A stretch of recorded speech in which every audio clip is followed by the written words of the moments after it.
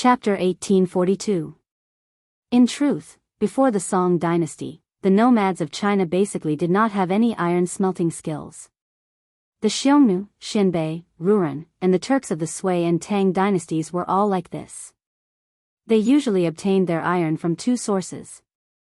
One was through plundering the settled tribes, such as the people of the Central Plains.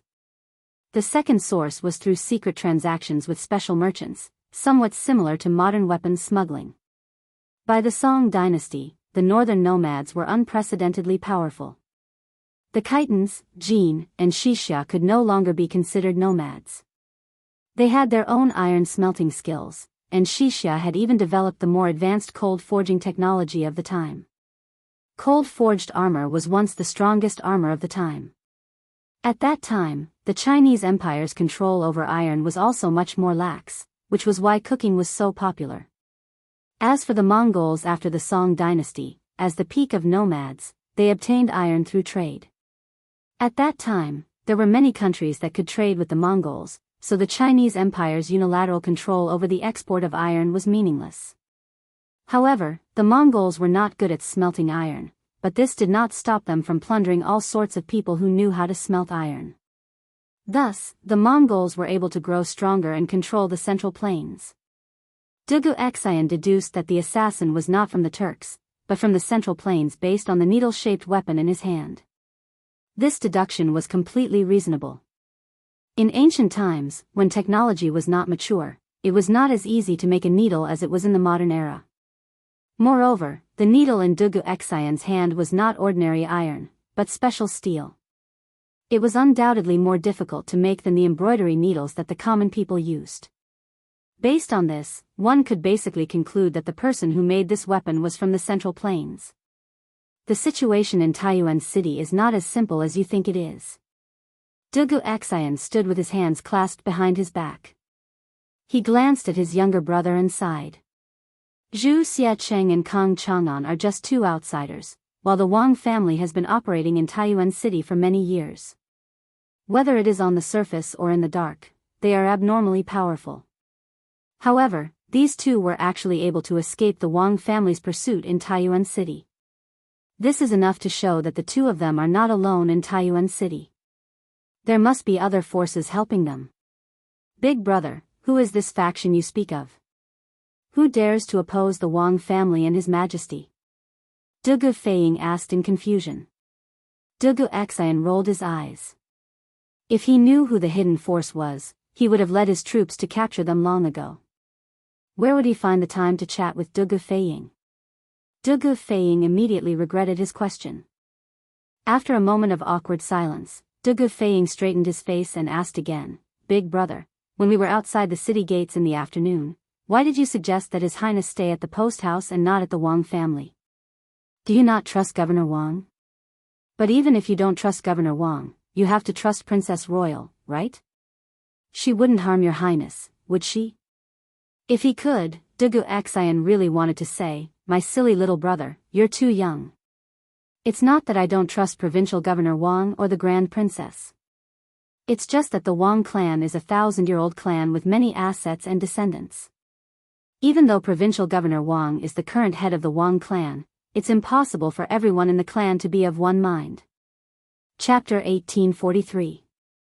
Xieli's Tyranny, Heaven's Wrath and People's Resentment. At the end of July, there will be frost in midsummer on the grasslands. Inside the Tuli Yadong, Tang Jian guided Tuli Khan according to Li Er's plan. He guided Tuli Khan to unite with those tribes on the prairie who originally wanted to rebel against Xieli but did not dare to rebel because of Xieli's great power. As for how to persuade those tribes to cooperate with Tuli, the biggest trump card was the prophecy about the midsummer frost on the prairie at the end of the 7th month. After Tang Jian finished speaking, the other two people in the room were all stunned. Ni Shirtua and Tuli looked at Tang Jian as if they were looking at a madman. It was said that the weather was unpredictable. Ordinary people could not predict whether it would be sunny or rainy a few days later. Tang Jian actually told them that there would be an abnormal weather phenomenon of midsummer frost at the end of July. How could they believe this?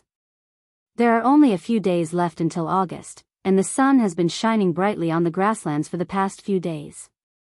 You said that there would be midsummer frost on the grasslands at the end of July. Do you think anyone will believe your words? Without waiting for Tuli Khan to speak, Ni Shirtua, who was standing beside Tang Jian, could not help but sneer. When he learned that Tang Jian did not bring a large number of troops to the grasslands this time, Ni Shirtua had already lost hope that Tang Jian could help them escape. Now that he heard from Tang Jian's mouth that there would be midsummer frost on the grasslands at the end of July, Ni Shirtua completely despaired of Tang Jian. He was not afraid of offending Tang Jian and the great Tang, so his words were not polite at all. Tuli Khan's gaze was faint, but he did not speak. However, his silence at this time was basically indulgence or acquiescence. Obviously, his thoughts were the same as Ni Shirtua's, but it was inconvenient for him to say it. Tang Jian also understood that it was simply impossible for him to convince Tuli and Ni Shirtua that the prairie would have frost in midsummer with just a few words.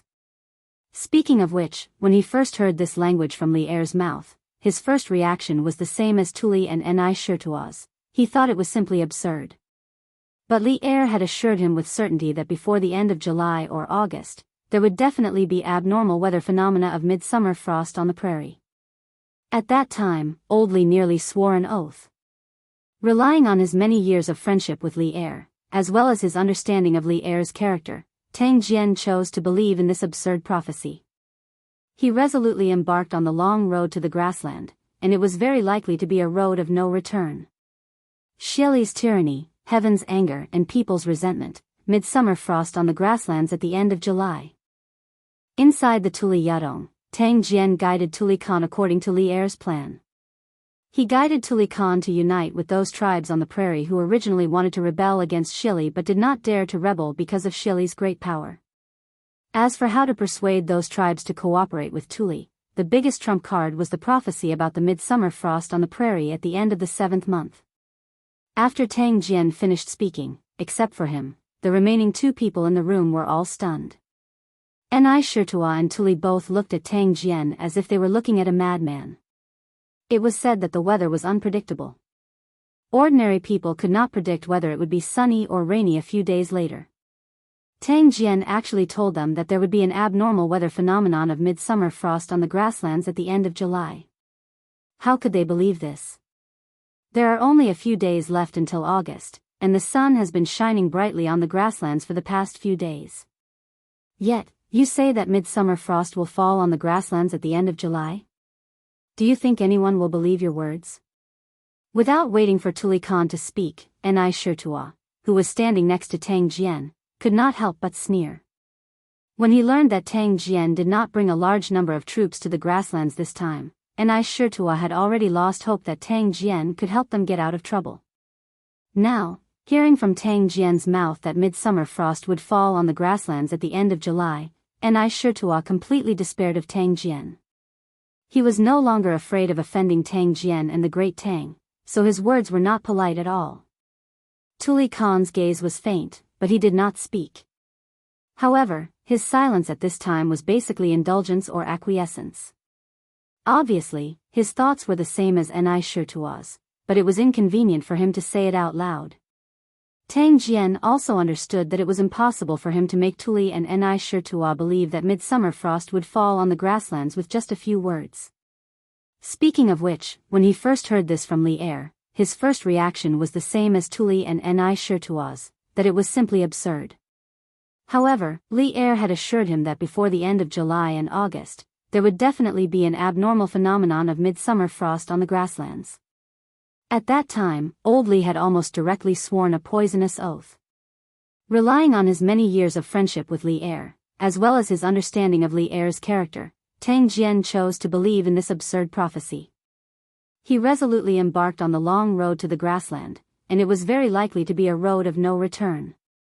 Xieli's tyranny, the wrath of heaven and the resentment of men. At the end of July, midsummer frost will fall on the grasslands. Inside the Tuli Yadong, Tang Jian guided Tuli Khan according to Li Er's plan. He guided Tuli Khan to unite with those tribes on the prairie who originally wanted to rebel against Xieli but did not dare to rebel because of Xieli's great power. As for how to persuade those tribes to cooperate with Tuli, the biggest trump card was the prophecy about the midsummer frost on the prairie at the end of the 7th month. After Tang Jian finished speaking, except for him, the remaining two people in the room were all stunned. Ni Shirtua and Tuli both looked at Tang Jian as if they were looking at a madman. It was said that the weather was unpredictable. Ordinary people would not be able to predict whether it would be sunny or rainy a few days later. Tang Jian actually told them that there would be an abnormal phenomenon of midsummer frost at the end of July. How could they believe this? There are only a few days left until August, and the sun has been shining brightly on the grasslands for the past few days. Yet you say that midsummer frost will fall on the grasslands at the end of July? Do you think anyone will believe your words? Without waiting for Tuli Khan to speak, Ni Shirtua, who was standing beside Tang Jian, could not help but sneer. When he learned that Tang Jian did not bring a large number of troops to the grasslands this time, Ni Shirtua had already lost hope that Tang Jian could help them escape. Now that he heard from Tang Jian's mouth that midsummer frost would fall on the grasslands at the end of July, Ni Shirtua completely despaired of Tang Jian. He was no longer afraid of offending Tang Jian and the great Tang, so his words were not polite at all. Tuli Khan's gaze was faint, but he did not speak. However, his silence at this time was basically equivalent to connivance or acquiescence. Obviously, his thoughts were the same as Ni Shirtua's, but it was inconvenient for him to say it out loud. Tang Jian also understood that it was impossible to make Tuli and Ni Shirtua believe that midsummer frost would fall on the grasslands with just a few words from him. Speaking of which, when he first heard this from Li Er, his first reaction was the same as Tuli and Ni Shirtua's. He thought it was simply absurd. However, Li Er had assured him that before the end of July and August, there would definitely be an abnormal phenomenon of midsummer frost falling on the grasslands. At that time, old Li had almost directly made a vow. Relying on his many years of friendship with Li Er and his understanding of Li Er's character, Tang Jian chose to believe in this absurd prophecy and resolutely embarked on the long road to the grasslands. Moreover, it was very likely to be a road of no return. Shili's tyranny, the wrath of heaven and the resentment of men. At the end of July, midsummer frost will fall on the grasslands. Inside the Tuli Yadong, Tang Jian guided Tuli Khan according to Li Er's plan. He guided him to unite with those tribes on the prairie who originally wanted to rebel against Shili but did not dare to rebel because of Shili's great power. As for how to persuade those tribes to cooperate with Tuli, the biggest trump card was the prophecy about the midsummer frost on the prairie at the end of the 7th month. After Tang Jian finished speaking, except for him, the remaining two people in the room were all stunned. Ni Shirtua and Tuli both looked at Tang Jian as if they were looking at a madman. It was said that the weather was unpredictable. Ordinary people could not predict whether it would be sunny or rainy a few days later. Tang Jian actually told them that there would be an abnormal phenomenon of midsummer frost falling on the grasslands at the end of July. How could they believe this? There are only a few days left until August, and the sun has been shining brightly on the grasslands for the past few days. Yet, you say that midsummer frost will fall on the grasslands at the end of July? Do you think anyone will believe your words? Without waiting for Tuli Khan to speak, Ni Shirtua, who was standing beside Tang Jian, could not help but sneer. When he learned that Tang Jian did not bring a large number of troops to the grasslands this time, Ni Shirtua had already lost hope that Tang Jian could help them get out of trouble. Now that he heard from Tang Jian's mouth that midsummer frost would fall on the grasslands at the end of July, Ni Shirtua completely despaired of Tang Jian. He was no longer afraid of offending Tang Jian and the great Tang, so his words were not polite at all. Tuli Khan's gaze was faint, but he did not speak. But at this time, silence was basically indulgence or acquiescence. Obviously, his thoughts were the same as Ni Shirtua's, but it was inconvenient for him to say it. Tang Jian also understood that it was impossible for him to make Tuli and Ni Shirtua believe that midsummer frost would fall on the grasslands with just a few words. Speaking of which, when he first heard this from Li Er, his first reaction was the same as Tuli and Ni Shirtua's, that it was simply absurd. But Li Er had assured him that before the end of July and August, there would definitely be an abnormal phenomenon of midsummer frost on the grasslands. At that time, old Li had almost directly sworn a poisonous oath. Relying on his many years of friendship with Li Er and his understanding of Li Er's character, Tang Jian chose to believe this absurd prophecy and resolutely embarked on the long road to the grasslands, and it was very likely to be a road of no return. Shili's tyranny, heaven's wrath and people's resentment. At the end of July, midsummer frost will fall on the grasslands. Inside the Tuli Yadong, Tang Jian guided Tuli Khan according to Li Er's plan. He guided Tuli Khan to unite with those tribes on the prairie who originally wanted to rebel against Shili but did not dare to rebel because of Shili's great power. As for how to persuade those tribes to cooperate with Tuli, the biggest trump card was the prophecy about the midsummer frost on the prairie at the end of the 7th month. After Tang Jian finished speaking, except for him, the remaining 2 people in the room were all stunned. Ni Shirtua and Tuli both looked at Tang Jian as if they were looking at a madman. It was said that the weather was unpredictable. Ordinary people would not be able to predict whether it would be sunny or rainy a few days later. Tang Jian actually told them that there would be an abnormal phenomenon of midsummer frost at the end of July. How could they believe this? There are only a few days left until August, and the sun has been shining brightly on the grasslands for the past few days. Yet you say that midsummer frost will fall on the grasslands at the end of July? Do you think anyone will believe your words? Without waiting for Tuli Khan to speak, Ni Shirtua, who was standing beside Tang Jian, could not help but sneer. When he learned that Tang Jian did not bring a large number of troops to the grasslands this time, Ni Shirtua had already lost hope that Tang Jian could help them escape. Now that he heard from Tang Jian's mouth that midsummer frost would fall on the grasslands at the end of July, Ni Shirtua completely despaired of Tang Jian.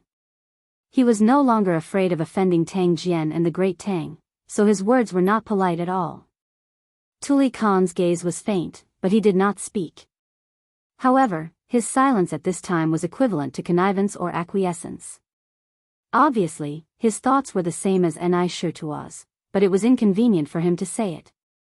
Tang Jian also understood that it was impossible for him to make Tuli and Ni Shirtua believe that midsummer frost would fall on the grasslands with just a few words. Speaking of which, when he first heard this from Li Er, his first reaction was the same as Tuli and Ni Shirtua's, that it was simply absurd. However, Li Er had assured him that before the end of July and August, there would definitely be an abnormal phenomenon of midsummer frost on the grasslands. At that time, old Li had almost directly sworn a poisonous oath. Relying on his many years of friendship with Li Er, as well as his understanding of Li Er's character, Tang Jian chose to believe in this absurd prophecy. He resolutely embarked on the long road to the grassland, and it was very likely to be a road of no return. Shili's tyranny, the wrath of heaven and the resentment of men. At the end of July, midsummer frost will fall on the grasslands. In the Tuli Yadong, Tang Jian guided Tuli Khan according to the plan that Li Er had previously formulated. He had him unite with the tribes on the grasslands who originally wanted to resist Shili but did not dare to because of Shili's power.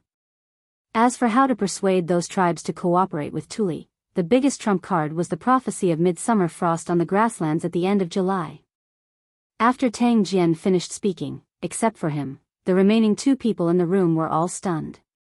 Ni Shirtua and Tuli both looked at Tang Jian as if they were looking at a madman. It was said that the weather was unpredictable. Ordinary people would not be able to predict whether it would be sunny or rainy a few days later. Tang Jian actually told them that there would be an abnormal phenomenon of midsummer frost at the end of July. How could they believe this? There are only a few days left until August, and the sun has been shining brightly on the grasslands for the past few days. Yet you say that midsummer frost will fall on the grasslands at the end of July? Do you think anyone will believe your words? Without waiting for Tuli Khan to speak, Ni Shirtua, who was standing beside Tang Jian, could not help but sneer. When he learned that Tang Jian did not bring a large number of troops to the grasslands this time, Ni Shirtua had already lost hope that Tang Jian could help them escape. Now that he heard from Tang Jian's mouth that midsummer frost would fall on the grasslands at the end of July, Ni Shirtua completely despaired of Tang Jian. He was no longer afraid of offending Tang Jian and the great Tang, so his words were not polite at all. Tuli Khan's gaze was faint, but he did not speak. However, his silence at this time was basically equivalent to connivance or acquiescence. Obviously, his thoughts were the same as Ni Shirtua's, but it was inconvenient for him to say it out loud. Tang Jian also understood that it was impossible to make Tuli and Ni Shirtua believe that midsummer frost would fall on the grasslands with just a few words from him. Speaking of which, when he first heard this from Li Er, his first reaction was the same as Tuli and Ni Shirtua's, that it was simply absurd. However, Li Er had assured him that there would definitely be an abnormal phenomenon of midsummer frost on the grasslands before the end of July and August. At that time, old Li had almost directly made a vow. Relying on his many years of friendship with Li Er and his understanding of Li Er's character, Tang Jian chose to believe this absurd prophecy and resolutely embarked on the long road to the grasslands. Moreover, it was very likely to be a road of no return. Chapter 1844. Was the Turks at this time superstitious? Of course, they were superstitious, and in this aspect, the Turks were not inferior to the people of the Central Plains. In modern times, many people thought that the Turks believed in Islam, but that was not the case. In China's history, the Turks during the Sui and Tang dynasties were influenced by Buddhism, Manichaeism, and Nestorianism, but most of the tribes actually practiced shamanism. Those who believed in shamanism were foreign Turks, not China's. The Turks claimed to be the descendants of the Turks. In the 10th century, when they migrated west from Central Asia, they met the Arabs who believed in shamanism. Shamanism had an unprecedented impact on them. Almost all the Turks who claimed to be the descendants of the Turks converted to the new religion, and played a major role in the history of shamanism. From then on, their religion always maintained the characteristics of shamanism in the border areas, simple martial arts, using creeds as war cries, seeing doctrines as mobilization orders, taking the territory of shamanism as their responsibility, filled with the fiery, straightforward, and confident appearance of the first generation of shamanism. But in China's history, it was impossible for the Turks to believe in shamanism, because shamanism was introduced into China around the 10th century. The Han dynasty at the same time was the Northern Song dynasty. This was common knowledge in history. At this time, the Turks mainly believed in shamanism. Shamanism had a long history, originating from the primitive fishing and hunting era. Before Genghis Khan established the Mongol Khanate, the dominant religion among the nomads in the northern grassland was shamanism. According to the records in the secret history of the Mongols, the shaman at that time made Talyui drink the cursed water and die in place of his elder brother Ajadai. As the strongest warrior in the grassland empire who controlled 80% of the Mongol army, Talyui did not resist at all. It could be seen, the position of shamanism at that time. According to the teachings of shamanism, Tengri was the eternal highest god. In the thinking of the grassland people, the supreme power in the world was bestowed by the eternal highest god, Tengri. Therefore, in the grassland, from the Khan to the commoners, no one did not believe in Tengri, and no one did not hope to obtain Tengri's protection. If the abnormal weather phenomenon of midsummer frost was given a special meaning of longevity, heaven's dissatisfaction with the prairie's current ruler, it was believed that even Xieli, who had millions of control warriors, would also feel a huge headache. Tang Jian's stratagem seemed absurd, but after careful consideration, they realized that this stratagem was indeed feasible. Just as he said, if the midsummer frost fell and the stratagem succeeded, Tuli's troops would be able to escape from Xieli's siege. If the stratagem failed, Tuli would not suffer too much loss, because they were already trapped in a desperate situation. The situation could not possibly get any worse. Haha. Since that is the case, then this Khan can rest assured. Inside Tusk, Tuli Khan chuckled. Then, with a concerned expression, he said, "Emissary, you must be tired from the journey. This Khan will have someone bring you to the tent to rest." Tang Jian saw that he had said what he needed to say, so he cupped his hands and said, "Thank you, Khan." Tuli Khan nodded and shouted towards the outside. Not long after, 2 maidservants came in and led the 2 maidservants into the hall. Tang Jian exited the hall. "Khan, are we really going to do as Tang Jian said?" After Tang Jian left, Ni Shichuo could not help but ask. Tuli Khan frowned and did not speak. After a moment of silence, he said, "Now we are like caged beasts. If we don't try, how can we escape? From tomorrow onwards, you will arrange for people to spread the news among the tribes about Xieli's misconduct. Longevity heaven is furious, and frost will fall at the end of July. Remember to arrange for some clever people, don't let the cat out of the bag." Seeing that Tuli had made up his mind, Ni Shichuo could not persuade him anymore. He could only nod and say, Ni Shichuo obeys. After hesitating for a moment, he could not help but say, Khan, the Tangs are cunning. I think we can't fully believe Tang Jian's words. Tuli nodded thoughtfully.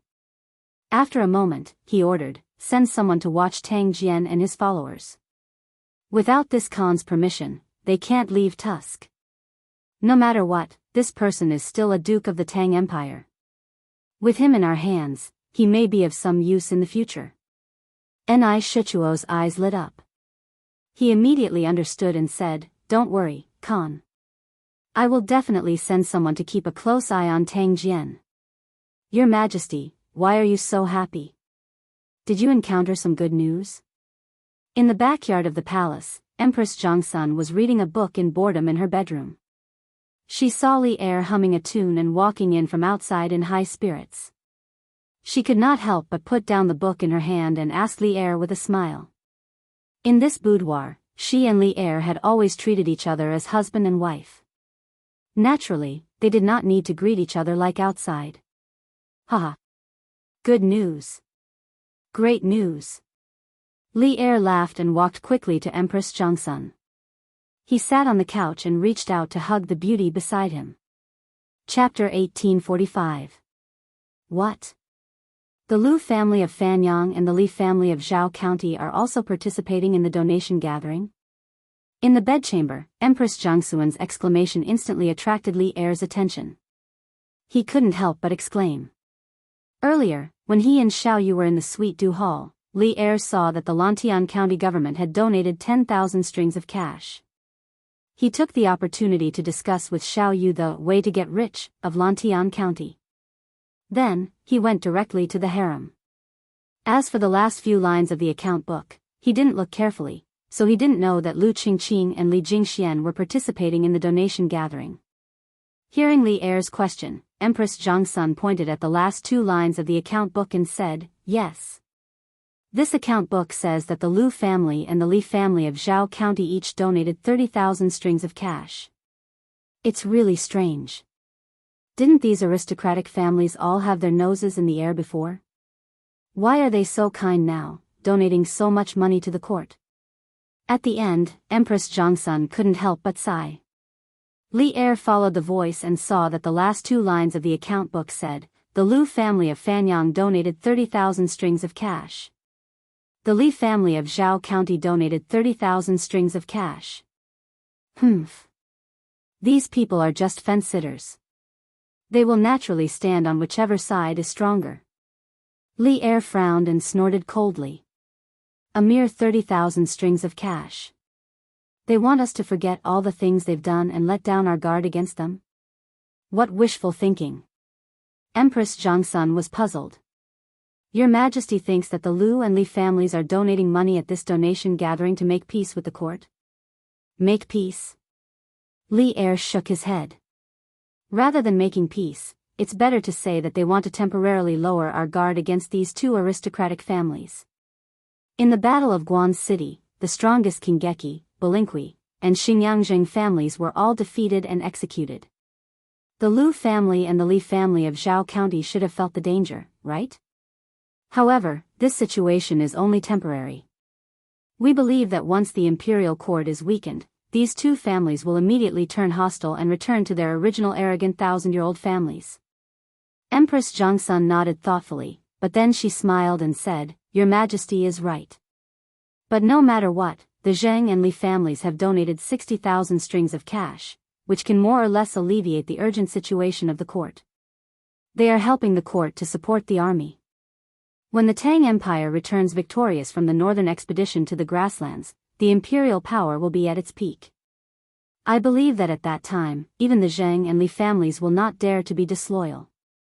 Hearing this, Li Erzuo paused for a moment and then laughed out loud, Maid Guanyin is right. Regardless of whether or not these two families have ulterior motives, the 60,000 strings of cash is real. How can the court not accept money that is given away for free? The couple looked at each other and smiled.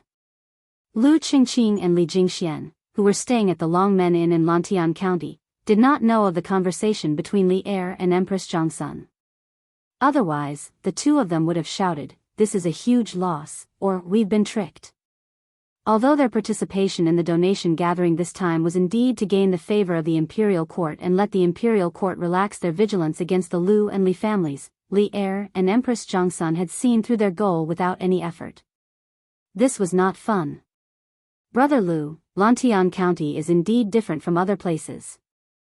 There are many shops in the city, and the streets are crisscrossed. It is said that all the streets are made of cement developed by the Curious Pavilion. And this Longmen Inn, whether in Zhao County or Fanyang, there is no inn as grand and imposing as this. Of course, the most important thing is that it is comfortable to live in. In the guest room on the third floor, Li Jingxian sighed to Lu Qingqing, who was sitting beside him. Chapter 1846. The second day. As expected, the fundraising event held by the Yanhuang Chamber of Commerce was on the front page of Datong Daily. Yesterday, Li Yu, as the top reporter of Datong Daily, participated in the entire fundraising event. She knew better than anyone else what happened at the fundraising event, so today's headline article on Datong Daily was undoubtedly written by Li Yu. The title of the article was, "The Most Adorable Person." There was a very touching paragraph in the article, which was written as follows: "When the country is in trouble, countless farmers who were busy in the fields put down their hoes when they heard the call. Sons bid farewell to their fathers, husbands bid farewell to their wives, and fathers left their children. They resolutely put on simple armor and picked up the modeo that had not been used for a long time but was not rusty at all. They mounted their horses and embarked on the journey of uncertain life and death. They sacrificed their lives for the country and regarded death as a return home. They are the most adorable people. When the country was in trouble, the call was made. Countless merchants, who in the eyes of the world only cared about profit, came from all directions and gathered together. They donated generously to raise military funds for the country. In just a short day, they raised 428,500 strings of cash. Usually, they don't eat the imperial court's salary and are looked down upon by everyone. But at the crucial moment, they all took the Saraira for righteousness and shared the country's worries. They are also the most adorable people." This article was not written by Li Yu specifically for the fundraising event, but she combined it with a major event that was currently happening in the Tang dynasty. She integrated what she saw, heard, and felt into this article. Several days ago, Li Er had issued an edict to select 150,000 elite soldiers from more than 300 provinces of the Great Tang and send them to Chang'an for training.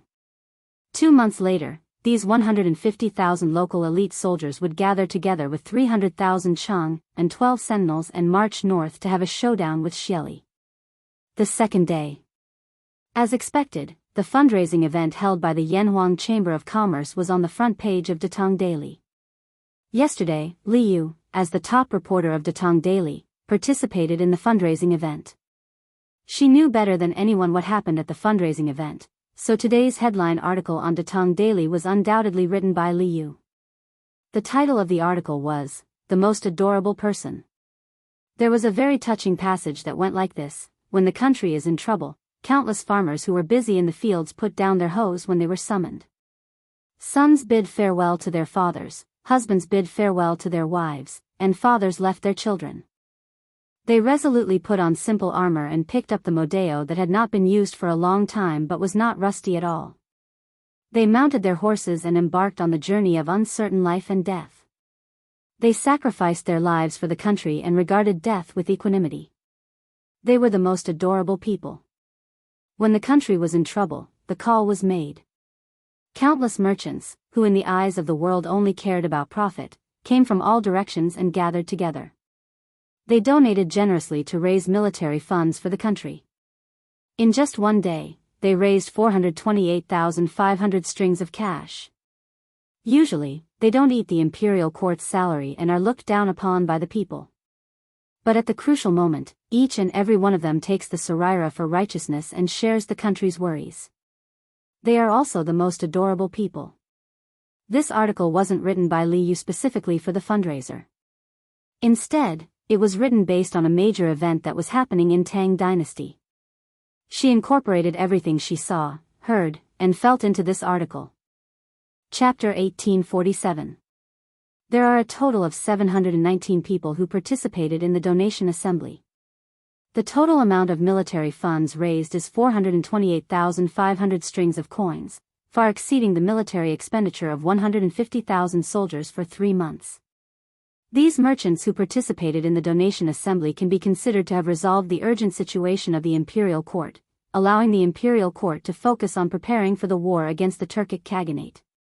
We wish to award these 719 people. Does anyone have any objections? Yesterday's donation assembly wasn't just the topic of discussion among the commoners. In Taiji Palace, the donation assembly had also become the main topic of discussion during the morning court assembly. After Minister of Civil Affairs Xiao Yu reported the grand occasion of yesterday's donation assembly, Li Er, who was seated high above, slowly spoke. The officials in the hall had different expressions when they heard this. In the end, everyone turned their gazes to Zhang Sun Wuji, who was seated in the first row of the civil officials. Feeling the burning gazes behind him, Zhang Sun Wuji felt extremely helpless. He could only stand up and clasp his hands. How does Your Majesty intend to award the merchants? Yesterday's donation assembly may have resolved the urgent situation of the imperial court, but our great Tang is a country founded on martial arts and governed by civil officials. I hope that Your Majesty can consider the big picture and not forget the country's roots. Although Zhang Sun Wuji had also secretly contributed to the fundraising yesterday, he didn't wish for Li Er to lavishly reward the group of businessmen yesterday. This was because to the Zhang Sun family, being a businessman was only a dispensable side business. Being in politics was the foundation of the Zhang Sun family's life. From Li Yuan's military uprising at Taiyuan to the establishment of the Great Tang, from the Great Tang's sweeping of the universe to Li Er's ascension to the throne, Zhang Sun Wuji had contributed greatly. It could be said that he was the beneficiary of the current order of the world. Naturally, he didn't wish for the merchants to be able to obtain the credit that he had risked his life for just because they donated some money. Zhang Sun Wuji wasn't the only one who thought this way. Most of the civil and military officials in the hall also thought this way. Li Er was acting out of character today. He actually said that he wanted to reward the 700 merchants who donated yesterday. How could this be tolerated? How could they, who had worked so hard to obtain their official positions, endure this? Thus, they all turned their gazes to Zhang Sun Wuji. Everyone was anticipating that he, the head of the civil officials, would speak some fair words for the great Tang officials. Duke of Zhao is right. Your Majesty, please consider the big picture. I agree. I second the motion. When all the people in the royal court joined forces, even Li Er, the emperor of Great Tang, had to give way to them. Li Er frowned slightly. To be honest, Li Er did not like to see the officials in the court huddle together. But now, Li Er did not have a better solution. He also understood that this was a stage that had to be experienced when the political power had developed to a certain extent. We plan to award the 712 merchants who participated in yesterday's fundraising event collectively. As for how the award will be given, other than praising them, we will also order Datong Daily to write an article praising them and publish it to the world. In addition, I have also decided that the merchants who donated yesterday will receive the same amount of tax exemption this year. That is to say, the amount of money they donated yesterday will be the same amount that can be used to offset this year's business tax. Duke Zhao, what do you think? As he finished speaking, Li Er turned his gaze towards Zhang Sun Wuji, and his tone was cold while his face was expressionless. Chapter 1848. Li Er's rewards for the 700-plus merchants were not out of line. The only thing that might cause people to hesitate was the last reward. The merchants who donated money could enjoy the same amount of tax exemption this year. Yesterday, these 700-plus merchants donated a total of 420,000 strings of coins. Didn't this mean that the Great Tang Imperial Court would have to pay less than 400,000 strings of coins in tax this year? How could this be? But the reality was not like this. This time, the Yan Huang Chamber of Commerce held a large proportion of the participants were merchants from Lantian County. Firstly, it was because of the geographical advantage of being the host. After all, Datong Daily's promotion of the charity fundraiser had only started 3 days ago. For those provinces and counties that were further away from Lantian County, these 3 days might not even be enough time for the news to reach their local area, let alone travel thousands of miles to Lantian County to donate money. Secondly, Lantian County had a unique business environment. Moreover, the business atmosphere was very strong. The number of merchants in the city could be 10 times more than other counties. Moreover, Lantian County was the headquarters of the Yanhuang Chamber of Commerce. Not to mention Lantian County, even in the entire Great Tang, which merchant would dare to not give face to the Yanhuang Chamber of Commerce? Therefore, of the 700-plus merchants who participated in the charity fundraiser yesterday, nearly half of them came from Lantian County. Moreover, the total amount they donated accounted for at least 60% of the total donations. What did this mean? It meant that once Li Er's rewards were implemented, the one who would suffer the greatest loss would not be the imperial court, but Li Zishuan. Because Lantian County was Li Zishuan's fief, the taxes collected every year were not handed over to the imperial court, but to Li Zishuan. Of course, as the landlord, Li Zishuan could very well refuse to implement Li Er's rewards. According to convention, the policies of the fief could be different. However, if he did so, it was inevitable that many people would secretly say that Li Zishuan was stingy. This was something that Li Zishuan could not tolerate. Therefore, although the last reward of Li Er's reward seemed excessive, no one objected. This was because everyone was clear in their hearts. Li Er's rewards for the 700-plus merchants were not excessive. The only thing that might cause people to hesitate was the last reward. The merchants who donated money could enjoy the same amount of tax exemption this year. Yesterday, these 700-plus merchants donated a total of 420,000 strings of coins. Didn't this mean that the Great Tang Imperial Court would pay less tax this year by 400,000 strings of coins? How could this be? But the reality was not so. This time, the Yanhuang Chamber of Commerce's fundraising event was organized by the merchants of Lantian County. Firstly, it was because of the geographical advantage of being the host. After all, the Datong Daily's promotion of the fundraising event had only started 3 days ago. For those provinces and counties that were further away from Lantian County, these 3 days might not even be enough time for the news to spread, let alone travel thousands of miles to Lantian County to donate money. Secondly, Lantian County had a unique business environment. Moreover, the business atmosphere was very strong. The number of merchants in the city might be 10 times more than other counties. Moreover, Lantian County was the headquarters of the Yanhuang Chamber of Commerce. Let alone Lantian County, even the entire Great Tang had 10 times more merchants than other counties. Moreover, Lantian County was the headquarters of the Yanhuang Chamber of Commerce. Let alone Lantian County, even the entire Great Tang was like this. Chapter 1849. Wow! The houses here are so tall and magnificent. How can the buildings here be so tall? How can the ground be so flat? Wow! Why are the windows shining? Is there glass hanging on the windows? This is Yanhuang College? How did senior brother do it? How can he build an immortal palace on this mountain? Mo Huai led Xian Qing and the others into Yanhuang College. The group of celestial master Taoists behind Xian Qing widened their eyes when they stepped through the gate. Everyone was so shocked by the magnificent scene in front of them that they could not close their mouths. Some of the younger ones could not help but exclaim softly.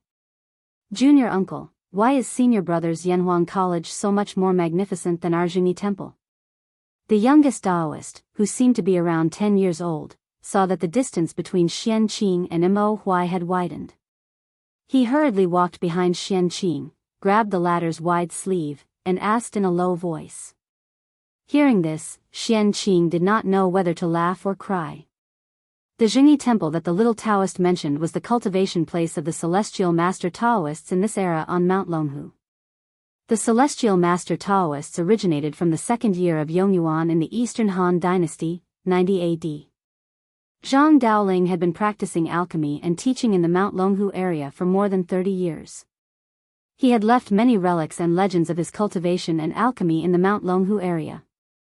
These included the alchemy stove in front of the alchemy rock, the Zhua Ding pool, the sword testing stone, the Western immortal source, the Bailu cave, the celestial master cottage, and so on. Mount Longhu also became the birthplace of Taoism. After that, through the Jin dynasty, Tang dynasty, Song dynasty, Yuan dynasty, and Ming dynasty, the celestial master Taoists had always been the center or dominant position of China's Taoism. The celestial master Taoists had been passed down for 3 generations in Sichuan. Ling passed down to Ziheng, Heng passed down to Zilu. The 4th generation, Zhang Xingxian, still lived in Mount Longhu in Jiangxi. After Zhang Xingnan went down to Mount Longhu, he built an ancestral temple at the place where Zhang Ling refined elixirs, which later became the Yizhengyi Temple. He also built a seal teaching altar nearby and honored Zhang Ling as the leader of the Yizhengyi Celestial Master. He also used the Yizhengyi Celestial Master as the main scripture, and used the Yizhengyi Celestial Master as the main scripture to pass the seal on the altar on the 3rd day of the Yuanzhi Celestial Master to impart knowledge to scholars from all over the world. From then on, he gradually established the Longhu sect of the Yizhengyi Celestial Master, which had a great influence in China's history. In history, after the Celestial Master sect moved to Mount Longhu, they had been in a state of seclusion for a long time. There were few records of them in the history books. In the Tang dynasty, Taoism was revered and was almost established as the national religion. The Celestial Master Taoism gradually emerged in the world because of the support and use of the imperial court. However, the famous Taoist master mansion on Mount Longhu was not built before the Tang dynasty. It was built in the 1st year of Emperor Hongwu of the Ming dynasty. After that, it was rebuilt more than 10 times. It was rumored that the Taoist master mansion was the place where the descendants of Zhang Xing lived and worshipped the gods. It was known as the office of the Zhengyi sects Zhu Ting and the Yuan and Ming dynasties that managed the affairs of Taoism. Heng, don't talk nonsense. Xian Qin could not bear to see the little Taoist make a fool of himself outside the sect. He could not help but scold him in a low voice. Cultivation is about following the heart and not being disturbed by the secular world. How can you be disturbed by external things? The little Taoist frowned and thought seriously for a while. He retorted. But why did senior brother build such a beautiful and imposing academy here? Could this also be considered cultivation? Xian Qin was silent for a moment and said, "Your senior brother is now cultivating the path of the mortal world. You are still young and don't understand." After that, he no longer cared about the little Taoist. He lifted his feet and quickly chased after the black scholar in front of him, leaving the little Taoist alone behind to ponder. The current head of the Celestial Master Taoist sect on Longhu Mountain was called Feng Lingzi. His real name was Zhang Zixiang, and he was the 10th Celestial Master in the history of the Celestial Master Taoist sect. The little Taoist was Zhang Zixiang's grandson. His name was Zhang Heng. He had been quite intelligent since he was a child and followed Zhang Zixiang to learn Taoist skills. When Li Zixuan joined Longhu Mountain with spiritual master Ling Su, Zhang Heng was only 3 or 4 years old. But at that time, he began to read the Taoist scriptures. Therefore, in terms of Taoist skills, this child's talent could be said to be far superior to Li Zixuan and anyone on Longhu Mountain today. Let's go. Junior brother. If we don't go now, we'll lose them. Yanhuang College is not small. Don't get lost later. A young Taoist priest walked over and patted Zhang Heng's shoulder. He was amused by Zhang Heng's words. Although Zhang Heng was the grandson of the current head of the Celestial Master Taoist sect, he did not receive any special treatment in the sect. The disciples in the sect had always treated this clever junior brother as their own younger brother. This time, Feng Lingzi selected a group of elite disciples to follow Xian Qing down the mountain to experience the world.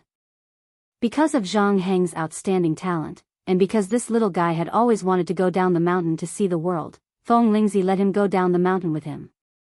Oh. Zhang Heng nodded his head and quickly followed her. In the conference room on the 1st floor of Guanghua Building, Yan Silu, Mo Huai, Wang Ji, and the other higher-ups of the academy sat down with the disciples of the Celestial Master Taoist sect brought by Xian Qing. After exchanging greetings, the door of the conference room was pushed open from the outside. Li Gang walked in with the help of Hu Jingjing. The person standing behind them was actually Sun Simiao. Li Gang's body was not as healthy as before. He usually lived in the courtyard of Yunshan. Although he often came to the academy when he was free, the number of times he came was getting less and less. Xian Qing and the others suddenly visited Yunshan today. Li Gang hurried over after hearing the news. Sun Simiao and Hu Jingjing happened to be doing a routine physical examination for Li Gang at that time, so they came together. Taoist Master Xian Qing, long time no see. How have you been? Walking into the conference room, Li Gang looked at Xian Qing, who was about to get up. He left Hu Jingjing's help and bowed to Xian Qing. When Wu Jia attacked Yunshan, Li Gang was accidentally injured.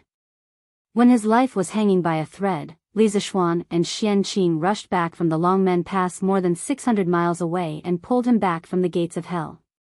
If it were not for Xian Qing, he might not be alive now. In front of his savior, it was not too much to salute, even if Xian Qing was much younger than Li Gang. This humble Taoist is fine. Has teacher Wenji been well recently? In front of Li Gang, Xian Qing, who had always been cold and aloof, did not dare to be arrogant. He stood up and bowed solemnly, then asked. The group of Longhu Mountain disciples sitting next to Xian Qing now knew that the old man who came in was the famous Li Gang. Li Gang, who had been the teacher of two princes, was also the one who, in the face of the invasion of the foreign races, shouted to the invincible Wu Jia, "This old man respects the heavens and the earth, respects morals, and fears the people. You are just a barbarian, how can I be threatened by you?" Li Wenji, Li Gang. The Battle of Yunshan that night had evolved into many different versions through word of mouth. Some said that Wu Jia had 3 heads and 6 arms, and his eyes were filled with lightning. Some said that the academy was full of masters, and that the heavens and the earth changed color. However, one thing did not change, and that was when Li Gang faced the great grandmaster Wu Jia that night. His fearless and awe-inspiring shout had been widely spread among the people without missing a word. Countless people of Tang, as well as scholars, were in awe of the old man because of this. Although the Celestial Master sect of Longhu Mountain lived in seclusion, Xian Qing had led these disciples all the way here and had more or less heard about this matter. When they saw the kind old man with white hair and a face full of wrinkles, all the disciples of Longhu Mountain were in awe. They all stood up spontaneously and respectfully saluted Li Gang. Greetings, Teacher Wenji. Since Zhang Daoling founded the Celestial Master sect, the disciples of the Celestial Master sect had not cared much about worldly affairs for hundreds of years. However, one thing was undeniable, and that was that the disciples of the Celestial Master sect were all Han people, descendants of the Yan Emperor and the Yellow Emperor. Although their national consciousness was relatively weak, they still had a strong racial consciousness in their minds. Otherwise, spiritual Master Lingshu would not have killed more than 200 Turkic wolf riders in a rage because of the Turkic wolf riders plundering the border villages of Tang. Although Li Gang did not have the strength to truss a chicken, he was fearless in the face of the invasion of foreign tribes. He raised his head and angrily rebuked the enemy leader, which had greatly increased the prestige of the Han people. In the face of such a righteous old man, the disciples of Longhu Mountain all respected him from the bottom of their hearts. Haha. These must be the outstanding disciples of the Celestial Master sect, right? Haha. Sit down. Quickly sit down. Li Gang looked at the disciples of Longhu Mountain beside Xian Qing and said with a kind smile. After a round of pleasantries, everyone sat down again. This time, I am under the orders of the sect leader to bring 22 disciples of the Celestial Master sect down the mountain to gain experience. Since the Celestial Master sect has not been in contact with the secular world for many years, I'm afraid that I will cause a lot of trouble for you in the future. After everyone was seated, Xian Qing cupped his hands in greeting to Li Gang, Yen Silu, and the others. It was rare for him to say such polite words. However, these words sounded incomparably stiff coming from his mouth. It was likely that Feng Lingzi had taught him to say such words before leaving. Hearing this, Li Gang waved his hand and said, haha.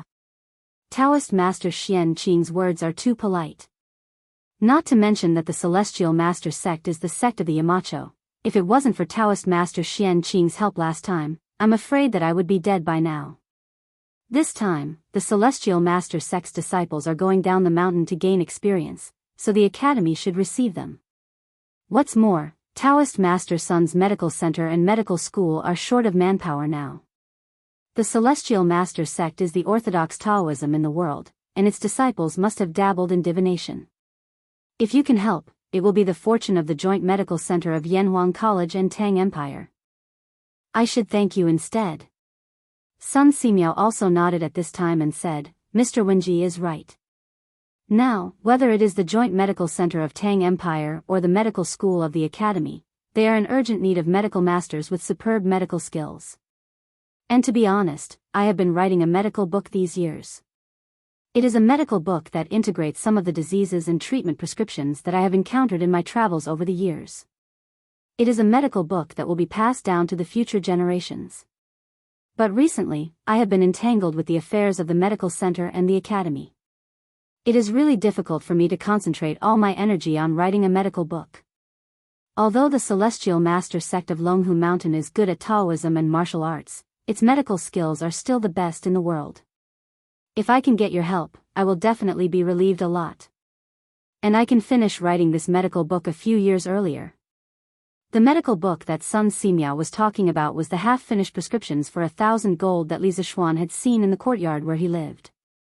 Since he was tricked into Yanhuang College by Li Zishuan, although Sun Simiao felt that he was getting closer and closer to his ideal, the progress of writing this medical book was getting slower and slower, because the burden on him was getting heavier and heavier. Unlike Xian Qing, who was born in a famous sect, Sun Simiao was also a cultivator, but his medical skills were summed up from countless practice experiences. Strictly speaking, Sun Simiao could only be regarded as a casual cultivator, because he did not belong to any sect. But even so, none of the disciples of the Celestial Master sect present dared to despise Sun Simiao, because Sun Simiao had practiced medicine for decades and saved countless people. He had a great reputation among the people. He was a person who devoted all his energy and all his passion to the medical career, and deserved everyone's respect. Oh. Taoist Sun is writing a medical book. I wonder if it is convenient for us to have a look. Hearing this, Xian Qing's eyes lit up and he asked aloud. In his life, Xian Qing had devoted 99% of his energy to the Tao of the Sword, so in the Celestial Master sect, he had the title of Sword Maniac. In terms of understanding of the Tao of the Sword, even spiritual Master Spirit Su could not compare with him. And the other 1% of Xian Qing's energy was devoted to the Tao of the medicine.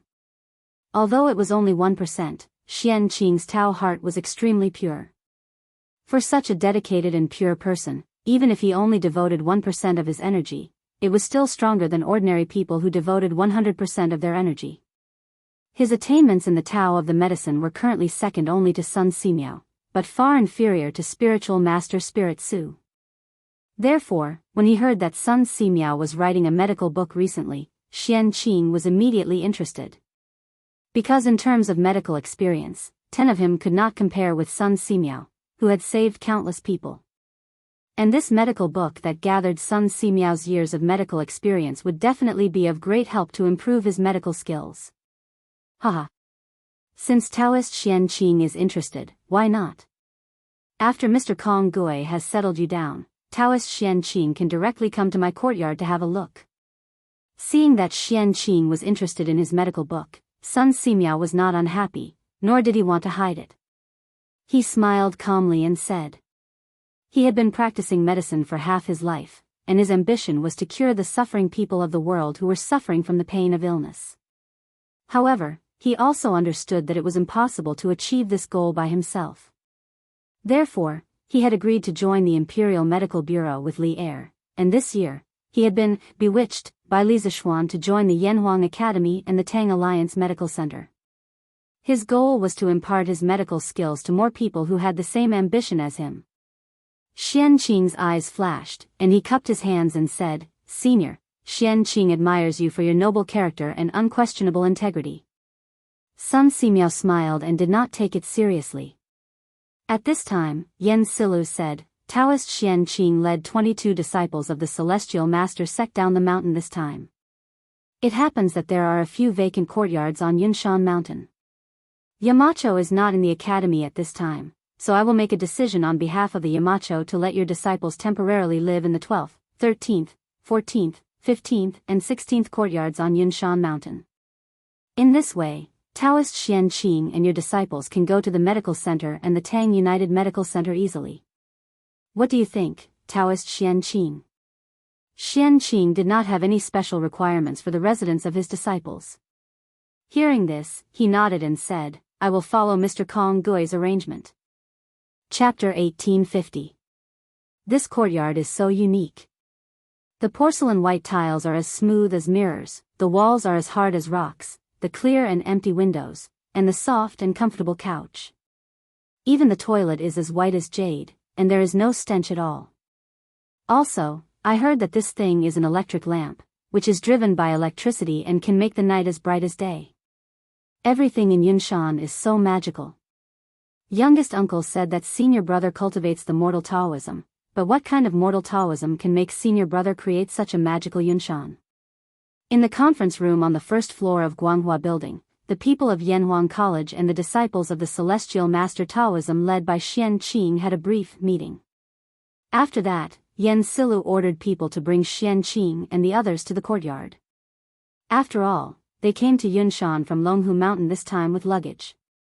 Only after settling down could they have time to do other things. After visiting the courtyard inside and out, Heng couldn't help but sigh with emotion in a low voice. Yen Silu assigned a total of 5 courtyards to the disciples of the Celestial Master sect. Of course, the interior of the courtyards were all renovated, and they could move in directly. Heng and Xian Qing were assigned to 1 courtyard, and the other 21 disciples of the Celestial Master sect were assigned to the other 4 courtyards. Each courtyard had about 5 people living in it, and 1 courtyard had 6 people living in it. This arrangement was not because Heng was a disciple of the head, but because Xian Qing, as a teacher, was usually cold and strict. Ordinary disciples did not dare to live with him, of course, except for Heng. The disciples of the Celestial Master Taoism were generally afraid of Xian Qing, but Heng was not afraid of him since he was young. On the contrary, he was particularly close to Xian Qing. Perhaps it was because they were the same kind of people. Fortunately, the interior of the Cloud Mountain courtyard was extremely spacious. Even if a dozen or so people lived in each building, it wouldn't seem crowded. Otherwise, wouldn't Li Zishuan have innocently ended up with the infamy of abusing his fellow disciples? Uncle, what is the mortal Taoism? Why haven't I heard of it after reading the Taoist canon? Heng really couldn't hold back his curiosity, or maybe Heng didn't want to suppress his thoughts at all. He went upstairs and opened the door of Xian Qing's bedroom, asking Xian Qing, who was sitting cross-legged on the bed. Read the Taoist canon thoroughly. If these words were said by other children of the same age, Xian Qing would only think that this person was really arrogant. This was because there were more than 1,000 scrolls in the Taoist collection. How could a young boy read through all of them? But the person who said this was Zhang Heng, so Xian Qing naturally didn't find it strange at all. It was just that he didn't know how to answer Zhang Heng's question. It was hard for Xian Qing to tell what Li Zishuan was cultivating now. After a long silence, Xian Qing closed his eyes and said faintly, I'm not sure what Li Zishuan was cultivating now. I'm not sure about the secular world path either. You should go back and ask the sect leader. Heng was disappointed that he didn't get the answer he wanted from Xian Qing. He frowned and replied, Oh. But grandfather is far away in Mount Longhu. If you want to ask, you can only wait until you return to the sect. However, if this matter is not discussed clearly, it will affect my Tao heart and hinder my cultivation. I hope that martial uncle can enlighten me. Obviously, Heng felt that it was not that Xian Qing didn't know, but that he was hiding something from him. Hearing this, Xian Qing still said faintly, I can't help you with this matter. Either you go back and ask the sect leader, or you find a chance to ask your senior brother directly. Xian Qing was obsessed with swordsmanship all his life and didn't care about the secular world. How could he explain clearly what the secular world path was? Heng really asked the wrong person this question. Seeing that Xian Qing insisted on not telling him, Heng had no choice but to leave. But when he turned around and left, he couldn't help but murmur, the secular world sect is truly miraculous. It actually allowed senior brother to create such uncanny workmanship. There's even electricity and electric lamps. Senior brother seems to know some truths of the human world that we don't, which prompted him to create all these miraculous things on Cloud Mountain. Also, when I was in the academy just now, I heard the words that the teachers in the academy talked about the most. What is the secular world path? Could it be that Gong Shui was the way of the mortal world that Marshall Uncle mentioned? It would be great if I have the opportunity to read the classics of the academy's secular world path. Heng's low murmur naturally couldn't escape Xian Qing's sharp ears. He suddenly opened his eyes and looked at Heng's back. A trace of worry flashed in his eyes. Who would have thought that someone as cold as Xian Qing, who usually didn't care about anything except swordsmanship, would show a worried look at this time? If Feng Lingzi, the sect leader of the Celestial Master's sect who was familiar with him, saw this, he would be shocked. But if Feng Lingzi knew the cause and effect of this matter, he would have a different feeling. After a night's rest, everyone should be almost recovered, right? In a wing room of the courier house in Taiyuan, 32 students gathered together. This wing room, which was originally relatively spacious, seemed a little crowded at this time. Li Tai looked around at everyone and asked aloud. These days, they had been rushing all the way and were tired. Although everyone ate well and slept well along the way, the long journey inevitably consumed a lot of their energy. Now that they had arrived at their first destination, Taiyuan, they didn't need to hurry for a short time. So this morning, Li Tai and Mo Chui deliberately didn't wake everyone up early as usual, which made the teachers and students of the academy sleep in. Although we haven't fully recovered, after a whole night's rest, we are much more energetic now. We all know that time is tight. Qin, you can assign tasks to everyone. Qin Huayu knew why Li Tai asked this question, so he stepped forward and cooperated. As the representative of the teachers of the academy, Mo Chui also said, Huayu is right. Time is tight on this trip to the north, and the tasks are heavy. All of us are shouldering the heavy responsibility of the Yamacho and the teachers of the academy. Since everyone has rested enough, let's officially begin the mission today. Qin, you arrange it. The teachers and students of the academy remembered the earnest requests of Li Gang, Mo Huai, and Yen Silu before they left, and also remembered that their Yamacho was in the army, contributing to the imperial court's war against the Turks, so they couldn't help but nod in agreement. Seeing this, Li Tai breathed a sigh of relief and said with a straight face, good. Since that's the case, let's begin the mission today. In the morning, the members of the first group will follow me to the provincial governor's mansion to participate in the selection of the telegraph relay station. We must finalize the specific location of the telegraph relay station before noon. This time, the academy had dispatched a total of 32 elite members of the Trump Card Project, and these 32 people had been divided into 8 groups of 4 before they came. As soon as Li Tai finished speaking, Qin Huayu, Meng Wenhao, and Iron Egg stepped forward and cupped their hands in obeisance. Yes. The 3 of them, together with Li Tai, were the members of the first group. Li Tai nodded and then ordered, the members of the second, third, and fourth groups will be led by Li Yan and Jia Jian. Your task today is to count the supplies we brought north this time and see if there is anything missing. The second is to assemble the machines needed to build the telegraph relay station, such as the firepower generator, telegraph transceiver, battery pack, and so on, in advance. Li Yan, Jia Jian, Zheng Ziren, and the other 12 people cupped their hands in obeisance and said in unison, yes. The members of the 5th and 6th groups, after confirming the location of the telegraph relay station in the morning, follow the members of the first group to the destination to survey. Remember, our goal is very simple, that is, to make our telegraph relay station meet the parameters set by Yamacho with the smallest amount of work and the shortest construction time. Yes. The members of the 7th and 8th groups, led by Mr. Mo Chui, are responsible for coordinating the transportation of supplies and the feasibility evaluation of the early stage of the project. If you find anything unreasonable, please raise it as soon as possible and participate in the discussion and correction. Try to minimize the delay of the project as much as possible. Yes. Li Tai spoke confidently and frankly. Perhaps, it could be said that he'd already rehearsed and planned this in his heart many times before this, so he was able to clearly assign today's mission to everyone in a few words. It had to be said that this trip to the north was a very good opportunity for Li Tai to train his leadership ability. An engineering student who only knew how to do experiments and analyze the results of experiments was not what Li Zixuan urgently needed. However, if this engineering student not only had good grades and strong practical skills, but also had outstanding leadership ability, then Li Zixuan needed him too much. With the development of engineering, there were bound to be many scientific research projects with interdisciplinary disciplines. It was impossible to complete them with the strength of one person. At that time, a scientific research team would be needed. Only a leader who was proficient in technology and had strong leadership ability could lead a scientific research team to overcome one problem after another.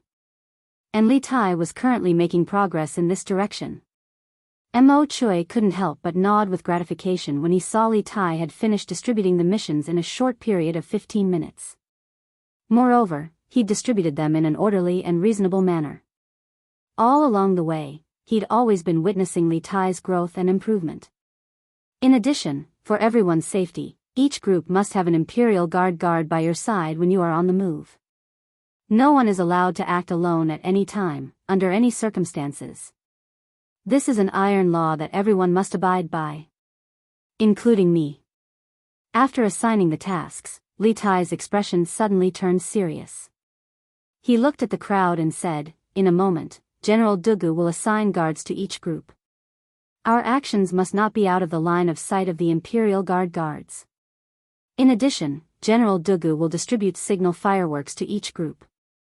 If there is an emergency in the city, you must immediately use the fireworks to signal for help. In order to arouse everyone's vigilance, Li Tai emphasized, this is not alarmist talk, nor is it making a mountain out of a molehill. This is for the sake of the Academy's mission and for everyone's safety. Please remember that the war between the Great Tang and the Turks is imminent. Taiyuan City may not be as safe as before. Chapter 1851. With the war between the Great Tang and the Turks imminent, Taiyuan City might not be as safe as it was in the past. This short sentence instantly made the originally tense atmosphere a little more dignified. Everyone present was an elite student or teacher of Yanhuang College, so they were naturally no fools. They could all sense the danger lurking in Li Tai's words. Qingke, be at ease. Everyone understands the severity of the situation. We will be careful in all matters. Meng Wenhao said. The others agreed, that's right. We will be careful in all matters. Li Tai turned to Mo Chui, asking with his eyes if there was anything he needed to add. Mo Chui lightly shook his head. Li Tai took in a deep breath and said, okay. Everyone, begin to move out according to the tasks you've been assigned. Remember, safety comes first. When he had left Cloud Mountain, Li Gang, Yen Silu, and the other esteemed teachers of the academy had repeatedly urged him to ensure that all the teachers and students returned safely. As the commander of this operation, Li Tai felt an immense pressure on his shoulders. This was especially true after Dugu Xian and Dugu Feiying had informed Li Tai of the treacherous situation in Taiyuan City yesterday. Li Tai had sensed a thick sense of danger, so he had repeatedly emphasized the importance of safety to the members of the academy. Since he was the commander of this northern expedition, he had the responsibility and obligation to ensure that everyone in the academy returned safely. Yes. Everyone clasped their hands and then left to carry out their respective tasks. As Li Tai walked out of his room, Dugu Xian walked over and clasped his hands to Li Tai. Your Highness, this general has followed your orders and divided the Imperial Army into 8 teams to protect the 8 teams of the Academy. In the future, no matter where the teachers and students of the Academy go in Taiyuan City, the Imperial Army will follow. We will not give the enemy a chance to strike. This morning, the teachers and students of the Academy had all slept in. Only Li Tai and Mo Chui had woken up early to discuss with Dugu Xian and the other generals about the arrangements and deployment for the safety of the teachers and students of the academy. Li Tai nodded and clasped his hands. Very good. Thank you for your trouble, General Dugu. Li Tai knew that the two brothers of the Dugu clan had a close personal relationship with Li Zishuan, so he had always been very courteous to these two. Moreover, the safety of the 32 teachers and students of the academy all depended on Dugu Xian and Dugu Feiying, so Li Tai had no choice but to treat Dugu Xian with respect. Your Highness. This is this general's duty. Dugu Xian clasped his hands and hesitated for a moment before saying, Taiyuan City is currently in a state of chaos. Your Highness, with your precious status, is putting yourself in danger. For the next few days, to ensure your Highness' safety, this general will have to stay by your Highness' side and protect you. No matter where your Highness goes, this general will have to stay by your Highness' side and protect you. I hope your Highness can grant my wish. The members of the royal family had been subjected to all sorts of restrictions since young, so the members of the royal family did not like restrictions when they grew up. This was also the main reason why Li Tai did not like to bring guards with him when he went out. Dugu Xian also understood this point, but with the current situation, if he did not stay by Li Tai's side at all times, he had no confidence in bringing Li Tai safely back to Cloud Mountain. As such, he could only try to reason with Li Tai. Li Tai frowned. He did not like restrictions. If someone stayed by his side 24 hours a day to protect him, he would feel uncomfortable all over. However, seeing the faint pleading look in Dugu Xian's eyes, Li Tai hesitated for a moment before nodding. All right then. I'll have to trouble General Dugu for the next few days. I'll treat it as giving face to the Yamacho. Li Tai secretly added in his heart. If it were anyone else who asked to stay by his side and protect him at all times, he would definitely reject without hesitation and send that person away. It was not that he did not care about his life or was not afraid of death, but that no one would like to have someone by their side at all times unless it was a matter of life and death. However, this person was Dugu Xian, Li Zishuan's good friend, so it was a different story. Chapter 1852. In the history of China, there were many famous temples in Taiyuan, such as Yongzhou Temple, Chongshan, White Horse Temple, Longquan Temple, Kaihua Temple, Jingyin Temple, Bu Temple, Mingxiu Temple, Qianfu Temple, Fuguang Temple, Puguang Temple, Tongzi Temple, and so on. However, most of these temples were built after the Tang dynasty, or to be precise, after the Jingguan Temple. What Wang Liaoyuan said was completely true. In this era, only the Puguang Temple and the Tongzi Temple remained intact in Taiyuan City. You said that the Tongzi Temple is located at the top of Longshan, which is very high and has been abandoned. Does that mean that there are no monks living in the Tongzi Temple now? And there are no incense offerings? Li Tai frowned when he heard Wang Liaoyuan's explanation.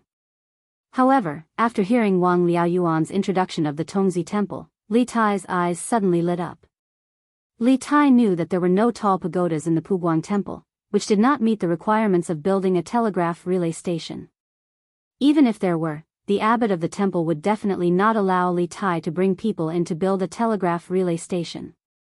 This was because the process of building a telegraph relay station, as well as the guards and logistics, would greatly affect the lives of the monks in the temple and the pilgrims who came to the temple to pray. After all, after the telegraph relay station was built, it would not be left alone. First, the technical staff would be responsible for the daily maintenance, and second, the army would be stationed there to protect the telegraph relay station from being destroyed by people with bad intentions. Although Li Tai was a prince and bore the emperor's orders, this action was related to the iron rice bowl of many monks in the temple. The other party would definitely not give in. Even if Li Er was here, he would not dare to do anything to those monks who disobeyed the emperor's orders. Otherwise, it would cause a huge public uproar. Therefore, compared to the Puguang Temple, the Tongzi Temple was undoubtedly a more perfect location. It could meet the requirements of building a telegraph relay station, and it would not involve the complicated demolition problem. Yes, as far as I know, the Tongzi Temple was abandoned in the late Sui dynasty. The monks in the temple were nowhere to be found, but the buildings in the temple were not damaged much in the war. It was just that no one took care of it for a long time, so there was a lot of dust. Wang Liaoyuan nodded and replied. Hearing this, Li Tai could no longer hide his excitement. He stood up and said, "That's great. Governor Wang, please send someone to bring this prince to the boy temple to take a look." Although Wang Liaoyuan didn't know why Li Tai was in such a hurry to go to an abandoned temple, he knew that it had something to do with the important mission that Li Er had given Li Tai. Thus, he didn't ask any further and stood up to reply. "This lowly official will order the accompanying guards to bring your highness to the boy temple. However, Dragon Mountain is located in the southwest corner of Taiyuan City. It's a remote location. The mountains are high and the forests are dense. There are very few people there. If your highness insists on going there, please allow this humble official to send a group of elite troops to escort you. Otherwise, if an accident happens, this humble official will die 10,000 deaths." Liao Wang Liao, Wang Wang, Wang, Wang, Liao Yuan, and Wang Wang Wang, and Wang Liao, Wang Wood, and Wang, Wang Wood, and Wang, of course, of he. Wang Wood. Wang Wang. Wang Wang was. And Wang Wang would. To was Wang Temple, Li Wang was. Chapter 1853. Your Highness, Dragon Mountain is tall and surrounded by mountains on the south, north, and west. It's shaped like a dustpan. The trees on the mountain are lush and the environment is quiet. If you stand at the top of the main peak and look east along the Sulphur Ditch, you'll be able to see all of Taiyuan City. It's truly a place of beauty and beauty. It's said that when Zen Master Hong Li traveled here, he saw a 5-colored cloud of light shining from the ground. Within the cloud of light, there were 4 boys playing on the lotus seat, shaking the earth and causing rocks to crumble. On the shore, the image of Amitabha Buddha appeared, and the 3 jinn came to pay their respects. After Zen Master Hong Li recorded this phenomenon, he reported it to the court and applied to build a temple here. Thus, the current boy temple was established. In the southwest corner of Taiyuan City, Li Tai, Qin Huayu, Meng Wenhao, Iron Egg, and the other Yanhuang College students were escorted by 300 Imperial Army soldiers led by Dugu Xian to the peak of Dragon Mountain. Standing at the top of the mountain and looking east, they could see the entirety of Taiyuan City illuminated by the morning sun. It was a dazzling sight. The provincial governor's guard sent by Wang Liaoyuan was now beside Li Tai, explaining to him with all his heart. "Ha! You know quite a lot." Looking around, Li Tai was very satisfied with the environment. He couldn't help but praise the guard. When the guard heard this, he immediately beamed with joy and said, "Your Highness is too kind. This lowly one is a native of Source Peak Prefecture. I was born and raised here, so I naturally know more than others. This lowly one has been to the boy temple many times. Your Highness, please come this way. In front of you is the Buddha pavilion of the boy temple, where the 3 sages of the West are enshrined." At this point, the guard pointed to the north and made an inviting gesture to Li Tai. It was a massive Buddhist pavilion with 2 floors. It was built against the mountain, and its scale was extremely grand. Dugu Xian gave a look to his left and right, and 2 groups of Imperial Army soldiers immediately filed out toward the Buddha pavilion in the north. Li Tai saw this and said nothing. He stood to the side, quietly waiting for something. Not long after, an Imperial Army soldier ran out and cupped his fist at Dugu Xian. "General, everything in the Buddhist pavilion is normal. There's no danger." Dugu Xian nodded and then gave Li Tai a look. Li Tai understood and said to the guard from the Bing Province Governor's mansion, "Since you are familiar with this place, then lead the way." "Yes. Your Highness." The guard cupped his fists and slowly walked towards the Buddha pavilion on Li Tai's left. As Li Tai's group walked in, they realized that the Buddha pavilion was made up of a front porch and the main part of the pavilion. The front porch was 5 rooms wide and 1 room deep. It was around 10 zhang wide and 20 zhang deep. There were 9 pillars, all of them in the shape of large lotuses. They were arranged in a north-south direction, and the lotus-covered part of the pillars was around 3 feet in diameter. The roof was made of stone and the floor was paved with stone, but the rooms were made of square bricks. The main part of the Buddha pavilion was around 10 zhang wide and 50 zhang deep. It was even more spacious than the front porch. The walls were built vertically with stone strips, and the northern part of the wall was built directly on top of natural rock. In the middle part of the wall, the door to the room was open. There were no carvings on the outside, but the inside was filled with carvings of 1,000 Buddhas. These Buddhas were of different shapes and sizes, creating a magnificent sight. Inside the Buddha pavilion, the 3 saints of the West were carved into the cliffs, Amitabha, Guanyin, and Mahastamaprapta Bodhisattva. The 3 Buddhas were lofty, each more than 10 zhang tall. Just their heads alone were more than 20 zhang tall. These Buddhas were so dignified that one couldn't help but feel awe. This Buddha pavilion is really magnificent. Just these 3 Buddhas and the thousands of Buddha carvings on the stone walls can be called a Buddhist holy land. It's a pity that it was abandoned and ruined because of the war in the Central Plains. After walking around the Buddha pavilion, Qin Huayu couldn't help but sigh. Qin Huayu's mother was a Buddhist, and the Qin family had even built a Buddhist hall in the backyard. Under the influence of what he saw and heard, Qin Huayu more or less had a good impression of Buddhism, which was why he sighed. Hearing this, the others couldn't help but nod.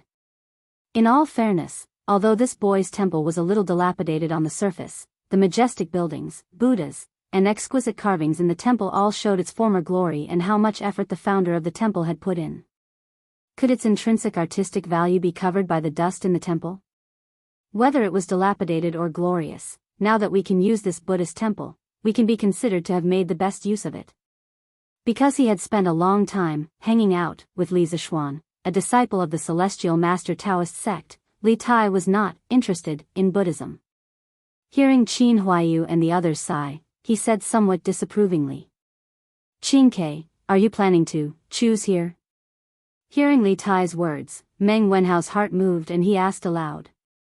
When Li Tai assigned the task in the morning, he thought that it would take a lot of time to choose the location of the telegram relay station. However, he never expected that after just a trip to Dragon Mountain, Li Tai had the intention of finalizing the location. Wasn't this too smooth? However, although he was surprised, Meng Wenhao did not let down his guard. He did not say anything about the telegram relay station, because there was an outsider here, the guard of the Bingzhou provincial governor's mansion. It was related to the success or failure of the academy's mission and the safety of the academy's teachers and students. Every one of them had to be extremely cautious. More or less. However, before I decide, I have to confirm some things. Li Tai nodded and responded to Meng Wenhao. Then, he said to the guard of the Bingzhou provincial governor's mansion, "Is there another floor above this Buddhist pavilion?" "What's the floor above for?" The guard quickly replied, "Your Highness, I have been to the floor above. It's just a few meditation rooms. There's nothing special about it. It should be habitable after some tidying up." Li Tai nodded and said, "Good. I know. There's nothing for you to do here. You have done well. Go down the mountain and return to the city to receive your reward from Governor Wang." From the beginning to the end, he did not ask the name of the guard of the Bingzhou provincial governor's mansion because he did not need to know. "Yes. Thank you, Your Highness." The guard was overjoyed as he quickly bowed to express his thanks. After saying that, he bowed to Li Tai and turned to leave the mountain. Chapter 1854. Where are Mr. Ingchui and the others? Back at the post house, Li Tai saw Dugu Feiying looking around in front of the post house. He was anxious to inform Ingchui and the others about the location of the relay station, so he didn't take Dugu Feiying's abnormality to heart and asked anxiously, "Your Highness, big brother, you're back?" "Mr. Ingchui." Mr. Ingchui and the others are packing up in the backyard. When Dugu Feiying saw Li Tai and the others, especially when he saw that Dugu Xian had returned, he immediately perked up and answered. Last night, other than the teachers and students of Yanhuang Academy and the Imperial Army led by Dugu Xian, there were also the materials and machinery needed to build the telegraph relay station that they had brought from Yanhuang Academy on this trip to the north. These things were all priceless treasures in this era and couldn't be bought with money. In order to ensure that there wouldn't be any mishaps and that the purpose of their trip wouldn't be revealed, these materials and equipment were allocated a courtyard to store in the courier station. Furthermore, there were specialized Imperial Army guards guarding it day and night. This prince will go take a look. Li Tai nodded in response. After saying that, he directly walked into the courier station. Dugu Xian didn't follow. Firstly, the entire post house was under his control, so he didn't need to worry about Li Tai's safety. Secondly, Dugu Feiying's eyes clearly showed that something was wrong. This was something that Dugu Xian, who had been his brother for many years, could easily tell. What's wrong? After Li Tai entered the post house, Dugu Xian looked at Dugu Feiying and asked calmly. Dugu Feiying said anxiously, "Big brother, Provincial Governor Wang sent someone to the Wang family's ancestral home just now. He said that someone found the whereabouts of Zhu Xiacheng and Kang Chang'an. The Wang family has already sent people over." Dugu Xian was shocked and said, "What? The Wang family found the whereabouts of those two?" Dugu Feiying scratched his head and said, "Yes. Provincial Governor Wang's people just came to inform me. I also wanted to go over just now, but I remembered that Big Brother told me not to track down the whereabouts of these two people, so I didn't go." "Big Brother, are we really not going to take a look?" Yesterday, after Dugu Xian had led his army into the city, after learning about the current situation in the city, he had formulated a strategy of biding his time and not making any moves. He had completely given up on finding the whereabouts of Zhu Xiacheng and Kang Chang'an and focused all his energy on protecting the safety of Li Tai and the others.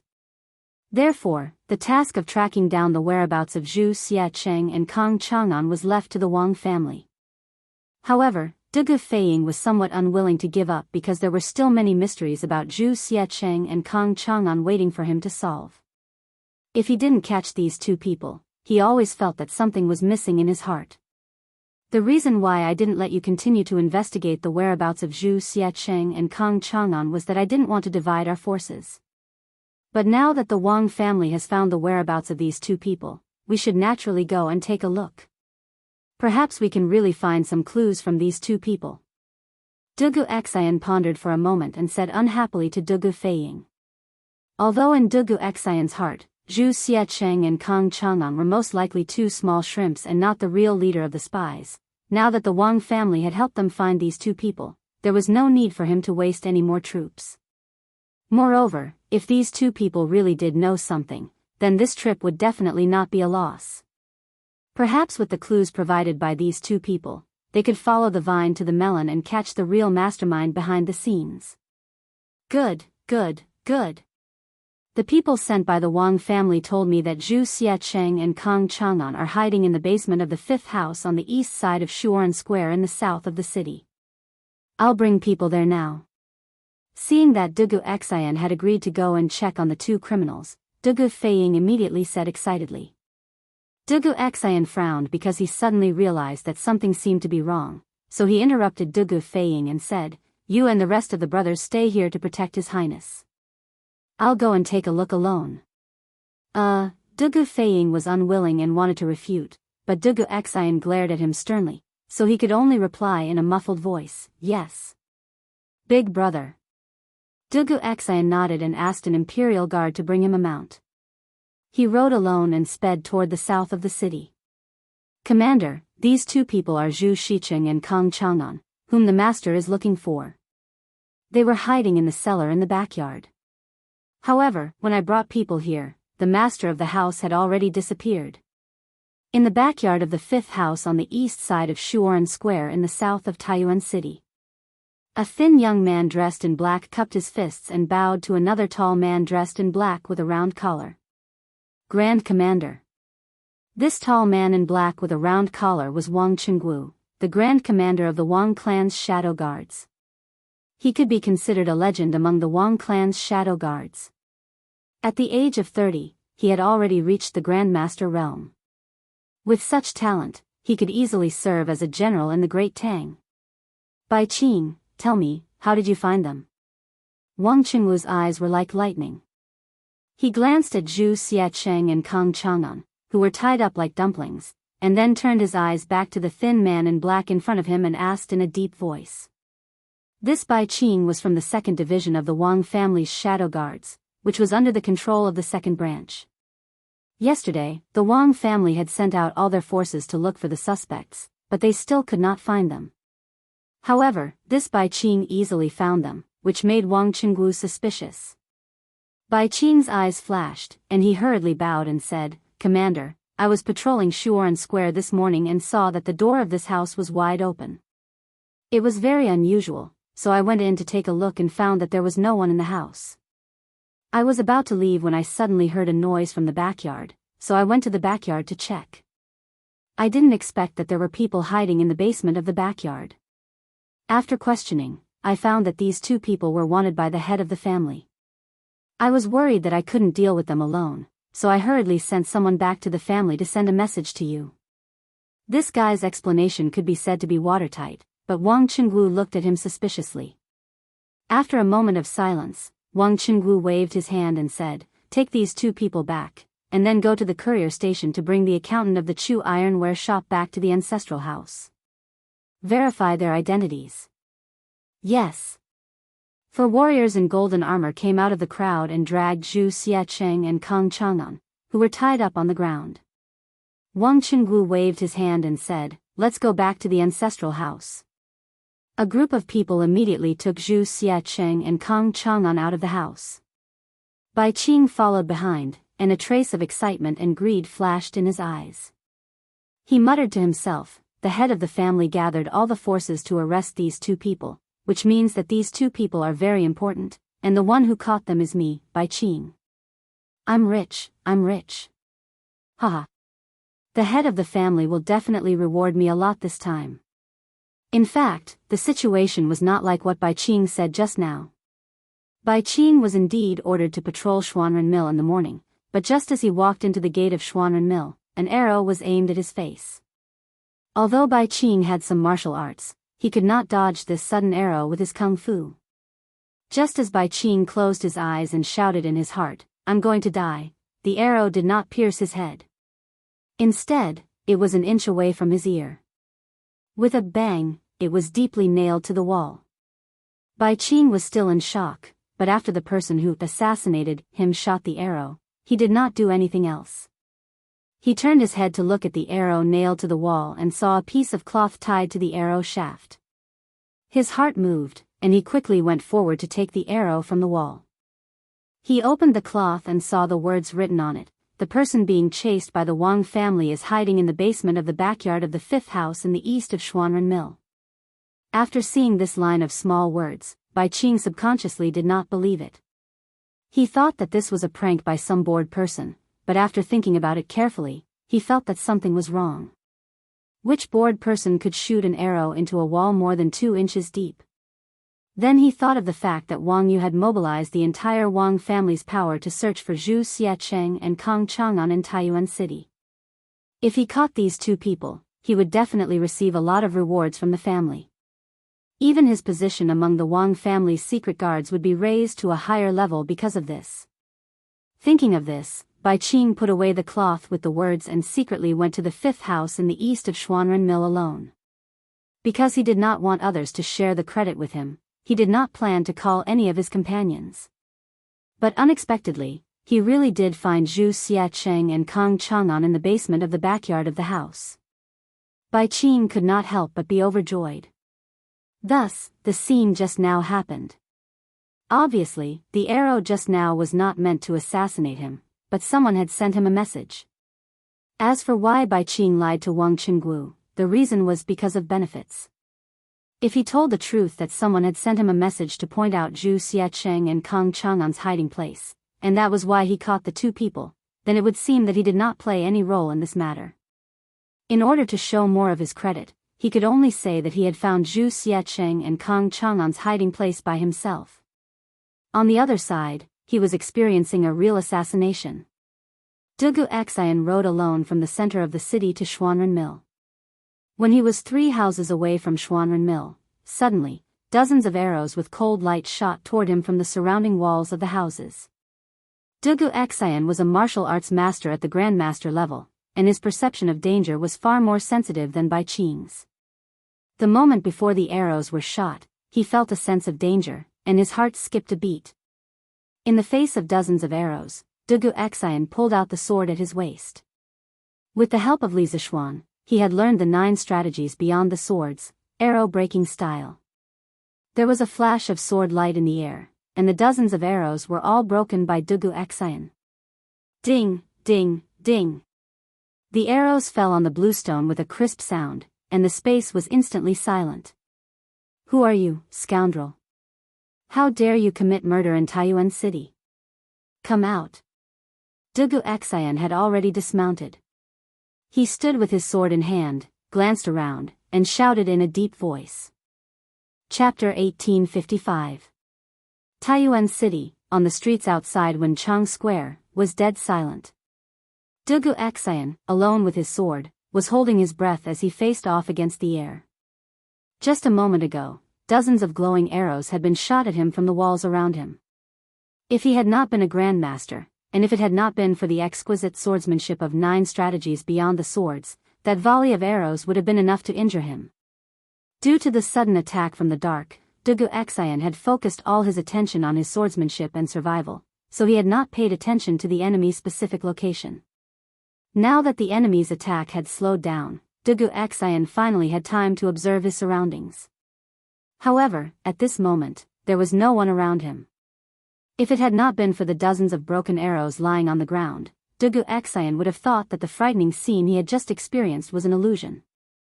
An expert. There was definitely a martial arts expert among the enemy, and there was more than one. When Dugu Xian had blocked the volley of arrows, he had clearly felt that a few of the arrows carried a huge amount of true qi. The person who had shot the arrows was definitely at the peak of qi transforming stage or above. Moreover, other than the few extremely powerful true qi arrows, the other assassins who had shot the arrows were all above the qi transforming stage. How did such a powerful assassination team sneak into Taiyuan City? And why did they choose to attack him at this time? At this moment, many questions flashed through Dugu Xian's mind. Since he had only gone to the south of the city to see if Zhu Xiacheng and Kang Chang'an had been captured, he had not brought any guards with him when he came out of the courier station. At this moment, he was alone, but he was still fearless. Whoosh, whoosh, whoosh. Dugu Xian happened to be standing at the intersection of 2 streets. His upper left, upper right, lower left, and lower right were all surrounded by the walls of the square. Just as Dugu Xian held his breath and was on full alert, dozens of masked men in black suddenly popped their heads out from the top of the walls of the square. In response to Dugu Xian's shout, they did not say anything. Instead, they responded with another volley of arrows. Humph. 9 strategies beyond the swords, arrow-breaking style. Dugu Xian had not been on guard earlier, and that volley of arrows had not hurt him. Now that he was on guard, how could he be afraid of the black-clothed assassin using the same trick again? He snorted coldly, and then the tip of the sword in his hand trembled, pointing it at the arrows that were shooting towards him. The speed of his sword was too fast, and ordinary people could only see the countless blurry sword shadows in the air. Then, a series of ding-ding-ding sounds could be heard, and the dozens of arrows all fell on the bluestone floor. Compared to his previous response, Dugu Xian's response this time was even more composed and casual.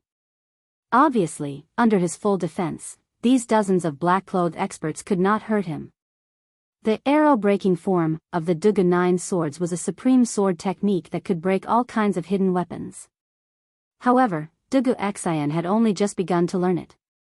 If he had mastered the Dugu 9 swords, not only would he be able to resolve the danger he was in, he would also be able to deflect the enemy's arrow and use it to injure the enemy.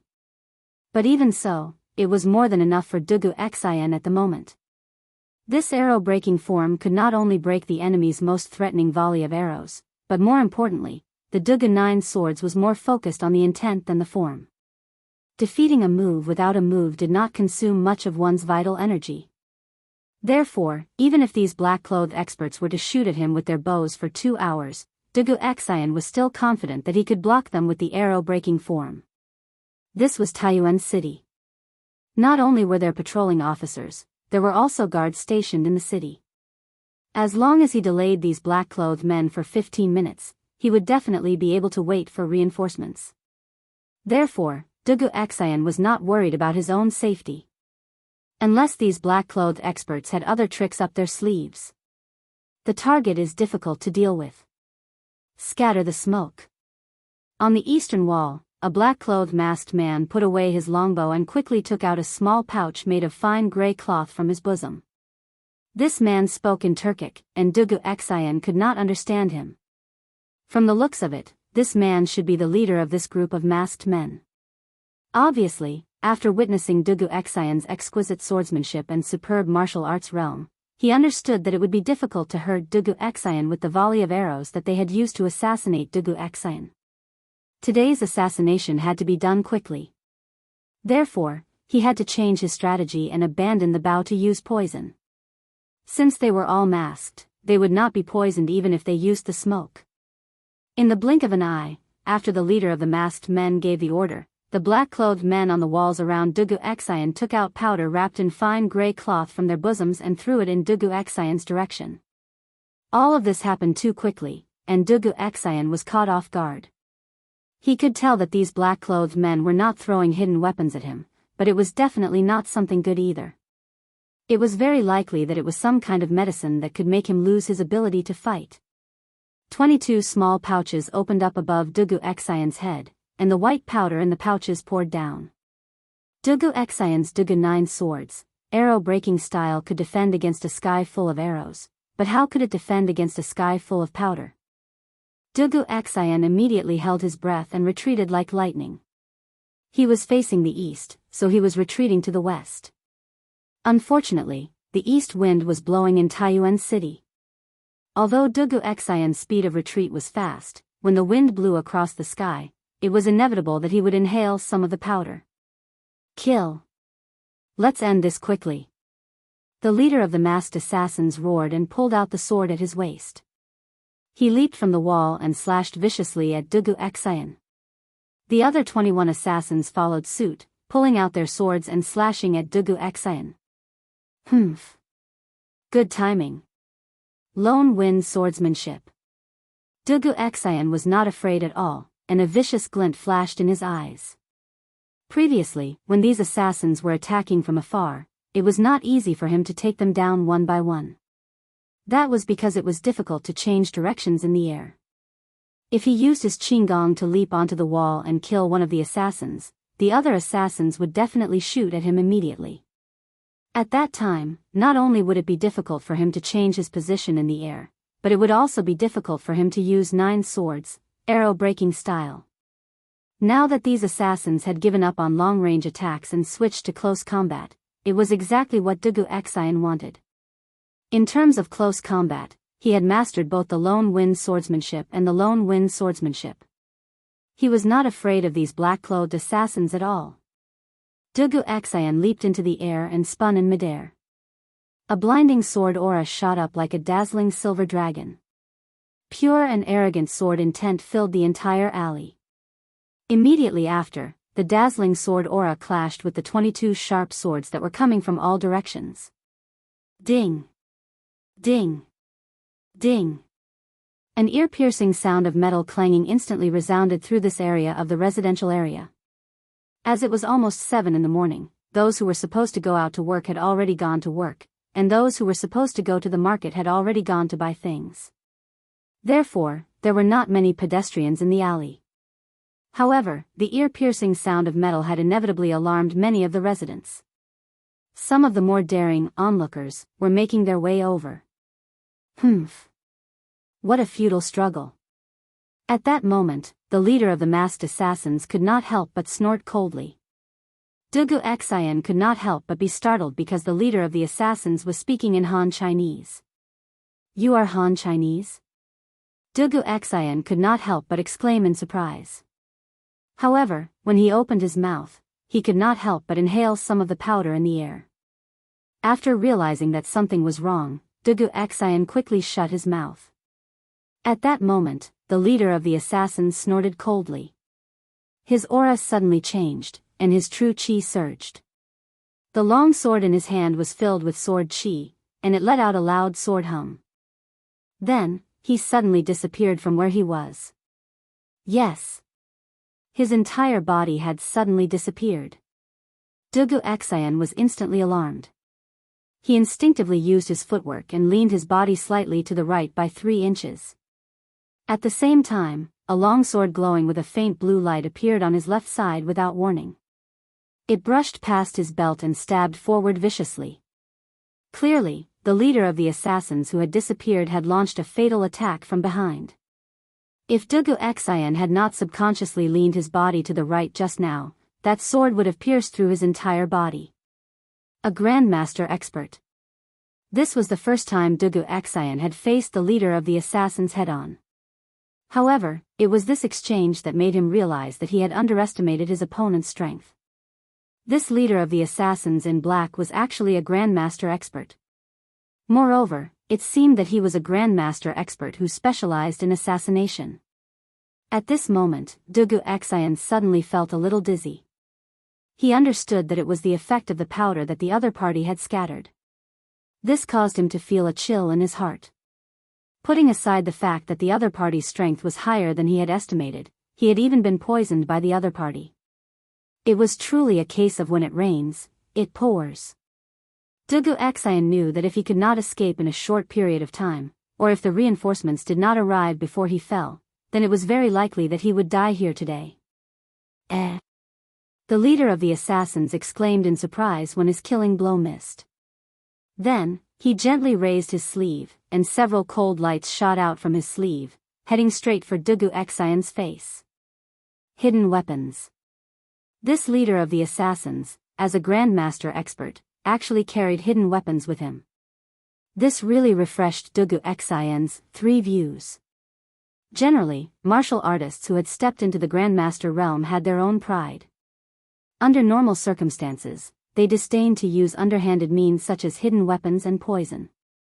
However, the black-clothed assassin leader in front of him not only used poison, but also carried hidden weapons with him. He was really unscrupulous. Chapter 1856. Grand Commander. Grand Commander, bad news. Bad news. General Dugu, who entered the city yesterday, was attacked by a group of black-clothed masked assassins in the southern alley. The secret guard of the Wang family, who had run out from the place where Dugu Xian and the black-clothed assassins were fighting fiercely, had just passed through 2 houses when he ran into Wang Qinggu, who was escorting Zhu Xiacheng and Kang Chang'an back to the Wang family's ancestral home. He was startled at first, but then he hurried forward and cupped his fists. What? You're saying that someone tried to assassinate General Dugu in the city? Wang Qinggu was shocked when he heard this, and he hurriedly waved his hand to signal for the troops behind him to stop. He then looked at the shadow guard and asked in a low voice. The shadow guard panted as he said, "Yes. Grand Commander." There were more than 20 of them, and General Dugu was alone. When this subordinate arrived, General Dugu seemed to be on the verge of collapsing. Should we go? Hu Daliang, Bai Qing, take 10 of your brothers and bring Zhu Xiacheng and Kang Chang'an back to the ancestral home. The rest of you, follow me. Without waiting for the guard to finish speaking, Wang Qinggu bellowed and ordered his subordinates. Yes. Grand Commander. A round-faced man with a full beard and Bai Qing hurriedly responded in unison. With that, the 2 of them called over 10 Wang family shadow guards and brought Zhu Xiacheng and Kang Chang'an back to the Wang family ancestral home. Wang Qinggu waved his hand, and the remaining 10 or so Wang family shadow guards followed him. Under the lead of the shadow guard who had reported earlier, they galloped wildly in the direction of the battle between Dugu Xian and the black-clothed men. As Wang Yu's trusted aide, Wang Qinggu naturally understood Wang Yu's current attitude toward the imperial court and the imperial family. He also knew why the Wang family's forces, both on the surface and in the shadows, had mobilized in full force yesterday to search for 2 businessmen who had nothing to do with the Wang family. It was precisely because of this that Wang Qinggu had made the decision to rescue Dugu Xian without any hesitation the moment he heard that someone had tried to assassinate him. Putting aside the fact that the Wang clan had mobilized all its forces yesterday mainly because Dugu Xian's younger brother, Dugu Feiying, had personally come to Wang Yu's door to ask for help, given the current relationship between the Wang clan and the imperial court, Wang Yu could not possibly sit by and watch as the commander of the imperial army was assassinated in the Wang clan's headquarters, Source Peak City, was assassinated by an unknown group of people. If something were to happen to Dugu Xinjin in Source Peak City, the Wang family and the officials of Source Peak City would face endless trouble. Therefore, there was no need to report this matter to Wang Yu. Wang Qingwu could guess Wang Yu's attitude. Most importantly, there was no time for him to return to the ancestral home and report the situation to Wang Yu. On the other side, at the post house. After Li Tai returned, he immediately gathered everyone in the academy and informed them of everything he had seen on Dragon Mountain in the morning, as well as his decision to set the location of the telegram relay station at Dragon Mountain Boy Temple. After understanding the general topography of Dragon Mountain Boy Temple, the academy's teachers and students, including Imo Chui, unanimously agreed that the telegram relay station should be built on Dragon Mountain. At that moment, Li Tai led the members of Team 5 and Team 6 with measuring tools and prepared to go up the mountain for a field survey. Mo Chui also followed. He also wanted to see the terrain and discuss with Li Tai the future construction plan. After leaving the post house, Li Tai did not see Dugu Xian. There was only Dugu Feiying and the imperial army guarding the door. Li Tai couldn't help but frown. He went up to Dugu Feiying and asked, "General Feiying, where is General Dugu Xian? Didn't he come back with me just now?" Dugu Xian had already told Li Tai about Zhu Xiecheng and Kang Chang'an before entering the city yesterday, so Dugu Feiying had nothing to hide. He told the truth, "Your Highness, I just received news that the Wang family's shadow guards found Zhu Xiecheng and Kang Chang'an's whereabouts at Xuanren Square in the southeast of the city and were preparing to capture them. After my brother heard about it, he went alone to check it out. He should be back soon." Zhu Xiecheng? Kang Chang'an? I heard that the Wang family had been looking for these two for almost an entire day yesterday, but they couldn't find their whereabouts. How did they suddenly find them today? Hearing this, Li Tai frowned and muttered to himself suspiciously. Now that the situation in Source Peak City was treacherous, Li Tai had become paranoid. He subconsciously felt that something was wrong, but as for what was wrong, he couldn't put his finger on it. Dugu Feiying's ears were sharp, so he naturally heard Li Tai's muttering. However, he could only pretend that he didn't hear it, because he couldn't answer this question. "Did you just say that General Dugu Xian went alone?" Suddenly, Li Tai raised his voice and asked Dugu Feiying. There was a faint nervousness in his expression. Dugu Xian was the strongest fighting force in the Imperial Army, and he was also the brain of the Imperial Army. If something happened to him, it would be almost impossible for the people from the Academy to complete their mission and return safely to the Academy. Therefore, Li Tai couldn't help but feel nervous when it came to Dugu Xian's safety. Dugu Feiying chuckled and said, "Your Highness, you don't have to worry. My brother is now a master. No one in Taiyuan City can hurt him." As Dugu Xian's younger brother, Dugu Feiying had full confidence in Dugu Xian's personal strength. Chapter 1857. Scorching Sun Saber Technique. The newcomer was none other than Wang Qingwu, who had just rushed over to help. When he saw the black-clothed man completely disregard him and insist on killing Dugu Xian first, Wang Qingwu was greatly alarmed and immediately used his trump card. Wang Qingwu held a large saber with both hands and spun it rapidly in the air. The scorching saber aura directly blasted away the other men in black who wanted to stop him. At the same time, his speed instantly doubled. He was originally about 30 meters away from Dugu Xian and the leader of the men in black, but in the blink of an eye, the distance between them was less than 10 meters. What a fast speed! Feeling the biting cold murderous intent behind him, the leader of the men in black frowned slightly.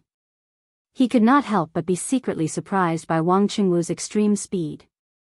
Even when he was in his best condition, he could not reach such a fast speed, let alone when he was fighting with Dugu Xian earlier. Not only did he expend a lot of vital energy, but he also suffered some minor injuries. At this time, he had to make a choice. Should he continue to swing his sword to kill Dugu Xian, or turn around to block Wang Qingwu's swift and domineering saber?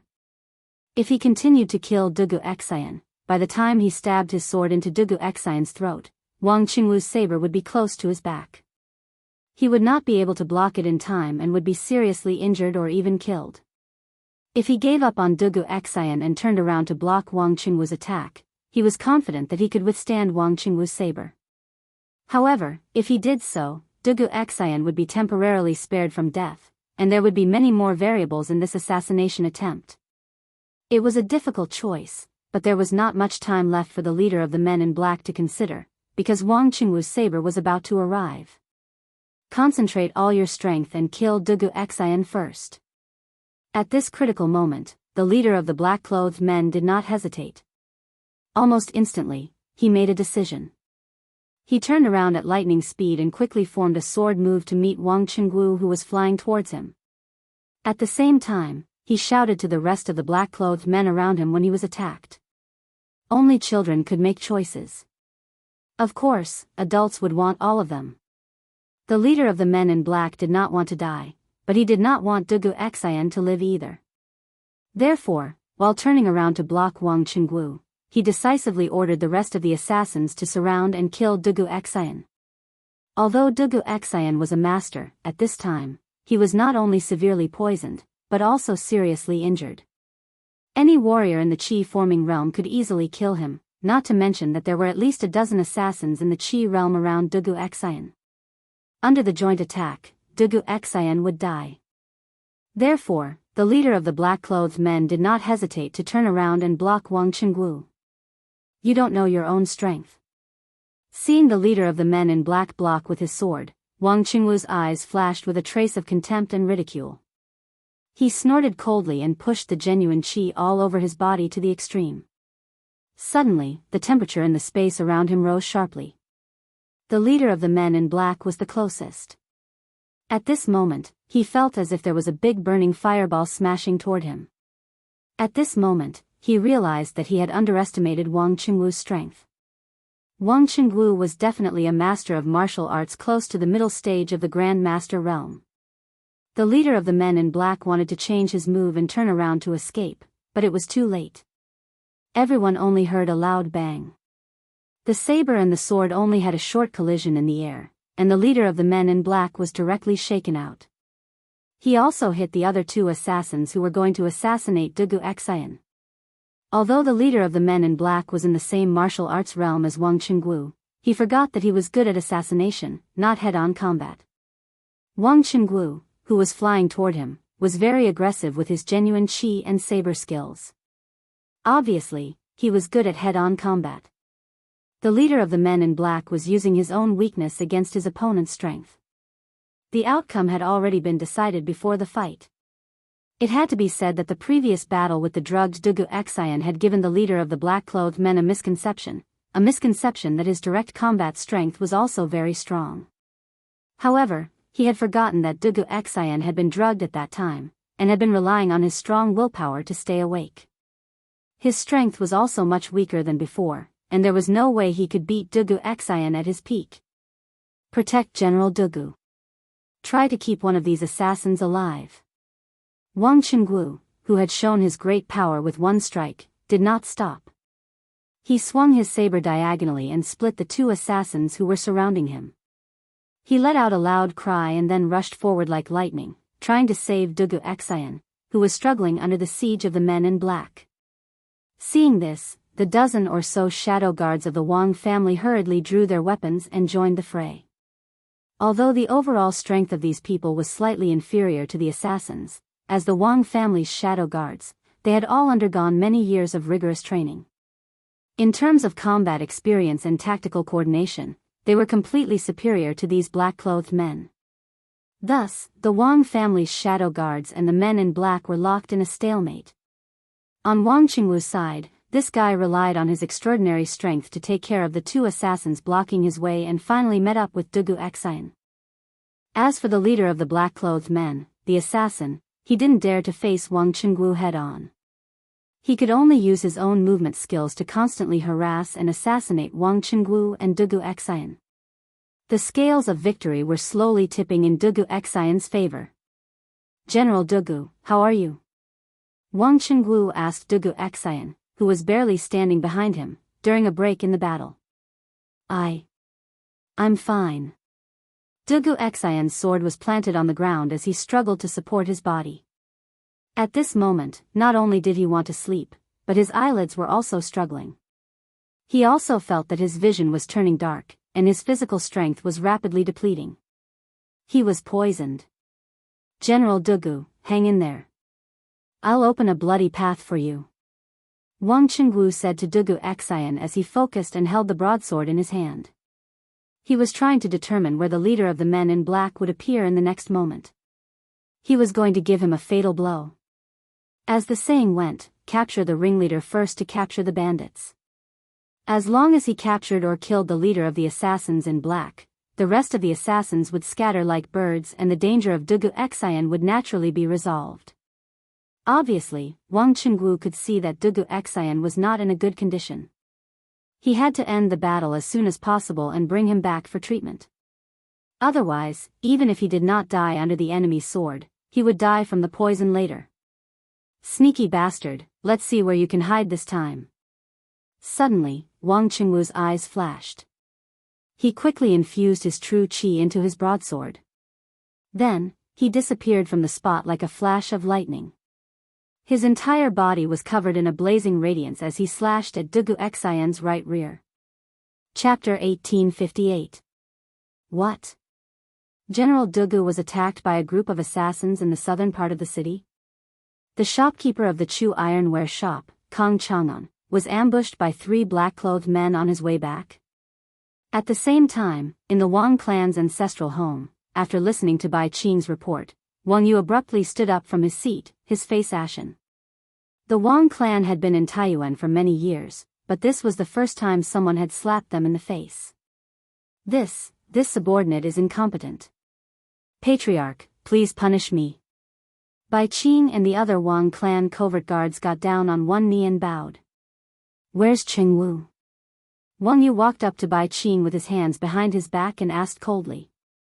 "Patriarch, the Grand Commander received the news and went to the southern part of the city to rescue General Dugu. We brought Zhu Xiacheng and Kong Chang'an's corpses back first." Bai Qing replied in full detail. "Quickly bring people to the southern part of the city." Wang Yu was silent for a moment, then he ordered, in addition, bring people to the provincial governor's residence and inform Provincial Governor Wang. Wang Yu knew very well that this was not the time to hold these people accountable. The most important thing now was to ensure Dugu Xian's safety. If something happened to Dugu Xian, then the Wang family would not be able to clear their name even if they jumped into the Yellow River. Zhu Xiacheng and Kong Chang'an had been found and escorted back by the Wang clan, but one of them had been killed right under the eyes of the Wang clan guards. Logically speaking, the Wang clan had to bear the main responsibility.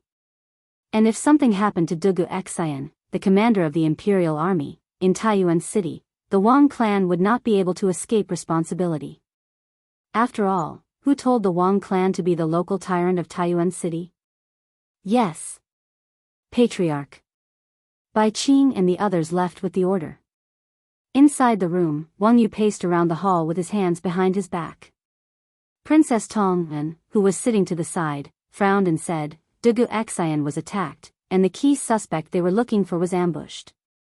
Who are these people? How dare they commit murder in public in Taiyuan City? And even make a move against our Wang clan? Wang Yu paused and sighed.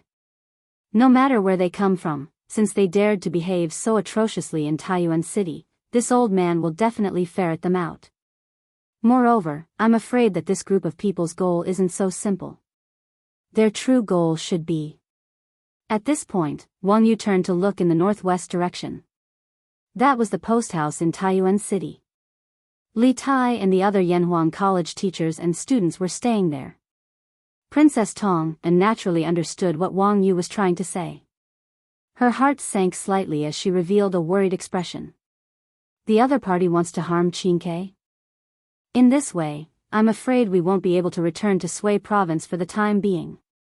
Speaking of which, she and Li Tai had returned to their ancestral home from Qizhou. Originally, they had planned to settle Wang Renbiao's matter and then immediately return to Suizhou. However, Li Tai was her grandnephew. Whether it was due to emotion or reason, whether it was public or private, she had to look after Li Tai. After all, this was Taiyuan, the territory of her husband's family. We definitely can't return to Suizhou for the time being. Nothing must happen to King Wei and the others in Taiyuan City. Right now, he had to see if Qing Wu could save Dugu Xian and capture one or two of them alive. From the looks of it, we are in the open while the enemy is in the dark. Moreover, the enemy knows everything about us like the back of his hand. We must grasp the enemy's situation as soon as possible. Wang Yu sternly said, his eyes blazing. As the saying went, know thyself and know thy enemy, and thou shalt be victorious in every battle.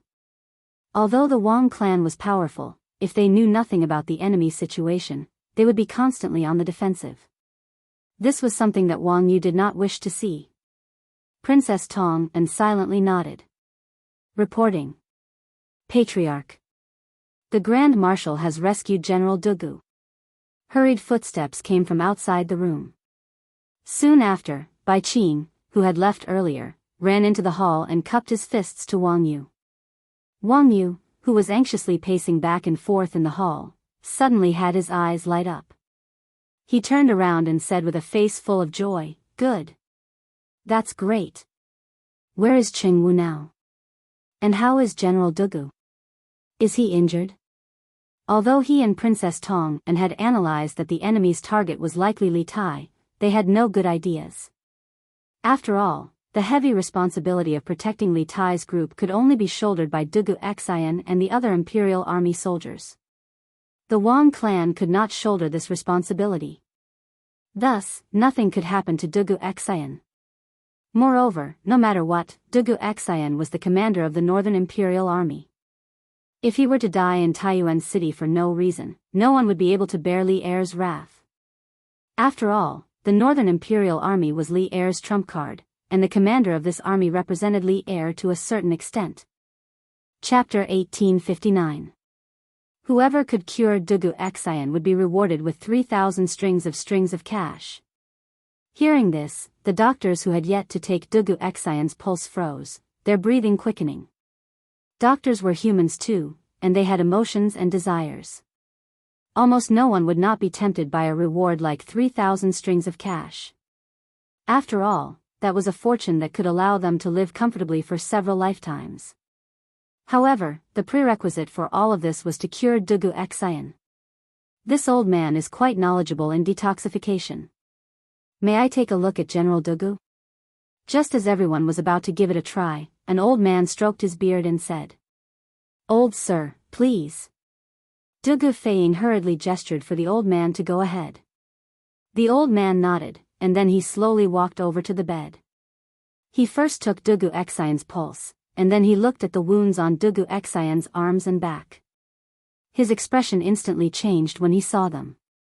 Dugu Feiying hurriedly asked, "Old sir, what poison was inflicted on my brother? Is there an antidote?"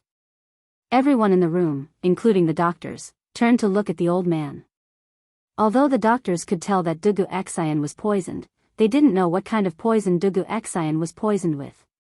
This was also the main reason why they couldn't do anything about it.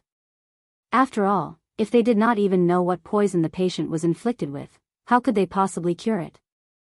The old man calmly returned Dugu Xian's body to its original position on the bed, then said with a serious expression, "General Dugu was inflicted with 3 poisons.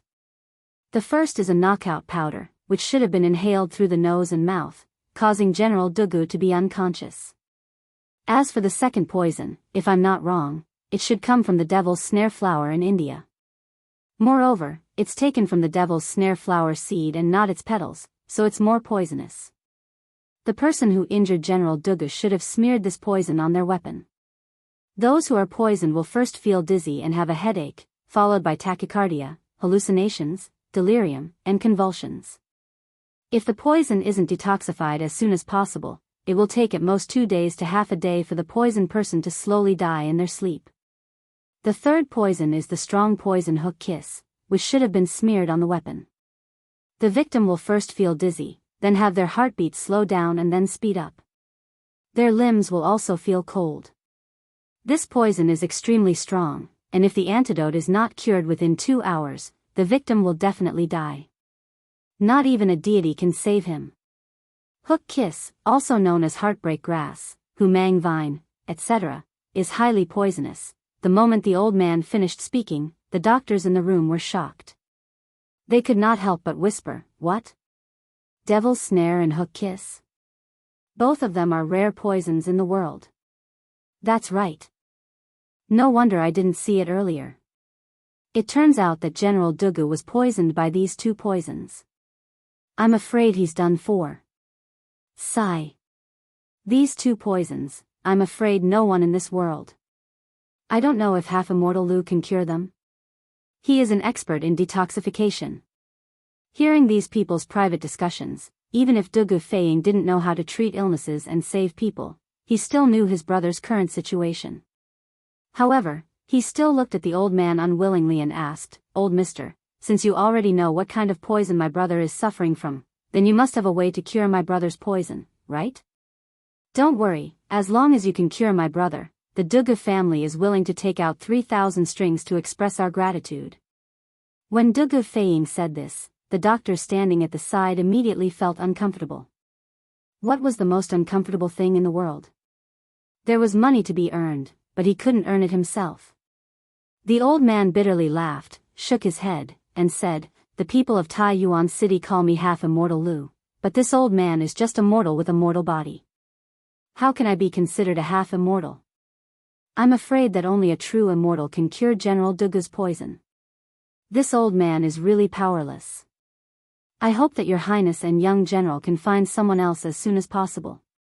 Don't delay General Dugu's treatment."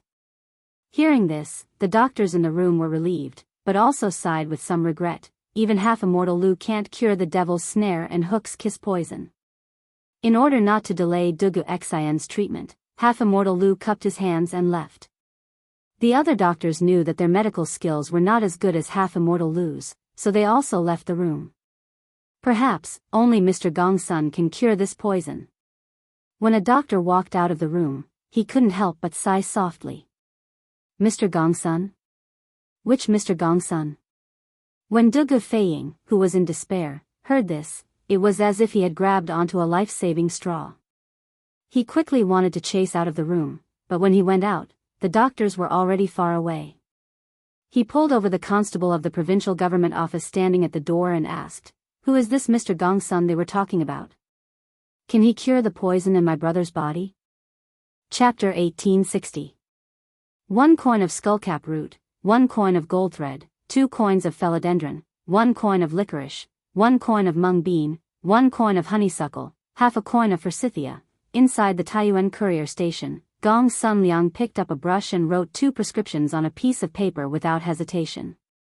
The alchemy apprentice who came in with him frowned, but due to Gong Sun Liang's prestige, he didn't say anything. After a while, Gong Sun Liang finally put away the brush and handed the prescriptions to the medicine boy, saying, "Xiao Bao, take these 2 prescriptions and quickly go back to the medicine hall to get the herbs. Let your senior brother pick the best herbs.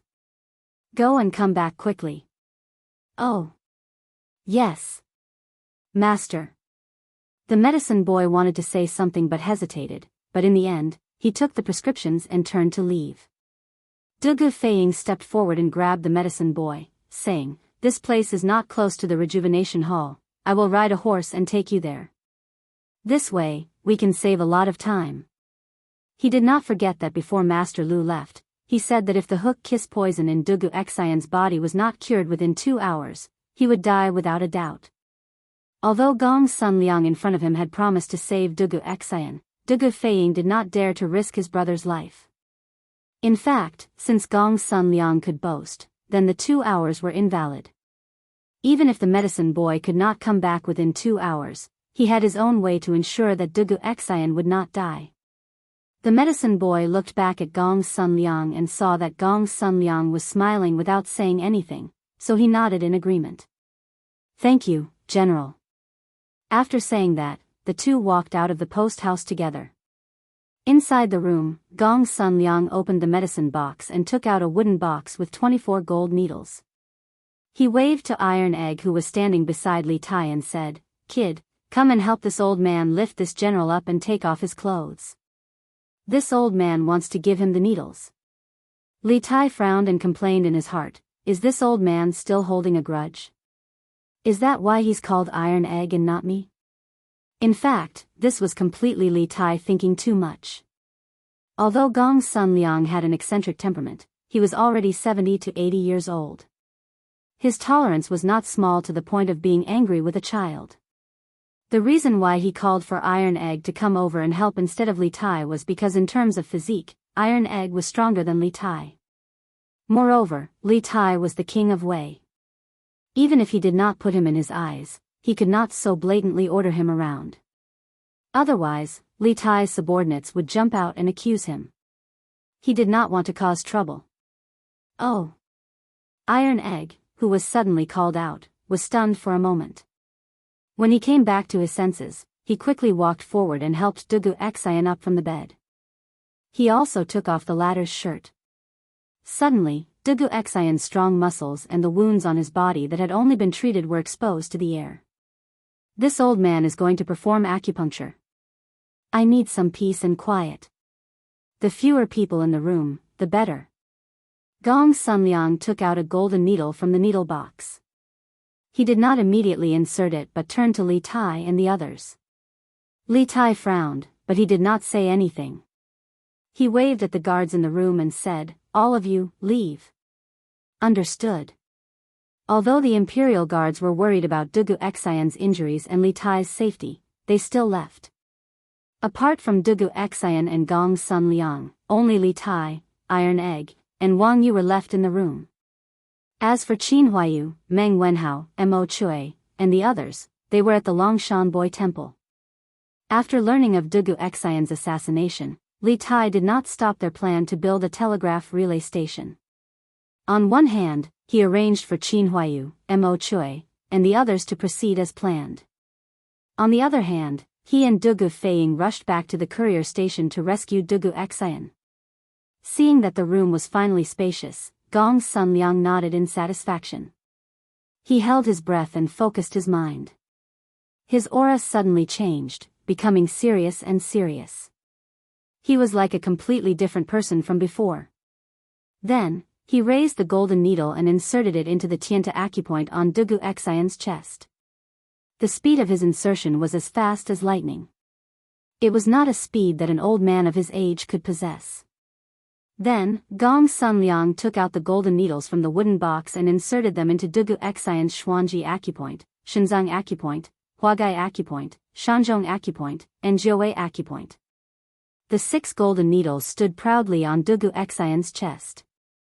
Immediately afterward, Gong Sun Liang placed his right hand an inch above the 6 golden needles. The 6 golden needles seemed to be driven by an invisible force and began to vibrate rhythmically. A few drops of sweat appeared on Gong Sun Liang's forehead at this time. Controlling the needles with qi. Who would have thought that this frail old man in front of them was actually a martial artist? He could even control the needles with qi. Iron Egg, who was closest to Gong Sun Liang, could not help but widen his eyes in shock. Obviously, he did not expect Gong Sun Liang to practice Nigong. Looking at Dugu Xian's chest, the chest that was originally covered in black gas was gradually returning to its normal color. After a while, Gong Sun Liang let out a sigh of relief and put down his palm. The golden needles naturally stopped vibrating, but the old man had no intention of withdrawing the needles. Taking advantage of this gap, Iron Egg could not help but ask, "Mr. Gong Sun Liang, did you use qi to control the needles? Could it be that Mr. Gong Sun Liang also practiced Nigong?" Iron Egg was also a martial artist. Although his martial arts realm was not high, he could still clearly feel that Gong Sun Liang had transferred his qi into Dugu Xian's acupoints through the golden needles. That was why he asked this question. Gong Sun Liang was sitting on the couch with his eyes closed at this time. When he heard Iron Egg's question, he opened his eyes and looked at Iron Egg with interest. Then, he smiled and said, "Oh, I didn't know that you were also a martial artist. Moreover, your eyesight and knowledge are good. At such a young age, you actually know how to control the needles with qi. Who is your master? Although Gong Sun Liang did not directly answer Iron Egg's question, he tacitly agreed with Iron Egg's guess. Hearing this, Li Tai, who was standing to the side, widened his eyes in shock. Although he was not a martial artist and had never practiced medicine, he had still heard of using qi to control needles. Previously, when Li Gang was injured by Wu Jie, his life was in danger. It was Sun Simiao, Li Zishuan, and Xian Qing, these three top medical masters, who worked together to control the needles with qi, that pulled Li Gang back from the gates of hell. Li Tai never expected that on this trip to Taiyuan, he would meet a master like Sun Simiao who could control needles with qi. At this moment, Li Tai didn't dare underestimate Gong Sun Liang in the slightest. Iron Egg thought for a moment and answered truthfully, my master is the current Marquis of Yong, and Li Zishuan, who is also the Yamacho of Yanhuang College. My master and Daoist son of the college both know how to control needles with qi, and I have seen both of them before, so I could recognize them. Oh. Gong Sun Liang let out a long oh. It was unknown whether he had really heard of Li Zishuan or was pretending to have heard of him. After a moment, he asked, the Daoist son you're talking about, is it Sun Simiao? He actually went to Yanhuang College? Li Tai couldn't help but say at this time, Daoist son is naturally the doctor's son that everyone praises. He is now in the medical school of our college. In addition to Dr. Sun, our medical school has many masters with superb medical skills. Even many respected doctors from the Imperial Medical Department have joined our medical school. In time, our medical school will definitely be able to cultivate many students with superb medical skills. As a student of Yanhuang College, naturally, he was proud of Yanhuang College. Moreover, Li Tai had another intention in saying this, which was to make Gong Sun Liang interested in Yanhuang College. If he could directly attract Gong Sun Liang to join Yanhuang College, that would be even better. He believed that Li Zishuan would definitely remember his merit.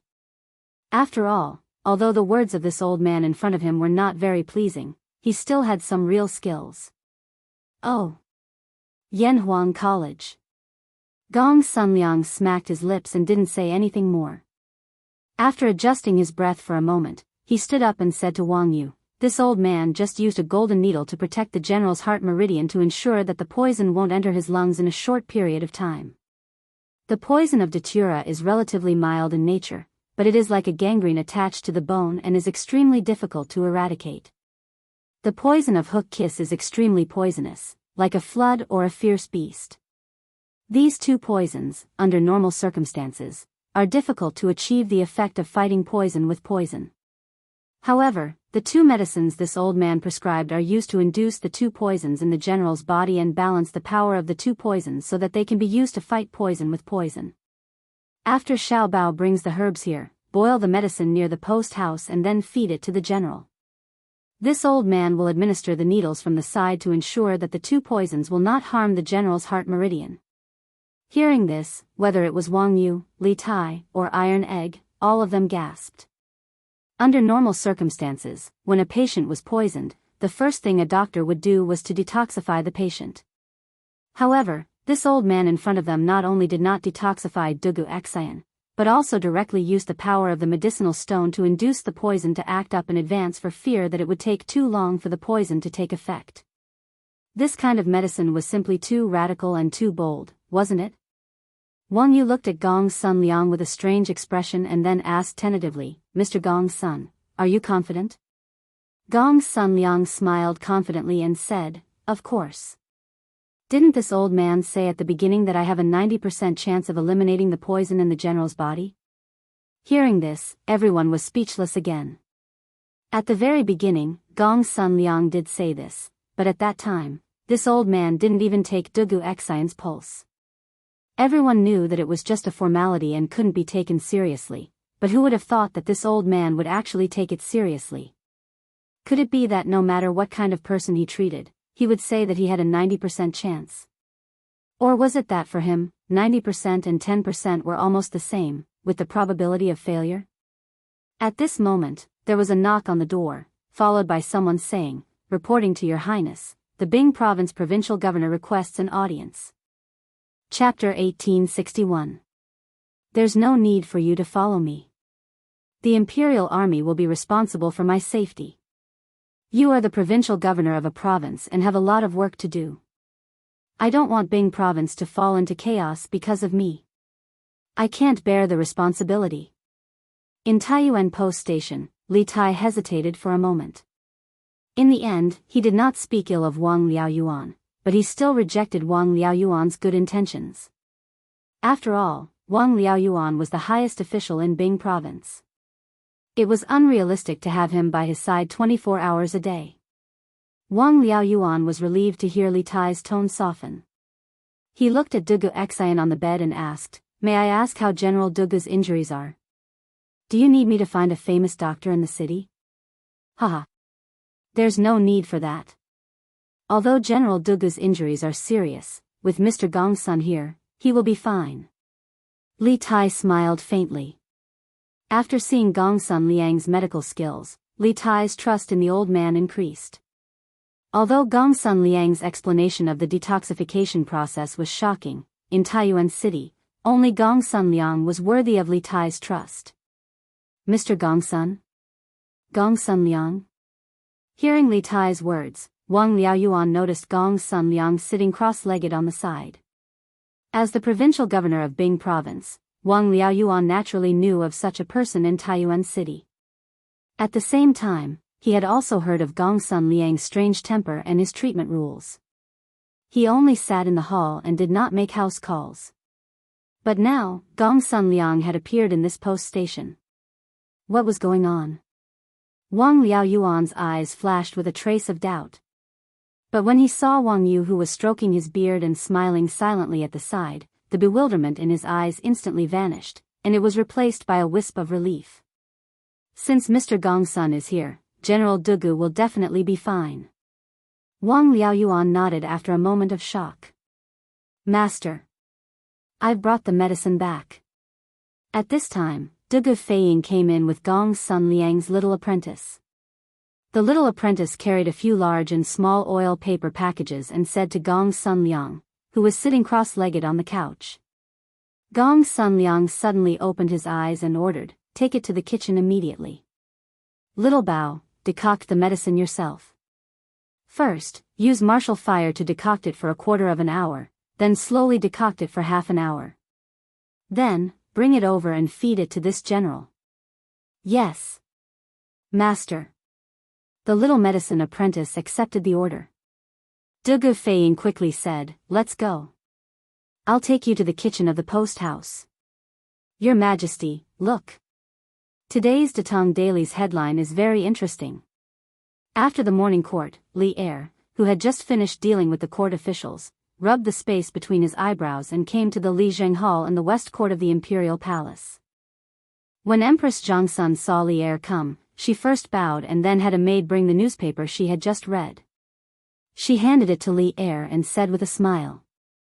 She also saw that Li Er looked tired and wanted to let Li Er read the newspaper and relax.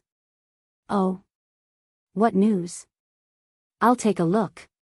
Hearing what Empress Zhongsun said, Li Er was really interested. He sat on the couch and reached out to take the newspaper from Empress Zhongsun. He glanced at the eye-catching headline on the front page of the newspaper, "The cutest person? Li Yu? Was it this girl who wrote the news again?" After seeing the headline and the author of the news, Li Er couldn't help but whisper. He had a deep impression of Li Yu, not only because he had personally made Li Yu the gold medal reporter of Datong Daily, but also because almost every issue of Datong Daily had news written by Li Yu. The most important thing was that after the victory of the Battle of Guan City, Li Yu entered the palace to accept the reward. At that time, Li Yu gave Li Er a very familiar feeling. Li Er had never forgotten it. Empress Zhongsun smiled at this time and said, "Yes. It was written by Li Yu. This concubine feels that this lass is quite smart and intelligent. There's no need to follow me. My safety is the responsibility of the Imperial Army. You are a provincial governor and busy with government affairs. I don't want the entire Bing province to be in a mess because of me.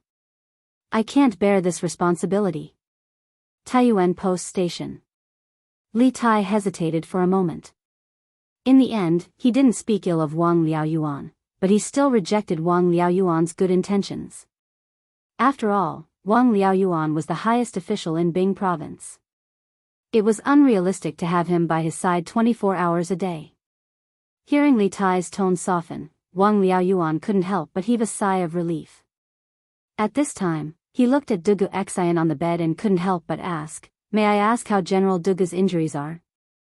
Do you need this official to find a famous doctor in the city to treat him?" Haha. There's no need for that. Although General Dugu's injuries are serious, with Mr. Gongsun here, he will be able to turn the situation into safety. Li Tai smiled faintly and said. After seeing Gongsun Liang's treatment methods, Li Tai couldn't help but trust this old man a little more. Although Gongsun Liang's words about the detoxification process were shocking, in Taiyuan City, perhaps only Gongsun Liang was worthy of Li Tai's trust. "Mr. Gongsun? Gongsun Liang?" Hearing Li Tai's words, Wang Liaoyuan noticed Gongsun Liang sitting cross-legged on the side. As the provincial governor of Bing province, Wang Liaoyuan naturally knew of such a person in Taiyuan City. At the same time, he had also heard of Gongsun Liang's strange temper and treatment rules. He only sat in the hall and never visited patients. But now, Gongsun Liang appeared in this post station. What was going on? A trace of doubt flashed in Wang Liaoyuan's eyes at this time. But when he saw Wang Yu stroking his beard and smiling silently, the doubt in his eyes dissipated and was replaced by a touch of relief. Since Mr. Gongsun is here, General Dugu will definitely be able to turn the situation into safety. After being stunned for a moment, Wang Liaoyuan nodded. "Master, I've brought the medicine back." At this moment, Dugu Feiying pushed open the door from outside with Gongsun Liang's little medicine boy. The little medicine boy held a few large and small oil paper packages and said to Gongsun Liang, who was sitting cross-legged on the couch. Gongsun Liang suddenly opened his eyes and ordered, "Take it to the kitchen immediately. Xiao Bao, boil the medicine yourself. First use martial fire to fry it for 15 minutes, then slowly fry it for half an hour. After that, bring it over and feed it to this general." "Yes, master." The little medicine boy obeyed the order. Dugu Feiying hurriedly said, "Let's go. I'll take you to the back kitchen of the post station." "Your Majesty, look, today's Datong Daily's headline looks very interesting." After the morning court, Li Er, who had just finished dealing with the court officials, rubbed the space between his eyebrows and came to the Li Zheng Hall in the west court of the imperial palace. When Empress Zhongsun saw Li Er coming, she first bowed and then had a maid bring the newspaper she had just read. She handed it to Li Er and said with a smile. She also saw Li Er's tired face and wanted to let Li Er read the newspaper to relax. "Oh. What news? I'll take a look." Hearing Empress Zhongsun's words, Li Er was really interested. He sat on the couch and reached out to take the newspaper handed over by Empress Zhongsun. His eyes swept over the eye-catching headline on the front page of the newspaper, "The cutest person? Li Yu? Was it this girl who wrote the news again?" After seeing the headline and the author of the news, Li Er couldn't help but whisper. He had a deep impression of Li Yu, not only because he had personally made Li Yu the gold medal reporter of Datong Daily, but also because almost every issue of Datong Daily had news written by Li Yu. The most important thing was that after the victory of the Battle of Guan City, Li Yu entered the palace to accept the reward. At that time, Li Yu gave Li Er a very familiar feeling. Li Er had never forgotten it. Empress Zhongsun smiled at this time and said, "Yes. It was written by Li Yu. This concubine feels that this lass is quite smart and intelligent. There's no need to follow me. My safety is the responsibility of the imperial army. You are a provincial governor and busy with government affairs. I don't want the entire Bing province to be in a mess because of me. I can't bear this responsibility." Taiyuan Post Station. Li Tai hesitated for a moment. In the end, he didn't speak ill of Wang Liaoyuan, but he still rejected Wang Liaoyuan's good intentions. After all, Wang Liaoyuan was the highest official in Bing province. It was unrealistic to have him by his side 24 hours a day. Hearing Li Tai's tone soften, Wang Liaoyuan couldn't help but sigh in relief. At this time, he looked at Dugu Xian on the bed and couldn't help but ask, "May I ask how General Dugu's injuries are? Do you need this official to find a famous doctor in the city to treat him?" Haha. There's no need for that.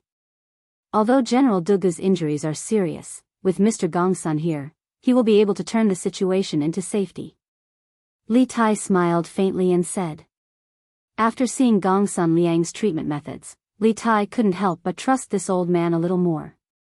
Although Gongsun Liang's words about the detoxification process were shocking, in Taiyuan City, perhaps only Gongsun Liang was worthy of Li Tai's trust. Mr. Gongsun? Gongsun Liang? Hearing Li Tai's words, Wang Liaoyuan noticed Gongsun Liang sitting cross-legged on the side. As the provincial governor of Bing province, Wang Liaoyuan naturally knew of such a person in Taiyuan City. At the same time, he also heard of Gongsun Liang's strange temper and treatment rules. He only sat in the hall and didn't make house calls. But now, Gongsun Liang appeared in this post station. What was going on? A trace of doubt flashed in Wang Liaoyuan's eyes at this time. But when he saw Wang Yu stroking his beard and smiling silently, the doubt in his eyes dissipated and was replaced by a touch of relief. Since Mr. Gongsun is here, General Dugu will definitely be able to turn the situation into safety. After being stunned for a moment, Wang Liaoyuan nodded. Master. I've brought the medicine back. At this time, Dugu Feiying pushed open the door from outside with Gongsun Liang's little medicine boy. The little medicine boy held a few big and small oil paper packages and said to Gongsun Liang, who was sitting cross-legged on the couch. Gongsun Liang suddenly opened his eyes and ordered, "Take it to the kitchen immediately. Xiaobao, boil the medicine yourself. First use martial fire to fry it for 15 minutes, then slowly fry it for half an hour. After that, bring it over and feed it to this general." Yes. Master. The little medicine boy naturally obeyed. Dugu Feiying hurriedly said, "Let's go. I'll take you to the back kitchen of the post station." Your Majesty, look, today's Datong Daily's headline looks very interesting. After the morning court, Li Er, who had just finished dealing with the court officials, rubbed the space between his eyebrows and came to the Li Zheng Hall in the west court of the imperial palace. When Empress Zhongsun saw Li Er coming, she first bowed and then had a maid bring the newspaper she had just read. She handed it to Li Er and said with a smile. She also saw Li Er's tired face and wanted to let Li Er read the newspaper to relax. Oh. What news? I'll take a look. Hearing Empress Zhongsun's words, Li Er was really interested. He sat on the couch and reached out to take the newspaper handed over by Empress Zhongsun. His eyes swept over the eye-catching headline on the front page of the newspaper, "The cutest person?" Li Yu? Was it this girl who wrote the news again? After seeing the headline and the author of the news, Li Er couldn't help but whisper. He had a deep impression of Li Yu.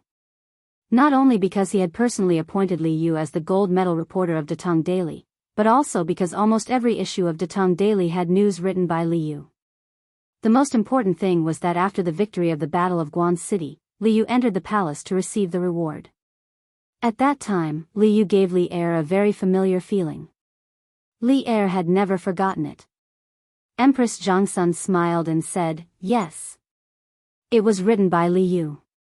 This concubine feels that this lass is quite smart and intelligent. There's no need to follow me. My safety will be taken care of by the imperial guards. You are also a provincial governor and busy with government affairs. I don't want the entire Bing province to be in a mess because of me. I can't bear this responsibility." Taiyuan Post Station. Li Tai hesitated for a moment. In the end, he didn't speak ill of Wang Liaoyuan, but he still rejected Wang Liaoyuan's good intentions. After all, Wang Liaoyuan was the highest official in the entire Bing province. It was unrealistic to have him by his side 24 hours a day. Hearing Li Tai's tone soften, Wang Liaoyuan couldn't help but sigh in relief. At this time, He looked at Dugu Xian on the bed and couldn't help but ask, "May I ask how General Dugu's injuries are? Do you need this official to find a famous doctor in the city to treat him?" Haha. There's no need for that. Although General Dugu's injuries are serious, with Mr. Gongsun here, he will definitely be able to turn the situation into safety. Li Tai smiled faintly and said. After seeing Gongsun Liang's medical skills, Li Tai couldn't help but trust this old man a little more. Although Gongsun Liang's words about the detoxification process were shocking, in Taiyuan City, perhaps only Gongsun Liang was worthy of Li Tai's trust. "Mr. Gongsun? Gongsun Liang?" Hearing Li Tai's words, Wang Liaoyuan noticed Gongsun Liang sitting cross-legged on the side. As the provincial governor of Bing Province, Wang Liaoyuan naturally knew of such a person in Taiyuan City. At the same time, he also heard of Gongsun Liang's strange temper and treatment rules. He only sat in the hall and didn't make house calls. But now, Gongsun Liang actually appeared in this post station. What was going on? A trace of doubt flashed in Wang Liaoyuan's eyes at this time. But when he saw Wang Yu stroking his beard and smiling silently, the doubt in his eyes dissipated and was replaced by a touch of relief. Since Mr. Gongsun is here, General Dugu will definitely be able to turn the situation into safety. After being stunned for a moment, Wang Liaoyuan nodded. "Master, I've brought the medicine back." At this time, Dugu Feiying pushed open the door from the outside with Gongsun Liang's little medicine boy. The little medicine boy held a few large and small oil paper packages and said to Gongsun Liang, who was sitting cross-legged on the couch. Gongsun Liang suddenly opened his eyes and ordered, "Immediately take these to the kitchen. Xiaobao, boil the medicine yourself. First use martial fire to fry it for a quarter of an hour, then slowly fry it for half an hour, then bring it over to feed this general." Chapter 1862. County Magistrate, His Majesty has issued a decree to reward the merchants who participated in the charity event yesterday. Other than publicly praising them on Datong Daily, the merchants who donated money yesterday will receive the same amount of tax exemption this year. However, more than half of the merchants who donated money yesterday came from our Lantian County. The total amount of money donated by these merchants is close to 260,000 strings of cash. If our Lantian County collects taxes according to His Majesty's decree, won't we collect less than 260,000 strings of cash in business tax? The county office's treasury is already not abundant, and we even donated 10,000 strings of cash yesterday. After that, the county office still has to expand the city and assist Yunshan in laying electric wires for the county. Now that His Majesty has issued a decree, the business tax collected by our county office will be reduced sharply in the future. What should we do? In the back hall of the Lantian County office, County Deputy Meng held a notice in his hand as he worriedly spoke to County Magistrate He. In the hall, other than the two of them, there was also Registrar Zhang and County Lieutenant Wang. It could be said that all the administrative officials of the Lantian County office were present.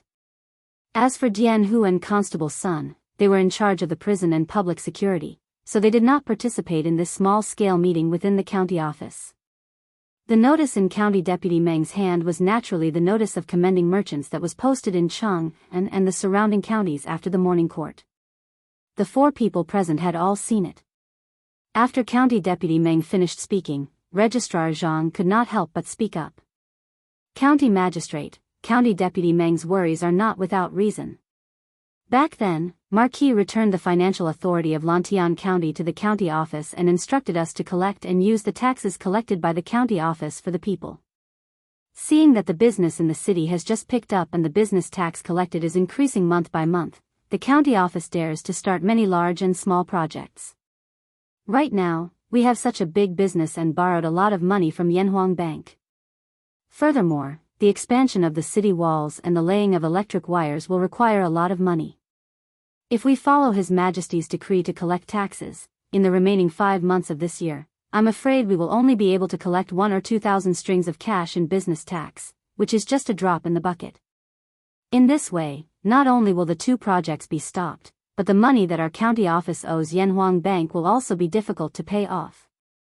Therefore, I think that if we don't follow the Emperor's order to collect taxes, we will continue to collect taxes according to the original policy. It had to be said that Li Er's imperial edict to reward the merchants who participated in the donation gathering yesterday had somewhat disrupted the development of Lantian County. If the tax reduction decree was implemented according to the imperial edict, Lantian County would suffer a huge financial loss. First of all, there were currently more than 600 merchants in Lantian County. However, there were more than 300 merchants who participated in the fundraising event yesterday. Overall, the merchants who were willing to participate in the fundraising event at least proved that their shops were on the right track and were even making a lot of profits. These merchants were currently the largest taxpayers in Lantian County. The reason why the other 300-plus merchants did not participate in the fundraiser was that, apart from a few people who were naturally stingy, most of the merchants had just moved to Lantian County. Their shops had already established themselves in Lantian County. In other words, they were not making any profits or were making very little profits, causing them to be short on cash. These merchants were the ones that Lantian County's county government needed to support. At present, they could not contribute much to Lantian County's tax revenue. If they were to collect taxes according to Li Er's tax reduction decree, the financial situation of Lantian County's county government in the next few months could be imagined. In addition, the tax collection rate in Lantian County was 1 out of 6, while the tax collection rate in the other provinces and counties in Tang Dynasty was 1 out of 30. This would lead to a problem. 2 merchants had participated in the fundraising event yesterday and donated 1,000 strings of coins. However, one of them was from Lantian County while the other was from another county. According to Li Er's edict, the 2 of them would receive a tax exemption of 1,000 strings of coins for the rest of the year. This might not seem like a problem, but if one were to combine it with the different tax collection rates in Lantian County and outside of Lantian County, there would be a huge problem. According to the tax collection rate of 1 out of 30 for most provinces and counties in Tang Dynasty, as long as the merchant from another county who donated 1,000 strings of coins did not make a total profit of more than 30,000 strings of coins for the remaining 5 months of the year, he would not have to pay any additional tax to the imperial court. In other words, only when he made a total profit of 30,000 strings of coins in 5 months would he be able to use up the tax exemption of 1,000 strings of coins that he received from the fundraising event. But in reality, there were very few merchants in the entire Tang Dynasty who could make a profit of 30,000 strings of coins in 5 months. In other words, even though the merchant from another county who donated 1,000 strings of coins received a tax exemption of 1,000 strings of coins, he would not be able to use up this tax exemption because his profits in 5 months were likely to be only 10,000 strings of coins or less. In this way, the imperial court's actual loss of tax from this merchant was only 1 out of 30 of 10,000 strings of coins, which was around 300 strings of coins or less. But the Lantian County merchant who donated 1,000 strings of coins was different.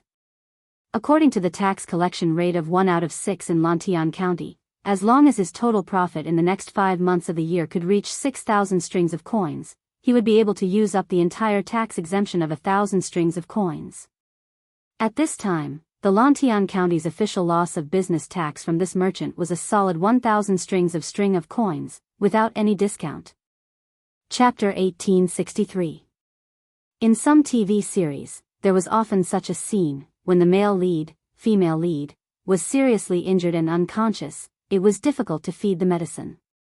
Therefore, the female lead, male lead, would first pack the medicine into her mouth, and then feed the male lead, female lead, the medicine mouth to mouth. Putting aside the need of the plot for the time being, from a pure medical point of view, did this method have a scientific basis? Obviously not. Not to mention that when a person was lying down, it was very easy to reflux and accidentally inhale the liquid into the trachea. Even if the medicine was fed mouth to mouth, it would not change this reality. In addition, feeding medicine to a patient in a coma, no matter what position, lying down or sitting, was an extremely dangerous behavior in itself. In modern medicine, coma refers to the complete loss of consciousness. It is a serious vision of a person who has completely lost awareness of things. It is a high degree of mental breakdown due to the serious suppression of the higher nerves for various reasons. The cause must be found as soon as possible, and effective measures must be taken in time to save the patient. Generally, coma is divided into 2 types, shallow coma and deep coma. Shallow coma refers to the patient losing consciousness, but the pharyngeal reflex, corneal reflex, and pupil reflex still exist. The patient will still have a painful expression and slight movement in response to strong stimuli such as compression of the eye socket and stimulation of the nerves of the eye socket. In deep coma, the patient does not respond to various stimuli. The clinical symptoms are muscle relaxation, incontinence, and so on. It is impossible for such a patient in a deep coma to spontaneously swallow. Once the liquid is poured into the mouth, because the patient does not have the basic swallowing reflex, the liquid will not squirm along the esophagus to reach the stomach. Instead, a large amount of liquid will gather in the throat, making it very easy to reflux and accidentally inhale due to choking. In other words, these things will mistakenly enter the trachea and reach the lungs, resulting in aspiration pneumonia. In this case, a lung infection is often life-threatening. Therefore, in modern hospitals, as long as the patient's swallowing reflex is not good, such as the neurological department's medulla oblongata paralysis, the doctor will consider feeding the patient with a gastric tube and nasal feeding diet as well as medicine and water. They will not risk the patient's life. Although Gong Sun Liang did not know the professional terms such as swallowing reflex and advanced nerves, nor did he know that there was such an alternative method of feeding drugs through a nasogastric tube, it did not mean that one's personal problem-solving ability would be limited even if one's knowledge was limited by the age when one reached the peak of one's expertise in a certain field. When he first examined Dugu Xian's injuries, Gong Sun Liang had not only checked Dugu Xian's pulse, but also checked Dugu Xian's eyelids, mouth, and other parts of his body. He wanted to confirm whether Dugu Xian was still conscious and whether he could swallow medicine on his own. It was because he was certain that the unconscious Dugu Xian still had a certain level of consciousness that Gong Sun Liang gave him the prescription and dared to let the little medicine boy decoct and feed the medicine to Dugu Xian. "All right, little treasure. I won't feed him for now. Take the bowl of medicine and wait at the side." Under the care of the little medicine boy, Dugu Xian barely managed to drink half a bowl of medicine. If he was fed any more, the medicine would all flow out. Seeing this, Gong Sun Liang spoke up to stop him. In his opinion, half a bowl of medicinal soup was enough for the two poisons in Dugu Xian's body to take effect. "Yes, Master." The little medicine boy did not hesitate. After wiping the medicine from the corner of Dugu Xian's mouth with a handkerchief, he decisively took the bowl of medicine and stood aside. Chapter 1864. Your Majesty. His Highness King of Wei has sent an urgent report. In the hall of Ganlu, Li Er, who had received spiritual comfort from Empress Zhongsun, was reviewing memorials. A young eunuch from the imperial astronomer urgently requested an audience. After the young eunuch entered the hall, he held a slip of paper in his hands and bowed to Li Er to report. An urgent report from Azure Sparrow? Li Er raised an eyebrow, a bad premonition rising in his heart. He hurriedly said to the young eunuch, "What urgent report? Quickly bring it up for us to see." "Yes, Your Majesty." The young eunuch raised the slip of paper over his head.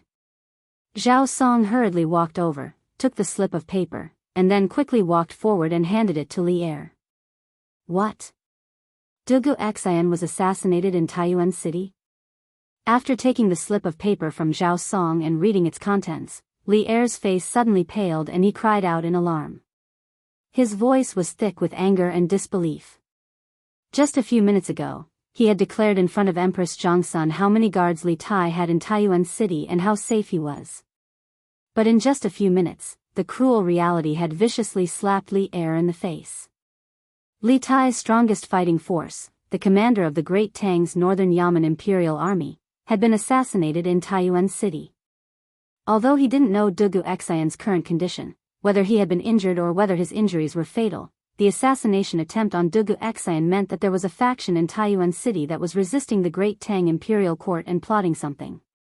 They had even dared to assassinate a general of the Imperial Court. This meant that Li Tai was not absolutely safe in Taiyuan City and might be the next target of the assassins.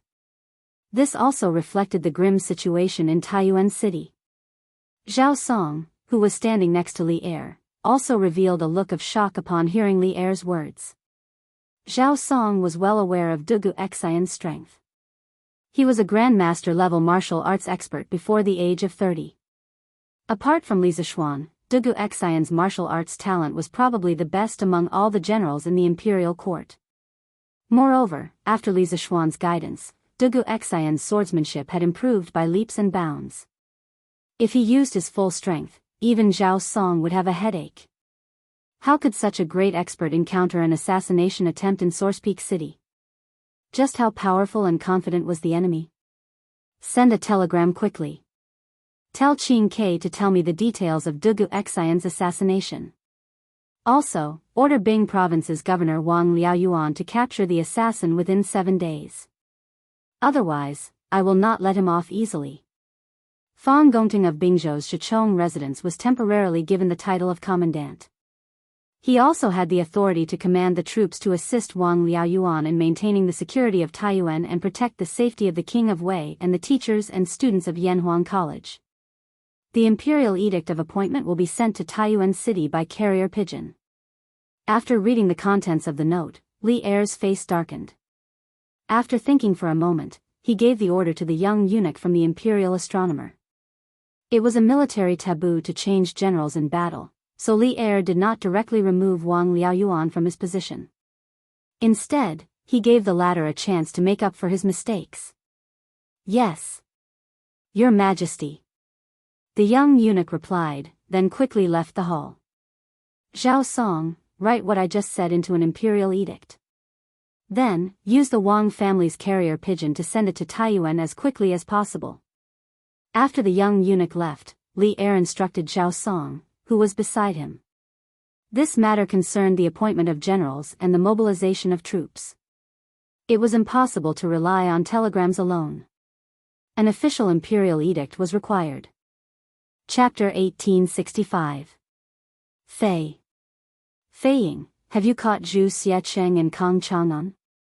Hurry. Interrogate them as soon as possible. Long delays may cause trouble. In Taiyuan City, in the inn, Dugu Xian, who had just woken up, felt weak and thirsty. After drinking 3 cups of water from Dugu Feiying, Dugu Xian felt a little better. He had recovered some of his strength, so he grabbed Dugu Feiying's arm and said, "Brother Dugu Feiying, let's go." The first thing on Dugu Xian's mind when he woke up was not his injuries, but the person behind the scenes. Obviously, this assassination had given him a strong sense of urgency. Since the hidden force dared to jump out and assassinate him directly, it meant that the other party's layout in Taiyuan City was basically complete. Their next target was probably Li Tai and the students and teachers of Yanhuang College. Therefore, he had to catch them before they made their next move. Otherwise, Li Tai would be in danger. Big brother, we did catch Zhu Xiecheng and Kang Chang'an, but on the way back, Kang Chang'an was killed. Dugu Xian was killed before he reached Xuanren Square, so he did not know that the Wang family's shadow guards were also attacked on the way back. Therefore, Dugu Feiying hurriedly explained. "WH. What? Kang Chang'an was killed?" Cough cough. When Dugu Xian heard this, he almost jumped out of bed, if his body's condition allowed it. Perhaps because he was too agitated, his breathing became unstable, and he began to cough. Dugu Feiying hurriedly stepped forward and patted Dugu Xian's back. He said anxiously, "Big brother, don't be so agitated. Although Kang Chang'an was killed, we still have Zhu Xiecheng. We can definitely get some information from him." Wang Yu, who was standing to the side, could not help but say, "Commander Dugu, you may not know this, but our Wang family's shadow guards were attacked by 3 black-clothed masters on the way back from escorting Zhu Xiecheng and Kang Chang'an. The 3 men's martial arts were extremely high, and the leader of the Wang family's shadow guards, Wang Qinggu, happened to be at Wenchang Square in the south of the city, so they succeeded in killing Kang Chang'an. After all, it was the Wang family's fault. The Wang family will definitely take good care of Zhu Xiecheng and won't let anything happen to him again. General Feiying is right. Right now, Commander Dugu should focus on recuperating. Zhu Xiecheng is under the care of the Wang family. It won't be too late to interrogate him after he recovers. Dugu Xian, who was lying on the bed, felt a jolt in his heart when he heard that. He struggled to wave his hand at Wang Yu and said, "Patriarch Wang, you're exaggerating. The Wang clan isn't at fault here. Furthermore, when I was ambushed in the southern alley, the one who came to my aid at the crucial moment should be the head of the Wang clan's guards, right? How could Dugu Xian dare to lightly blame him when he has yet to repay the favor of saving his life?" Wang Yu's words revealed a very important piece of information. When the Wang family was escorting Zhu Xiacheng and Kang Chang'an back, Wang Qinggu was not present. Instead, he went to the Wenchang workshop in the south of the city.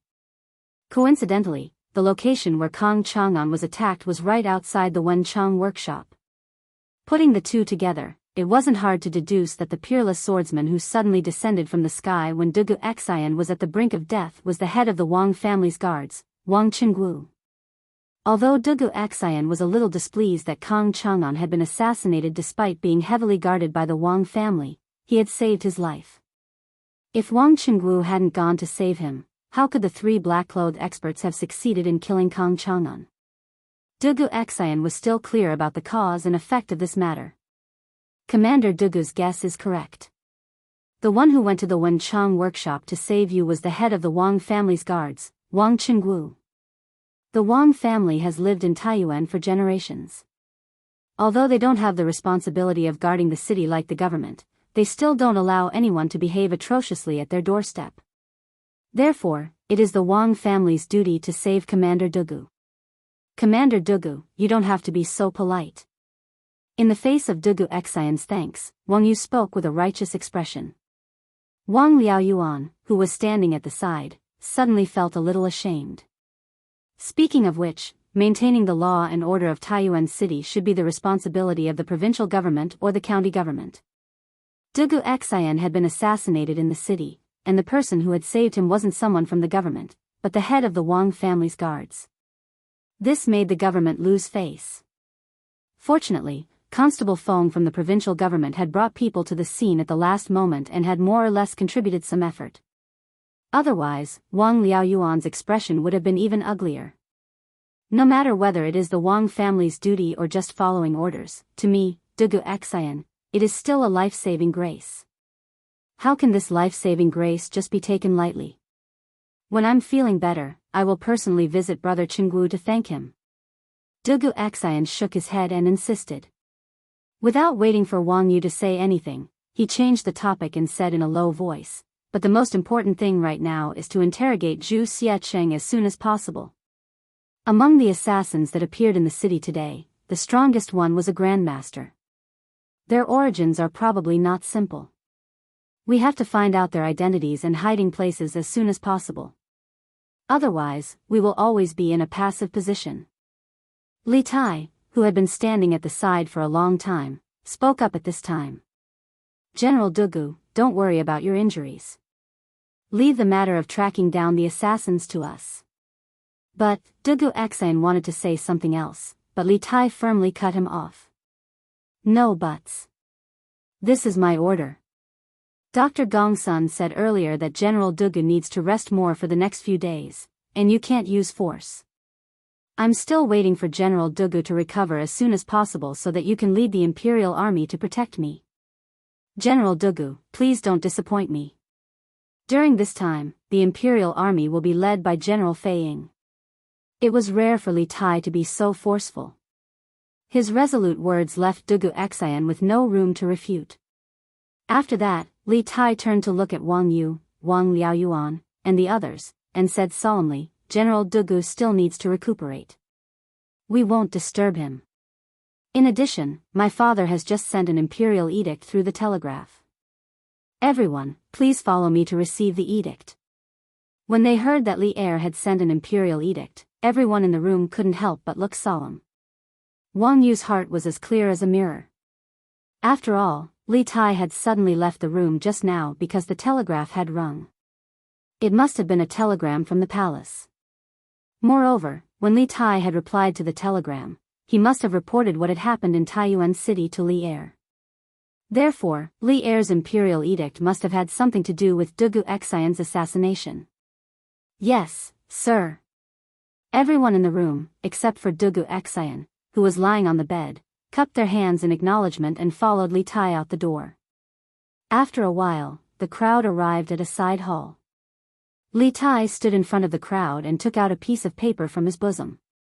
He faced the crowd and read it aloud. Father has ordered Bing Province's provincial governor, Wang Liaoyuan, to investigate Dugu Xian's assassination with all his might. The murderer must be caught within 7 days.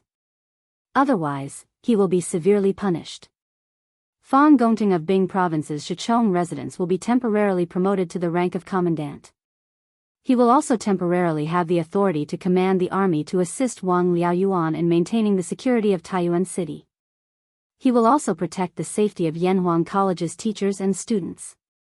The content of the imperial edict was very short. It was so short that it didn't seem like an imperial edict at all. There were no pleasantries or anything difficult to understand. It was more like Li Er was giving orders in front of everyone. Although this was only an imperial edict in the form of a telegram, no one could tell if it was real or fake. Whatever Li Tai said was the truth. However, no one questioned the authenticity of the imperial edict. This was because the person who announced the imperial edict was Li Tai, Li Er's favorite son. It was impossible for Li Tai to lie about this matter. This was because lying about this kind of thing could be easily exposed. Moreover, once exposed, his political career was basically over. Moreover, Li Tai had no reason to lie about this. There was no benefit to lying to him. Your subject, Wang Liaoyuan, obeys the imperial edict. Listening to the imperial edict, Wang Liaoyuan couldn't help but feel relieved that Li Er didn't dismiss him directly. Instead, he wanted him to make up for his mistakes. However, the 7-day deadline made him nervous again. He was afraid that he wouldn't be able to sleep in the next 7 days. Li Tai nodded and said, although this imperial edict came from a telegraph, you don't have to doubt its authenticity. The imperial edict with the imperial seal has already been sent here by the Wang family's carrier pigeons in the capital. It will probably arrive at noon. At that time, granduncle, please pay more attention. The cultivation of carrier pigeons couldn't be done overnight. The imperial court couldn't cultivate a batch of carrier pigeons to cover every province and county in the Tang Empire. Not only the imperial court couldn't do it, but even a 1,000-year-old clan like the Wang family couldn't do it. At present, the Wang family could only cultivate some carrier pigeons to send messages to the ancestral home in Taiyuan. Wang Yu nodded and said, Your Highness, don't worry. Once the Wang family receives the imperial edict, it will be sent here immediately. In addition, when Provincial Governor Wang needs any help in tracking down the assassin, please don't hesitate to ask me. The Wang family will do our best to help. Thank you. Wang Liaoyuan clasped his hands and thanked Wang Yu gratefully. He was a distant collateral descendant of the Wang family, so he didn't receive much help from the Wang family in his official career. Especially after he became the provincial governor of a province, he took the initiative to reduce his contact with the Wang family to avoid suspicion. However, Wang Yu was willing to spare no effort to help him in this matter, which made him very touched. Li Tai said in a clear voice, Good. In that case, I hope that all of you can work together to catch the assassin hiding in the city as soon as possible. The first thing is to interrogate Zhu Zeching and see what we can get out of him. Wang Liaoyuan clasped his hands and said, I will do as you command. I will send people to the Wang family to detain Zhu Zeching in the prison of the government office and immediately interrogate him. We will set up a heavy guard and won't let anything happen to him. Li Tai shook his head and said, There is no need to set up a heavy guard. I think that we shouldn't have too much hope for Zhu Zeching. The reason why the assassin only killed Kang Chang'an and let Zhu Zeching go means that they are not afraid of Zhu Zeching falling into our hands. In other words, Zhu Zeching probably doesn't have the information we want. So, for this person, we just need to interrogate him briefly. At the very least, he should know Kang Chang'an's identity. Let's not waste too much time and energy on this person. Calm and wise. While everyone was clamoring to interrogate Zhu Zeching and try to get information about the assassin from him, Li Tai remained absolutely calm. It had to be said that Li Tai was much calmer than before. the people present were not stupid. After hearing Li Tai's words, they all reacted. Indeed, according to the description of the Wang family's secret guards, after the 3 black-clothed masters killed Kang Chang'an, they had the strength to kill Zhu Zeching as well. But why didn't they do that? The only possibility was that Zhu Zeching was just an abandoned pawn that they had pushed out. An abandoned pawn that was useless and didn't know anything about their identities. Your Highness is right. I am ashamed that I almost fell into their trap. Wang Liaoyuan clasped his hands and said, ashamed. After a pause, he continued, after I transfer Zhu Zeching to the prison, I will personally go to the Bing province camp and pass on the emperor's decree to Fang Zicheng.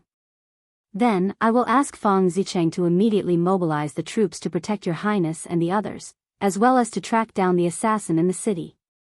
Although Li Tai hadn't stamped the imperial edict of appointment and mobilization of troops, Li Tai had just said that the imperial edict would soon be transported to Taiyuan City. Wang Liaoyuan and Wang Yu had no choice but to believe it. Fang Gongting wouldn't dare to doubt it either, because they had already learned from the mistakes of the past. When Li Zishuan mobilized troops from Taiyuan City to stop Wu Jie, he also mobilized troops in the same way. Therefore, in Wang Liaoyuan's opinion, this imperial edict in the form of a telegram could definitely allow Fang Gongting to mobilize the troops in advance. Good. Let's move out immediately. This time, Li Tai didn't reject Wang Liaoyuan's request to have the provincial government's troops protect the academy. Because by now, he also felt the seriousness of the situation. Your Highness, please excuse us. Wang Liaoyuan and Wang Yu cupped their hands and left. Suddenly, only Li Tai, Iron Egg, and Du Feiying were left in the studio. Li Tai then turned to Iron Egg and said, Iron Egg, you are good at martial arts. Go to Dragon Mountain for me. These men in black are so arrogant and vicious. I'm worried that they will harm Mr. Mo Chui and the others. Immediately lead a group of Imperial Guards to Dragon Mountain Boy Temple. Iron Egg hesitated for a moment, then shook his head and said, No. I have to stay by your side and protect your safety. This is the task my master gave me. Li Zishuan had asked Iron Egg to follow the academy north not because he wanted Iron Egg to contribute to the construction of the telegram relay station, but because Iron Egg's martial arts were the best among the students of the academy. In addition, he had a good relationship with Li Tai, so he was the most suitable person to protect Li Tai. Li Tai heard this and couldn't help but feel speechless. Du Feiying cupped his fists and said, Let me lead the troops to Dragon Mountain. Brother Iron Egg should stay by his Highness's side. Although Du Feiying wanted to stay and look after Du Xian, he didn't forget the mission on his shoulders. Good. Then I'll have to trouble General Feiying. Chapter 1866.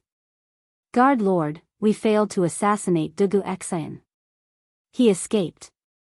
In the heavenly guest room of Tongfu Inn, a man in martial attire lowered his head and bowed slightly. He cupped his fists at the middle-aged man in white standing by the window with a fan in his hand. The middle-aged man remained silent.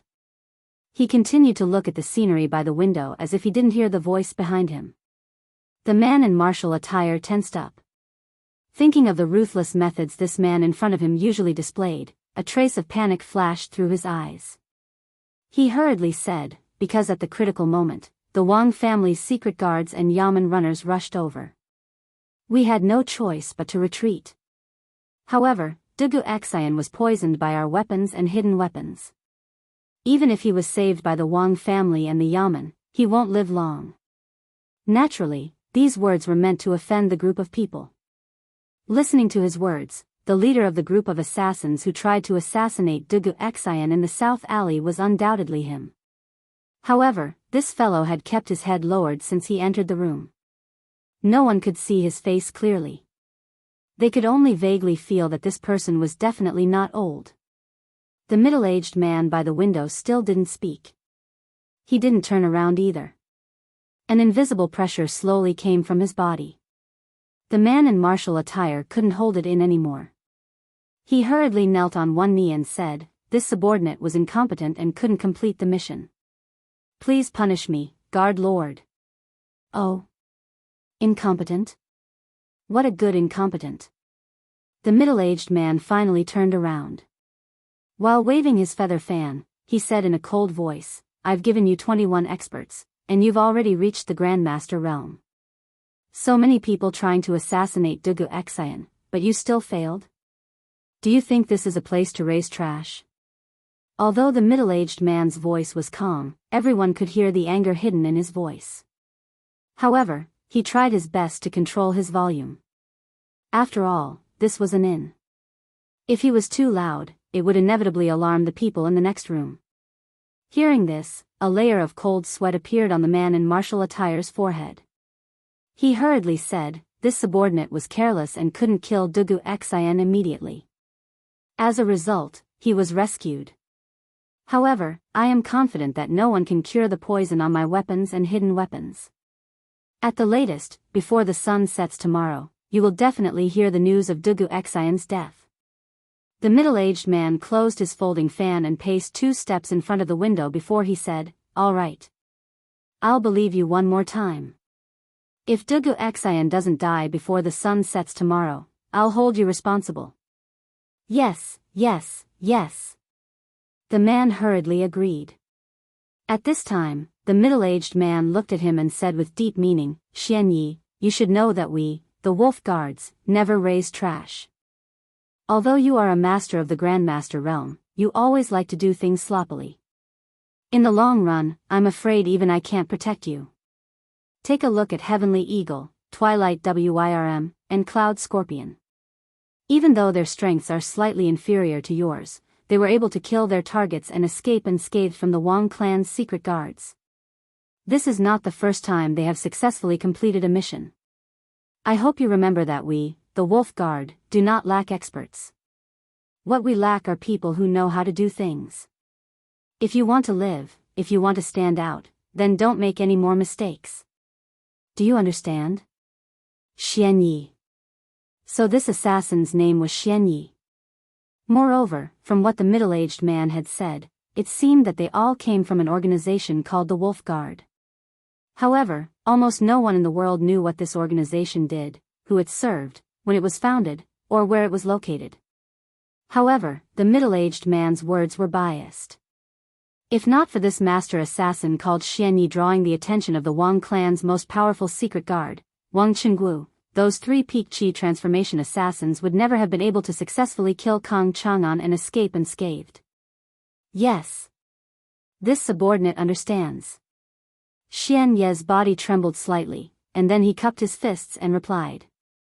Who would have thought that a master martial artist would bow and scrape before a middle-aged scholar who didn't seem to know any martial arts and didn't even have the strength to truss a chicken? If this scene were to spread, who knew what the world would make of this middle-aged scholar's identity? Did you reveal your identities during the assassination? The middle-aged man asked after a moment of silence. Xian Yi didn't immediately answer. He paused for a moment before replying, we did not.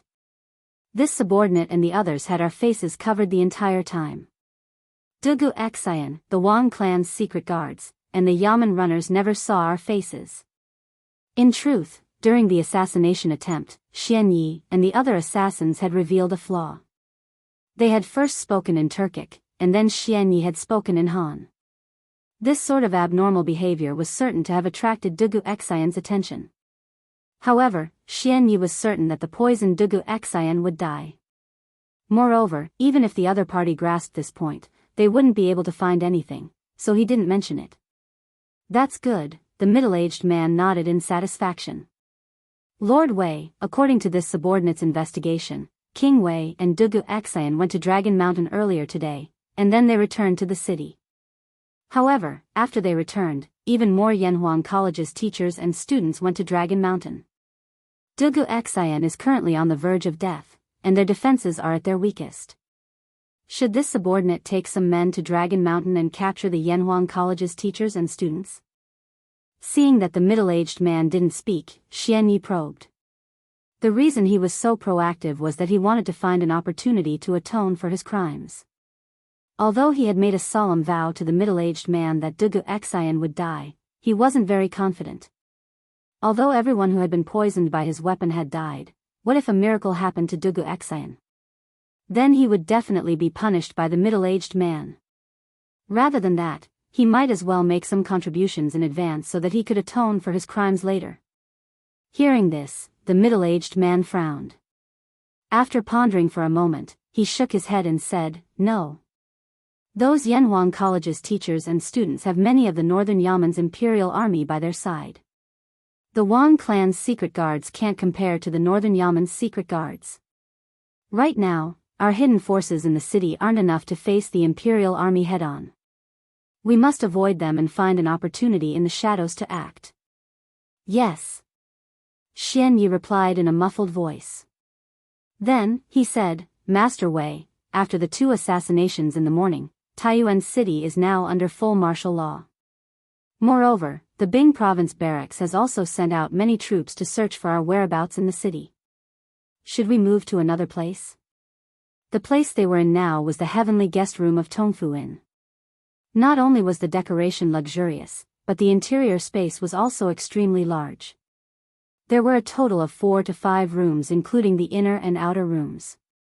It was completely like an independent house. Of course, more importantly, Zhu Xiecheng, who was now detained in prison by the government, used to live in this guest room. Therefore, Xian Yi suggested that they move to another place to stay. Move to another place? Why do we have to move to another place? The middle-aged man chuckled and shook his head. Haven't you heard that the most dangerous place is the safest place? Next, the Wang family and the people from the provincial government will definitely focus on the big houses. Even if they search here, they won't be able to find anything. It had to be said that this guy was really brave. Speaking of which, if a normal person wanted to lurk in Taiyuan City and cause trouble, they would definitely rent a remote house to stay. After all, there were too many people in a place like an inn, not to mention that the guest room he was staying in now had just been occupied by a suspect from the government. Xian Yi didn't try to persuade him again, but he was a little puzzled. "Master Wei, did we make such a big fuss today just to kill Kang Chang'an and Dugu Xan? Now that the whole city is under martial law, it will be very disadvantageous for our next operation." "Humph. Only by stirring up the water will the fish come out and swim. Only then will I know where the fish are and where they are going." The middle-aged man waved his feather fan lightly and smiled confidently. Kang Chang'an's identity is not as simple as it seems. Now that he died in Taiyuan City under the heavy protection of the Wang family's shadow guards, the ones who will have a headache next are the Taiyuan government and the Wang family, not us. And this is just a test of the fish's purpose in coming to Taiyuan City. But there is no need to test them now, someone has already come to tell us the answer. How interesting, it seems that there are some smart ones in this school of fish. These words were very vague, but Xian Yi understood. He asked tentatively, "Master Wei, that Wang, that person, can we trust him? Will he betray us?" The middle-aged man frowned slightly, but after a moment, he smiled faintly. "If he wanted to betray us, he wouldn't have gone through so much trouble. In the end, he and I are the same kind of people who don't want to be trapped in this small Taiyuan city. He is also a smart person. And with him secretly helping us, it will be easier for us to succeed." At this point, the middle-aged man turned to look at Xian Yi and said with a serious face, "Go back now and watch over them. Tell them to bury their weapons properly. Be careful for the next 2 days, don't cause any trouble. I will send a messenger pigeon later and inform the Great Khan of the situation here. I believe that the Great Khan will be interested in this matter. We will hide in the city first and wait for an opportunity to move." Messenger pigeon, the Great Khan. The amount of information hidden in the middle-aged man's words was not small. Just the 3 words Great Khan showed that his allegiance was not to the Central Plains, but to the Great Khan of the Turks, Xieli. Not only could this fellow speak fluent Chinese, but he also knew how to send a messenger pigeon. Obviously, he was a man from the Central Plains. Why would a man from the Central Plains work for the Great Khan of the Turks? And his status in the Turks was not low either. Who was this person? There were too many mysteries in this, waiting for Li Tai and the rest to solve. If they could not solve it, it would be difficult for them to complete their mission. Yes. This subordinate obeys. Xian Yi bowed and was about to leave when the middle-aged man stopped him. Wait. Xian Yi paused, and the middle-aged man said lightly, if there is nothing important in the next 2 days, try not to come here and bother me. Yes. Master Wei. Xian Yi replied and turned to leave. The door creaked open from the inside and then closed from the outside. The room regained its peace, and only the fragrance of tea lingered in the air. Creak. After some time, the door was pushed open from the outside again, and a tall man with eyes as bright and spirited as a nighthawk walked in and ran straight into the room. Master Wei, we just received news that the post house has invited all the famous doctors in the city, including half-immortal Lu from Taiyuan City and Gong Sunliang from Huichun Hall in the north of the city. It is said that the two of them are famous miracle doctors around Taiyuan, and they are only slightly inferior to miracle doctor Sun Simiao. Therefore, this subordinate estimates that Dugu Xian might not die. When he saw the middle-aged man sitting on the couch and sipping tea, the tall man quickly bowed and cupped his fists. All right. I got it. The middle-aged man unhurriedly swallowed the tea in his mouth, then put down the teacup and said lightly, Xian Yi is an idiot. He has good skills, but he can't do anything right. He is far inferior to you 3 brothers. When the tall man heard that, a hint of joy flashed across his eyes. He quickly lowered his head and cupped his fists. Master Wei, you flatter us. It is our honor to serve Master Wei and Khan. We will do our best to serve Master Wei. Good. The middle-aged man nodded in satisfaction and said, Sky Eagle, when this matter is over, I will promote you to be the deputy leader of the Wolf Guards. When I help Khan take over the Central Plains and become the state preceptor, the position of Master Wei will be yours. When that time comes, you will live a life of riches and honor and rest with the country. The tall man was immediately mesmerized by the beautiful future described by the man in front of him, but he came to his senses a moment later and quickly said, Sky Eagle doesn't dare. There will always be only one Master Wei of the Wolf Guards. Sky Eagle doesn't dare to overstep. The middle-aged man's eyes showed a hint of admiration. He smiled and said, All right. You can leave now. While you're at it, tell Xian Yi this news and let him receive 30 lashes. Tell him that he failed this mission and couldn't kill Dugu Xian. I will let him live for now. If he fails again next time, he won't be so lucky. Actually, it didn't matter to him whether Dugu Xian died or not. What was important was to kill Kong Chang'an. However, it was a good choice for him to use this as a warning to his subordinates. Yes. Master Wei. The tall man's lips curled slightly, then he cupped his fists and left. What? There was an assassin in Taiyuan City, and Dugu Xian was injured? In the west court of the Imperial Palace, Li Er was in a dilemma for a long time. He first let Empress Zhongsun mentally prepare herself before telling her the information he had just received. When Empress Zhongsun heard this, her heart jumped to her throat. She suddenly stood up and said with a face full of shock, Doesn't that mean that Qin Ke is now in great danger in Taiyuan City? At this moment, Empress Zhongsun almost fainted from fright. In her mind, she couldn't help but think of that dream again. That dream was so real that it made her want to suffocate. Although she tried her best to change it, the reality was developing step by step towards that dream. She could only watch from the side and was powerless to do anything. Chapter 1867. Maid Guanyin, don't panic.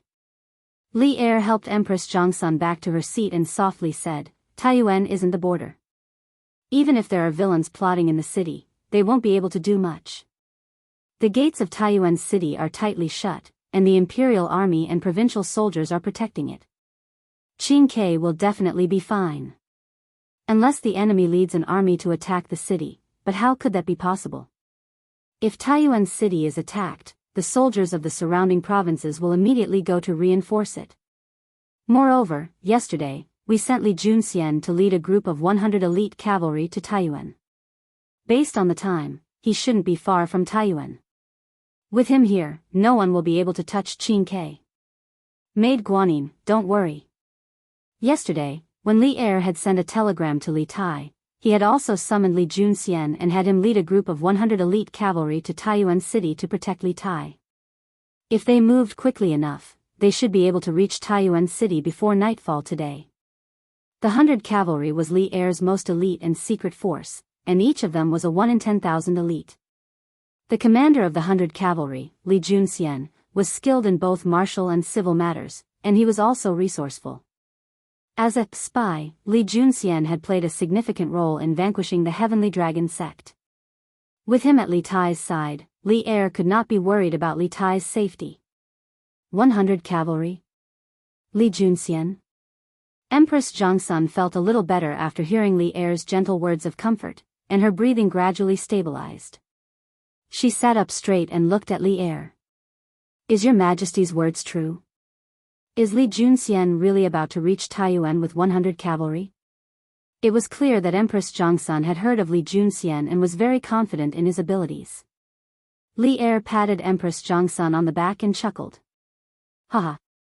How could this be false? Besides, when have we ever lied to you? Just relax and don't let your imagination run wild.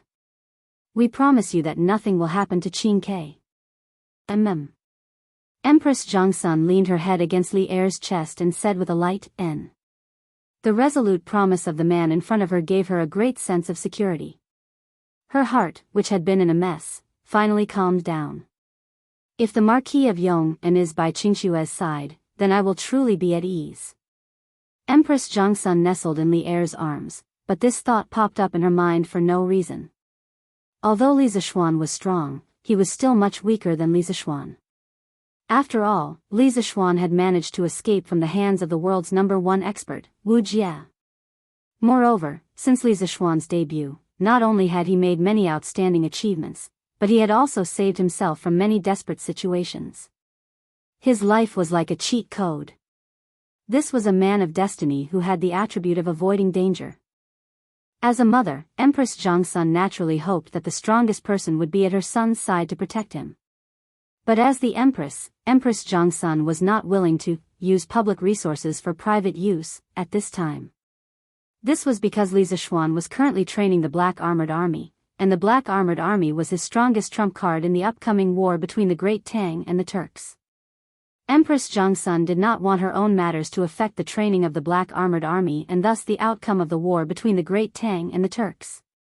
Thus, although this was what she thought, Empress Zhongsun did not speak to Li Er.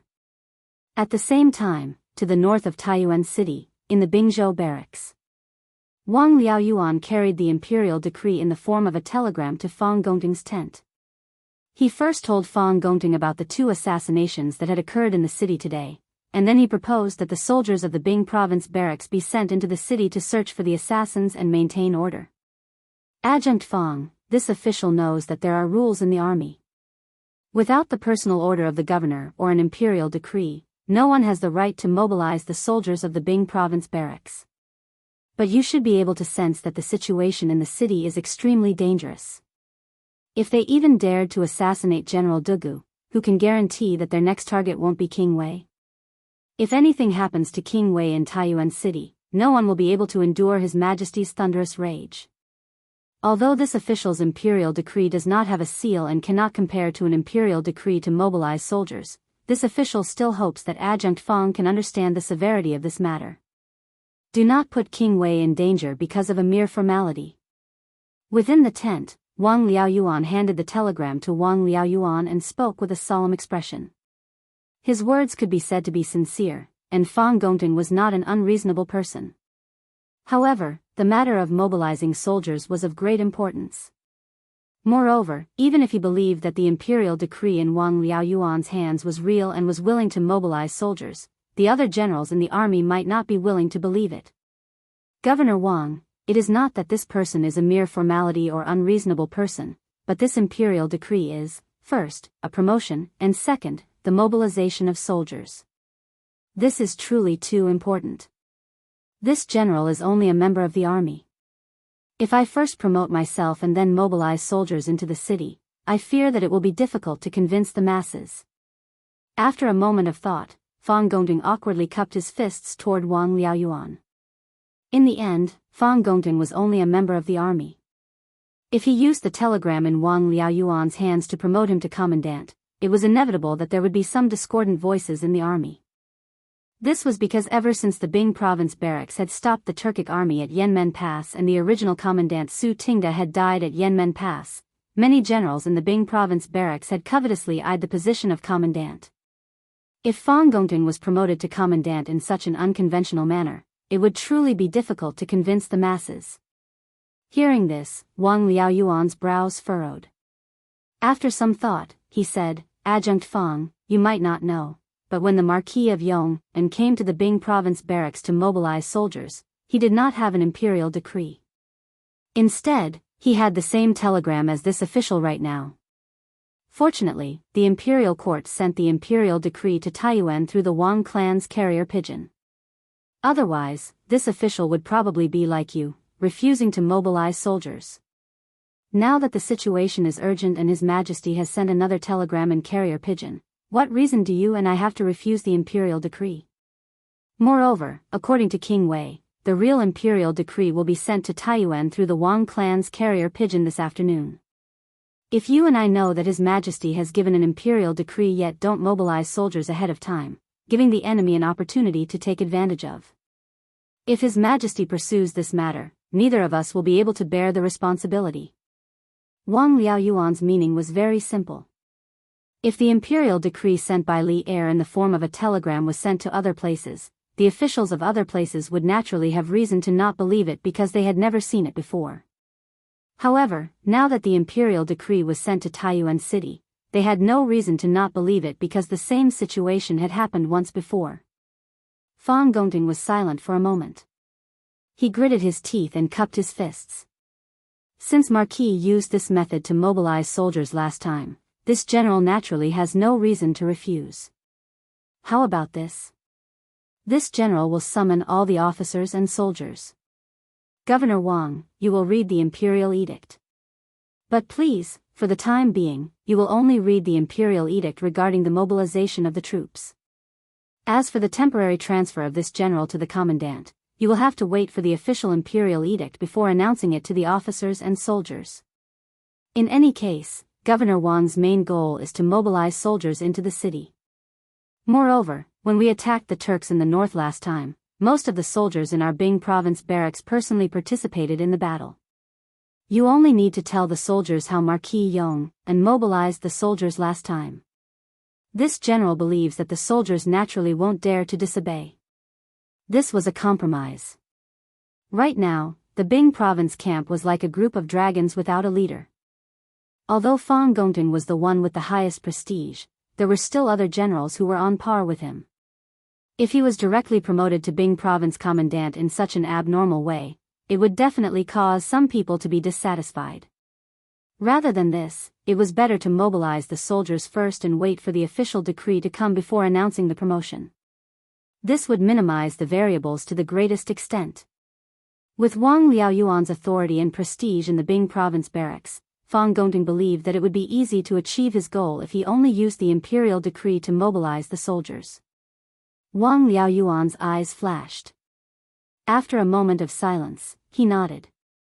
Good. Then I'll have to trouble Governor Fang. Fang Gongting was right. His purpose in coming to the barracks was to mobilize the soldiers. As for the power struggle in the army, he wasn't interested and didn't dare to be interested.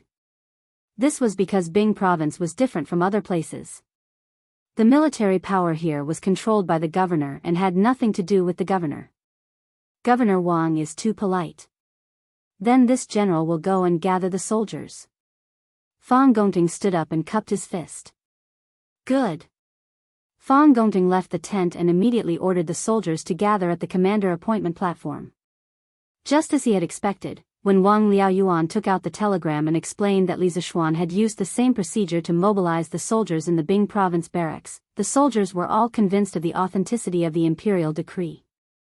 This was especially true for those soldiers who had accompanied Li Zishuan in stopping Wu Jie and the Turkic wolf cavalry.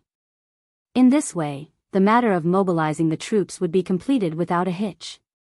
At 9:15 in the morning, 10,000 soldiers filed out of the Bing province barracks.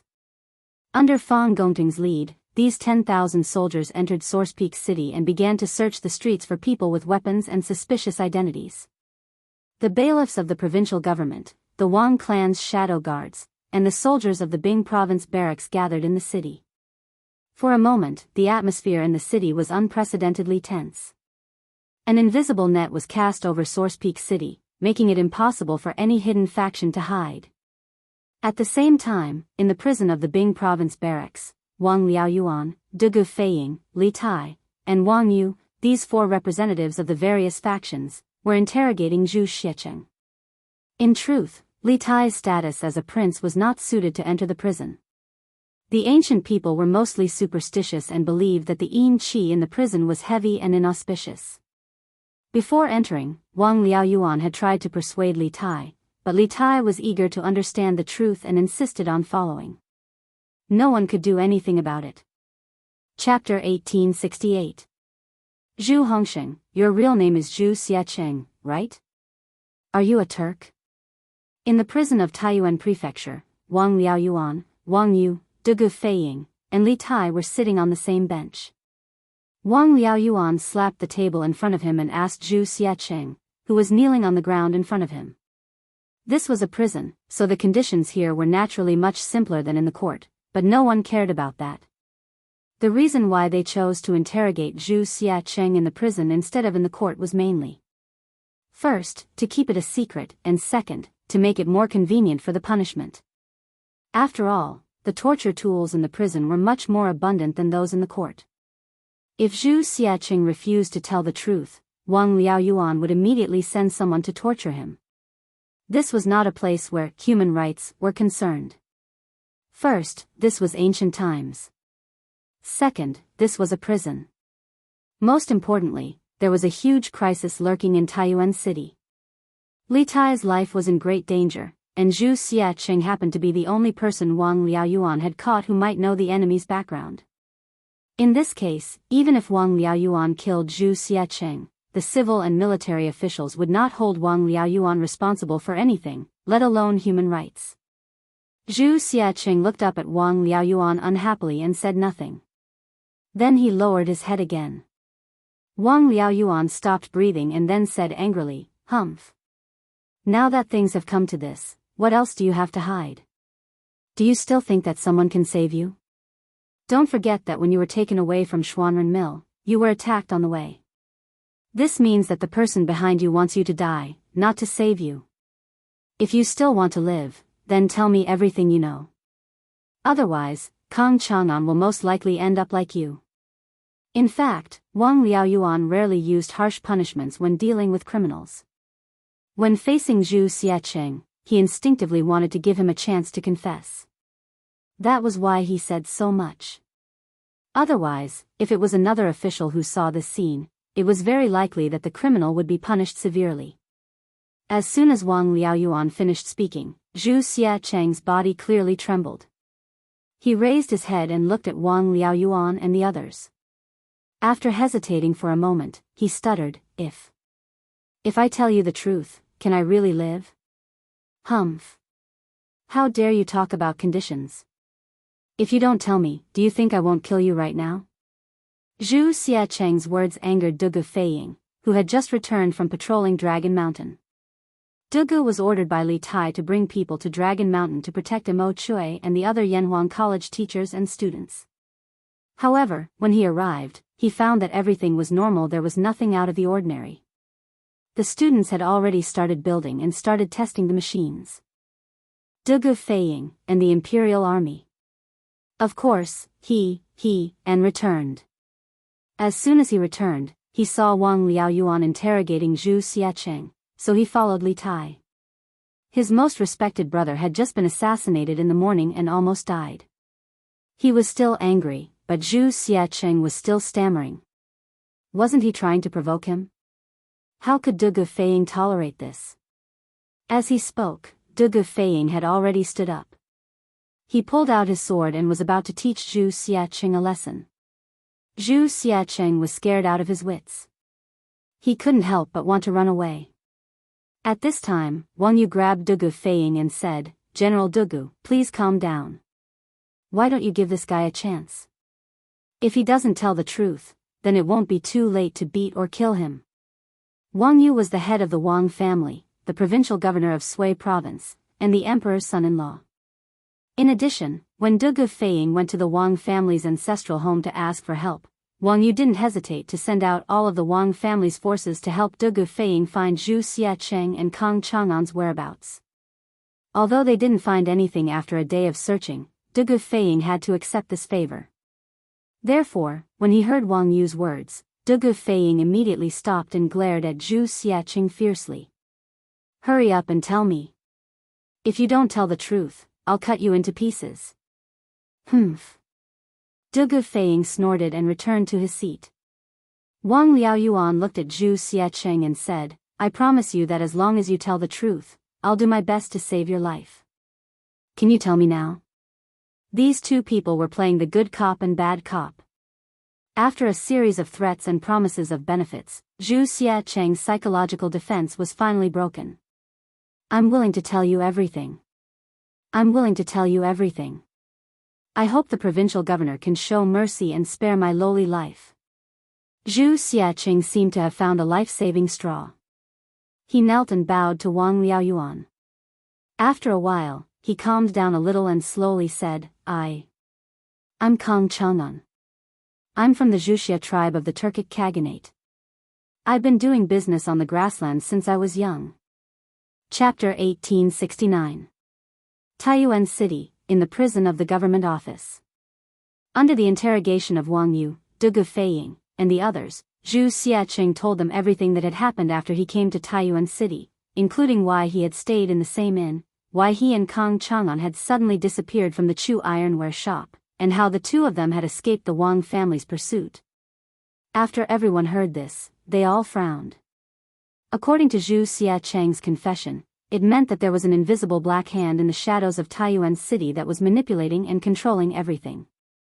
Moreover, this black hand could be said to be omnipotent. Who is the owner of the house you hid in Xuanren Market? Why was there no one in the house other than the two of you when the Wang family's guards went there? After a long silence, Wang Yu couldn't help but ask. Since he had told them almost everything, Zhu Xiacheng was no longer afraid of the revenge of the mysterious person behind the scenes, so he simply confessed everything, replying to Sir, after Boss Kong and I arrived there according to the mysterious person's instructions yesterday, we found that there was no one living in the house. At that time, the two of us thought that the mysterious person in the temple was lying to us, but at that time, the whole city was chasing us, and we had no other place to stay, so we could only go to the backyard suspiciously. We didn't expect that there really was a cellar in the backyard. After we hid in the cellar, we thought that no one would send us food. At night, Boss Kong and I were so hungry that we had no choice but to crawl out of the cellar to look for food. Unexpectedly, at the cellar's exit, we found a food box full of good wine and good food. Obviously, someone deliberately sent it here. Boss Kong and I both felt that the mysterious person didn't lie to us, so the two of us hid in the cellar with peace of mind. Anyway, that place was hidden, and the most important thing was that every meal was sent to the cellar's entrance. We planned to stay in the cellar until Taiyuan City returned to normal, then escape from Taiyuan City. In other words, you haven't seen the owner of this house? And you haven't seen the person who sent you food? Hearing this, Wang Yu couldn't help but frown. No. No. Zhu Xiacheng quickly shook his head and said, we planned to climb out of the cellar today and wait for the people who brought us food so that we could thank them in person. However, instead of the people who brought us food, the people who caught us came. You know what happened after that. This guy spoke fluently, and his gaze was not evasive at all. Obviously, he was telling the truth. Wang Yu turned his gaze to Wang Liaoyuan. Wang Liaoyuan understood and explained, this official has already sent people to investigate. The original owner of this house was called Shi Dongyang. He was a grain merchant. However, this person went south to buy grain a year ago. On the way, he encountered bandits and died. Shi Dongyang has no children, nor does he have a wife, so this house has been abandoned since last year. When Wang Yu heard this, a look of disappointment appeared on his face. With this lead was broken again. Speaking of which, he had planned to investigate the owner of this house and obtain some information about the mastermind behind the scenes. Looking at it now, his plan was definitely ruined again. Since this house has been abandoned for a long time, how were you two found by the Wang family's guards? It was rare for Dugu Feiying to be intelligent. He looked at Zhu Xiacheng and asked a very important question. Chapter 1870. I just went back and checked. The reason why Bai Qing was able to find Zhu Xiacheng hiding in Xuanren Square was not because of himself. Someone sent him a note through a feather arrow when he was patrolling in the south of the city this morning. The content of the note was the person the Wang family is chasing is hiding in the basement of the backyard of the fifth house in the east of Xuanren Square. Bai Qing followed the note and went to the backyard of the fifth house in the east of the Xuanren Square. As expected, he found Zhu Xiacheng and Kang Chang'an. But in order to take the credit for himself, he lied and said that he found Zhu Xiacheng and Kang Chang'an by himself. That's why I was fooled by him. After the interrogation of Zhu Xiacheng, Wang Liaoyuan, Dugu Feiying, and Li Tai were sitting in the back hall of the government office. They were all at a loss. At this time, Wang Yu came in with a sullen face. He cupped his hands and said to the three people in the room. Judging from his tone, it was likely that after he returned to the Wang family alone, the Wang family must have been in a state of chaos. As for the instigator, Bai Qing, he would definitely not have a good ending. He would most likely suffer some physical pain. Is there such a thing? Wang Liaoyuan was slightly surprised, but then he felt that it was inappropriate to say that. It seemed like he was rubbing salt on Wang Yu's wound, so he quickly changed the topic and said, So, someone deliberately let us know about Zhu Zecheng and Kang Chang'an's news. Who could it be? Everyone in the room was stumped by this question. Wang Yu, Dugu Feiying, and Li Tai all frowned and thought about the connection between these clues. At this moment, a person quickly walked in. He bowed to Wang Liaoyuan and said, My lord, I've brought people to the Chu family ironware shop. We've searched the entire place. Other than the weapons that are usually displayed for sale, we didn't find a large number of weapons in the warehouse. The person was Constable Feng from the provincial government office. After the interrogation of Zhu Xiacheng, Wang Liaoyuan ordered Constable Feng to go to the Chuji ironware shop to do a more detailed search. Now that this case was related to the smuggling of weapons to the Turks, he had to find out the whereabouts of these weapons no matter what. This way, he could give the imperial court an explanation. No weapons? Okay. This official understands. You may leave first. Wang Liaoyuan frowned slightly and asked Constable Feng to leave. He stroked his beard and said, It seems that Kang Chang'an has already handed over the weapons to the mysterious person behind the scenes. But how is that possible? In Wang Liaoyuan's subconscious mind, since the mysterious person was so cautious, he must have controlled Zhu Xiacheng, Kang Chang'an, and the others to do things for him from afar. Therefore, he naturally thought that Kang Chang'an couldn't have given the weapons to the mysterious person in such a short time. Li Tai said, What's impossible about that? Perhaps the mysterious person behind the scenes is also in Source Peak City right now. Li Tai said something that no one dared to think about. Everyone was shocked. Wang Liaoyuan's hand shook and almost pulled his beard off. He couldn't believe it and said, What? The mysterious man behind the scenes is in Taiyuan now? How is this possible? Wang Yu had always been calm. After thinking for a while, he said, Your Highness' guess seems impossible, but it is the most reasonable explanation for the sudden disappearance of the weapons from the Chu ironware shop. If I were the person behind the scenes, would probably choose to stay in Source Peak City right now. Not only would it be easier for him to command his subordinates to do things here, but the most dangerous place is also the safest place. In Source Peak City, Zhu Xiacheng and Kang Chang'an are covering for him on the surface while he himself is watching from the shadows. It will only be safer. The most dangerous place is also the safest place.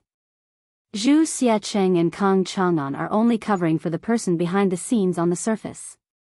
Everyone's eyes lit up when they heard Wang Yu's words.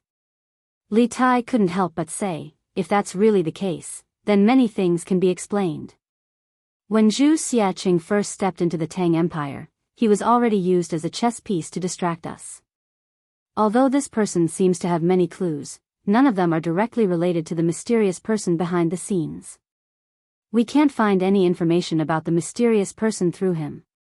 Therefore, there is no risk to the mysterious person behind the scenes by using this kind of person to distract himself. 2 days ago, General Fei Ying brought people to Source Peak City to investigate the hidden dangers in the city in advance. He quickly noticed the suspicious Zhu Xiaqing, which means that the mysterious person's plan was successful. At that time, because of Zhu Xiaqing and Kang Chang'an, Source Peak City was in turmoil. However, after Dugu Xian and I entered the city, General Dugu Xian ordered the Imperial Army to focus on protecting the people from the academy and ignore the whereabouts of Zhu Xiaqing and Kang Chang'an. As a result, the plan of the mysterious person behind the scenes was completely ruined.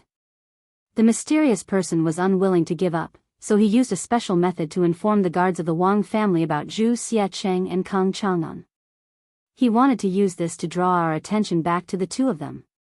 At that time, the two of them had already become the abandoned pawns of the mysterious person behind the scenes. However, it was possible that Kang Chang'an knew the identity of the mysterious person behind the scenes, so he was intercepted and killed on the way back to the Wang family. Zhu Xiaqing is just an abandoned pawn who knows everything but knows nothing at the same time. The other party probably gave this guy to us for free just to attract our attention and waste our time. Li Tai relied on the clues he possessed to his heart's content and let his imagination run wild. Needless to say, these thoughts of his seemed to be unconstrained, but when one thought about it carefully, it was actually completely reasonable. Everyone couldn't help but feel a chill run down their spines when they heard this. Because if the matter was really as Li Tai guessed, then the scheming of this mysterious person behind the scenes was so deep, his methods were so secretive, and he was so cunning that it simply caused one to shudder with fear. They had fallen into the trap set by the mysterious person from the very beginning. Your Highness, what you said is reasonable, but also creepy. If this is the case, then haven't we all fallen into the mysterious person's trap? Wang Yu frowned and said worriedly. Wang Liaoyuan said in a low voice, the mysterious person behind the scenes is so cunning. We must catch him as soon as possible. Otherwise, the consequences will be unimaginable. Dugu Feiying said with a troubled look, but now that Kang Chang'an is dead, our only clue is gone. How can we find the mysterious person behind the scenes? Chapter 1871. The 9 families of Zhaowu referred to the Sweets and their descendants who came to the Central Plains from China during the Northern and Southern dynasties, the Sui dynasty, and the Tang dynasty. Their kings all had the surname Zhaowu. The 9 families of Zhaowu were originally from the Yu family. At the beginning of the Han dynasty, the Xiongnu destroyed the Yuezhi and forced them to move west. The Yuezhi tribe, which used to live in Zhaowu, Gansu, as their old home, fled west and entered the Sut region of Central Asia.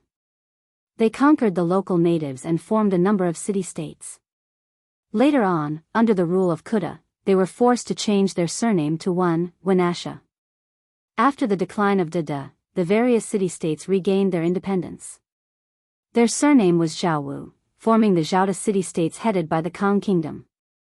Among them were An, Chao, Shi, Mi, He, Shi, Mu, Bai, and so on. They were collectively known as the 9 surnames of Zhaowu.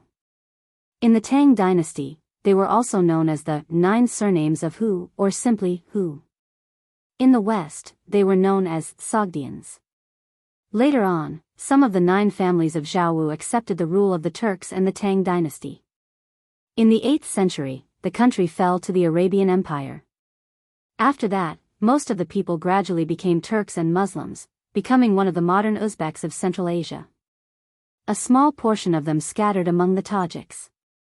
Although the 9 families of Zhaowu were far weaker than the Turks in terms of fighting ability, their business attribute was much higher than that of any nomadic people in the north.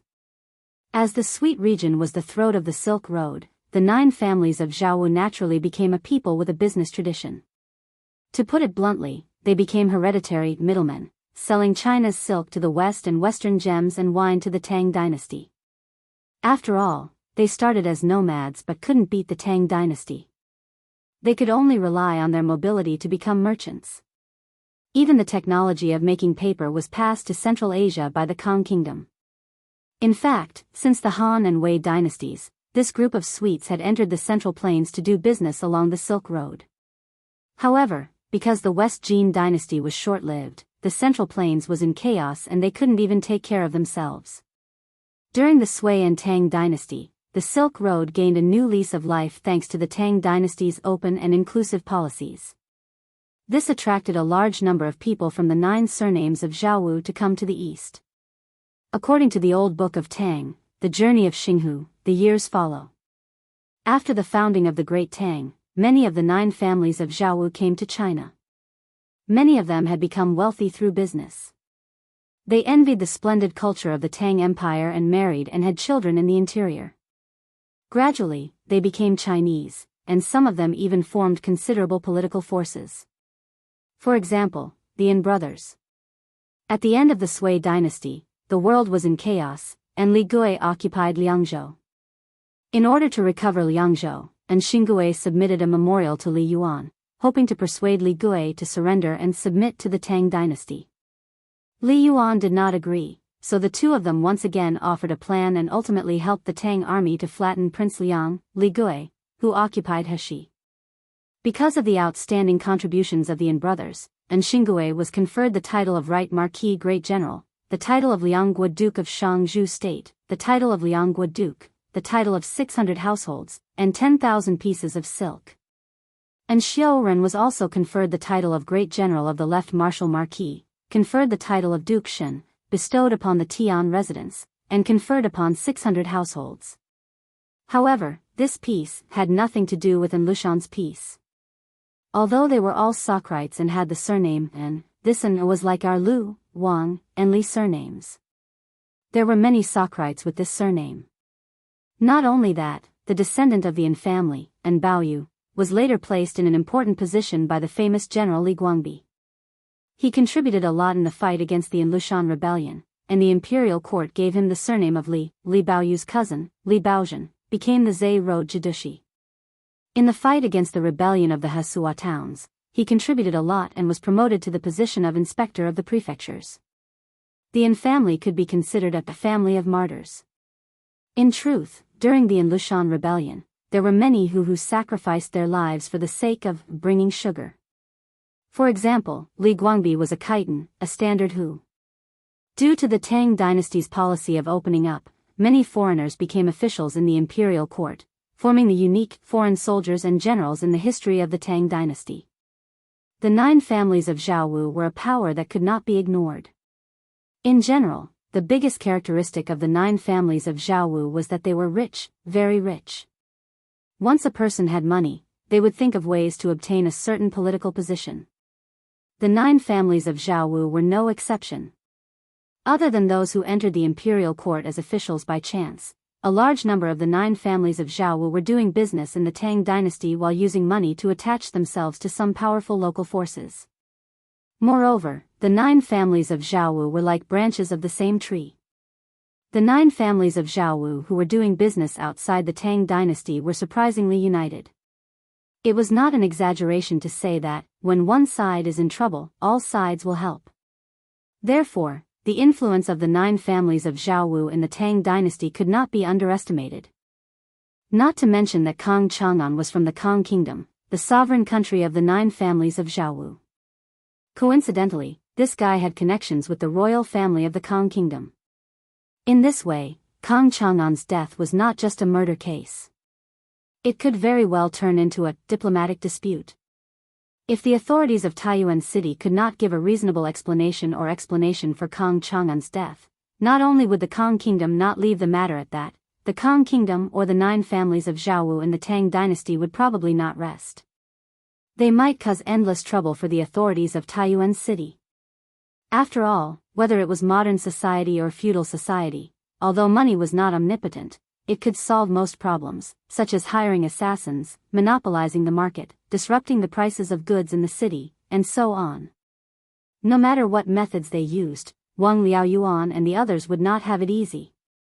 When a group of people was extremely wealthy, even if they didn't have any official position, the influence they had was incomparable to that of ordinary people. Kang Chang'an and Kang Chu were the same. But was the Tang dynasty afraid of the 9 families of Zhaowu? Obviously not.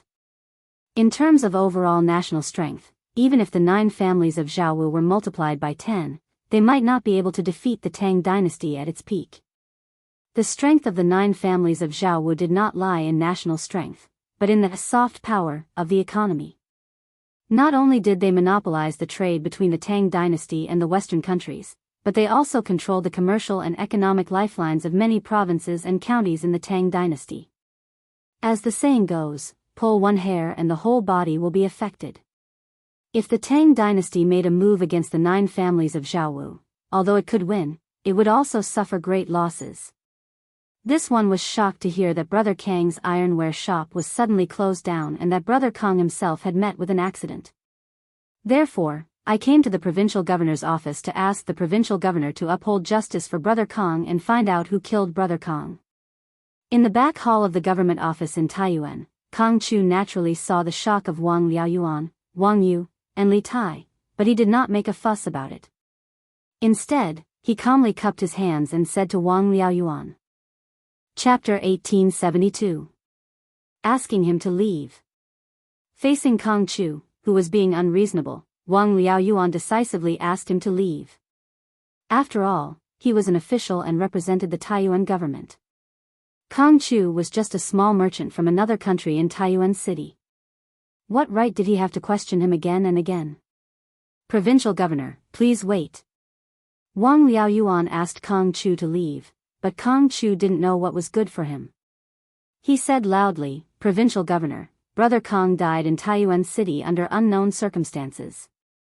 I sincerely hope that provincial governor can allow me to participate in the investigation. On one hand, I can answer to my king. On the other hand, I have many capable people under my command that can help provincial governor solve the case and catch the murderer.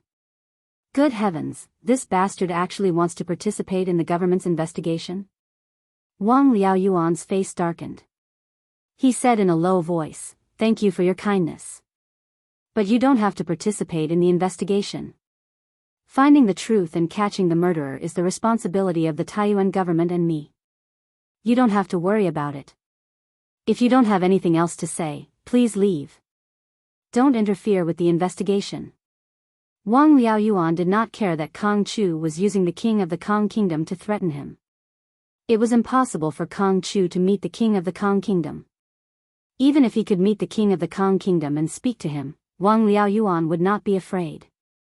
That was because the most important thing for the entire Taiyuan officialdom was to eliminate all hidden dangers in the city that were harmful to Li Tai so as to ensure his safety.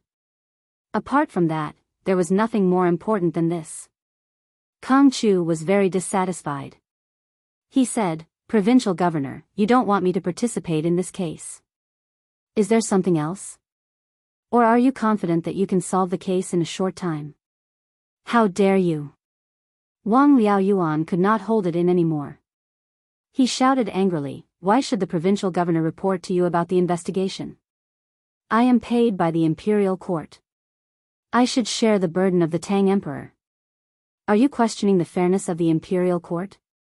Even if the king of the Kang kingdom was here, he wouldn't dare to say such nonsense. If you continue to cause trouble here, this official will definitely charge you with the crime of disrupting the investigation. There was a saying that a weak country had no diplomacy, and Wang Liaoyuan's words were a perfect example. The Tang Empire and the Turkic Empire were both extremely powerful countries in Asia. Although the Kang Empire was good at economics and had strong, soft power, its comprehensive national strength was still less than 1/10 of the Tang Empire's. Therefore, Wang Liaoyuan's words were quite forceful. Kang Chu was embarrassed by Wang Liaoyuan's scolding. He bowed and said, Then I request to leave the city. I want to return to Kang country and tell Brother Kang's family about this bad news. Please allow me. Currently, the 4 city gates of Taiyuan were already sealed, which was why he had made such a request. Otherwise, he would have already left the city. Wang Liaoyuan frowned and refused, No. Right now, this official has ordered the city guards to seal the city gates and search for the whereabouts of the assassin who tried to assassinate Kang Chang'an. Before the assassin is caught, no one is allowed to leave the city. If you want to leave Taiyuan, you'd better wait patiently in the city for a few days. Kang Chu said with an ugly face, Brother Kang and I are best friends. Now, I just want to leave the city and return to Kang country to tell Brother Kang's family about the bad news of Brother Kang's death. Why is provincial governor stopping me? Could it be that the provincial governor suspects that I am also an assassin? Chapter 1873. All right. County Magistrate He. I have already sent out everything that you wanted to report to my husband. Lantian County, Yong and Marquis Manor, Main Hall. Han Yushi, Li Jingma, Madam Li, and County Magistrate He were all in the hall. However, Han Yushi was sitting at the table at the head of the hall, and in front of her was a large box. At this moment, Han Yushi stood up and spoke to County Magistrate He. This was the imperial edict that had been sent out this morning. Just as all the officials of Lantian County were in a dilemma and were at their wits' end, County Magistrate He personally visited the Marquis' manor and requested Han Yushi to inform Li Zishuan, who was in the military camp, of the current situation in the county office through the telegraph. Han Yushi was, after all, a married woman. Although the Tang dynasty was liberal, it wasn't liberal to the point of allowing men outside to meet their wives alone.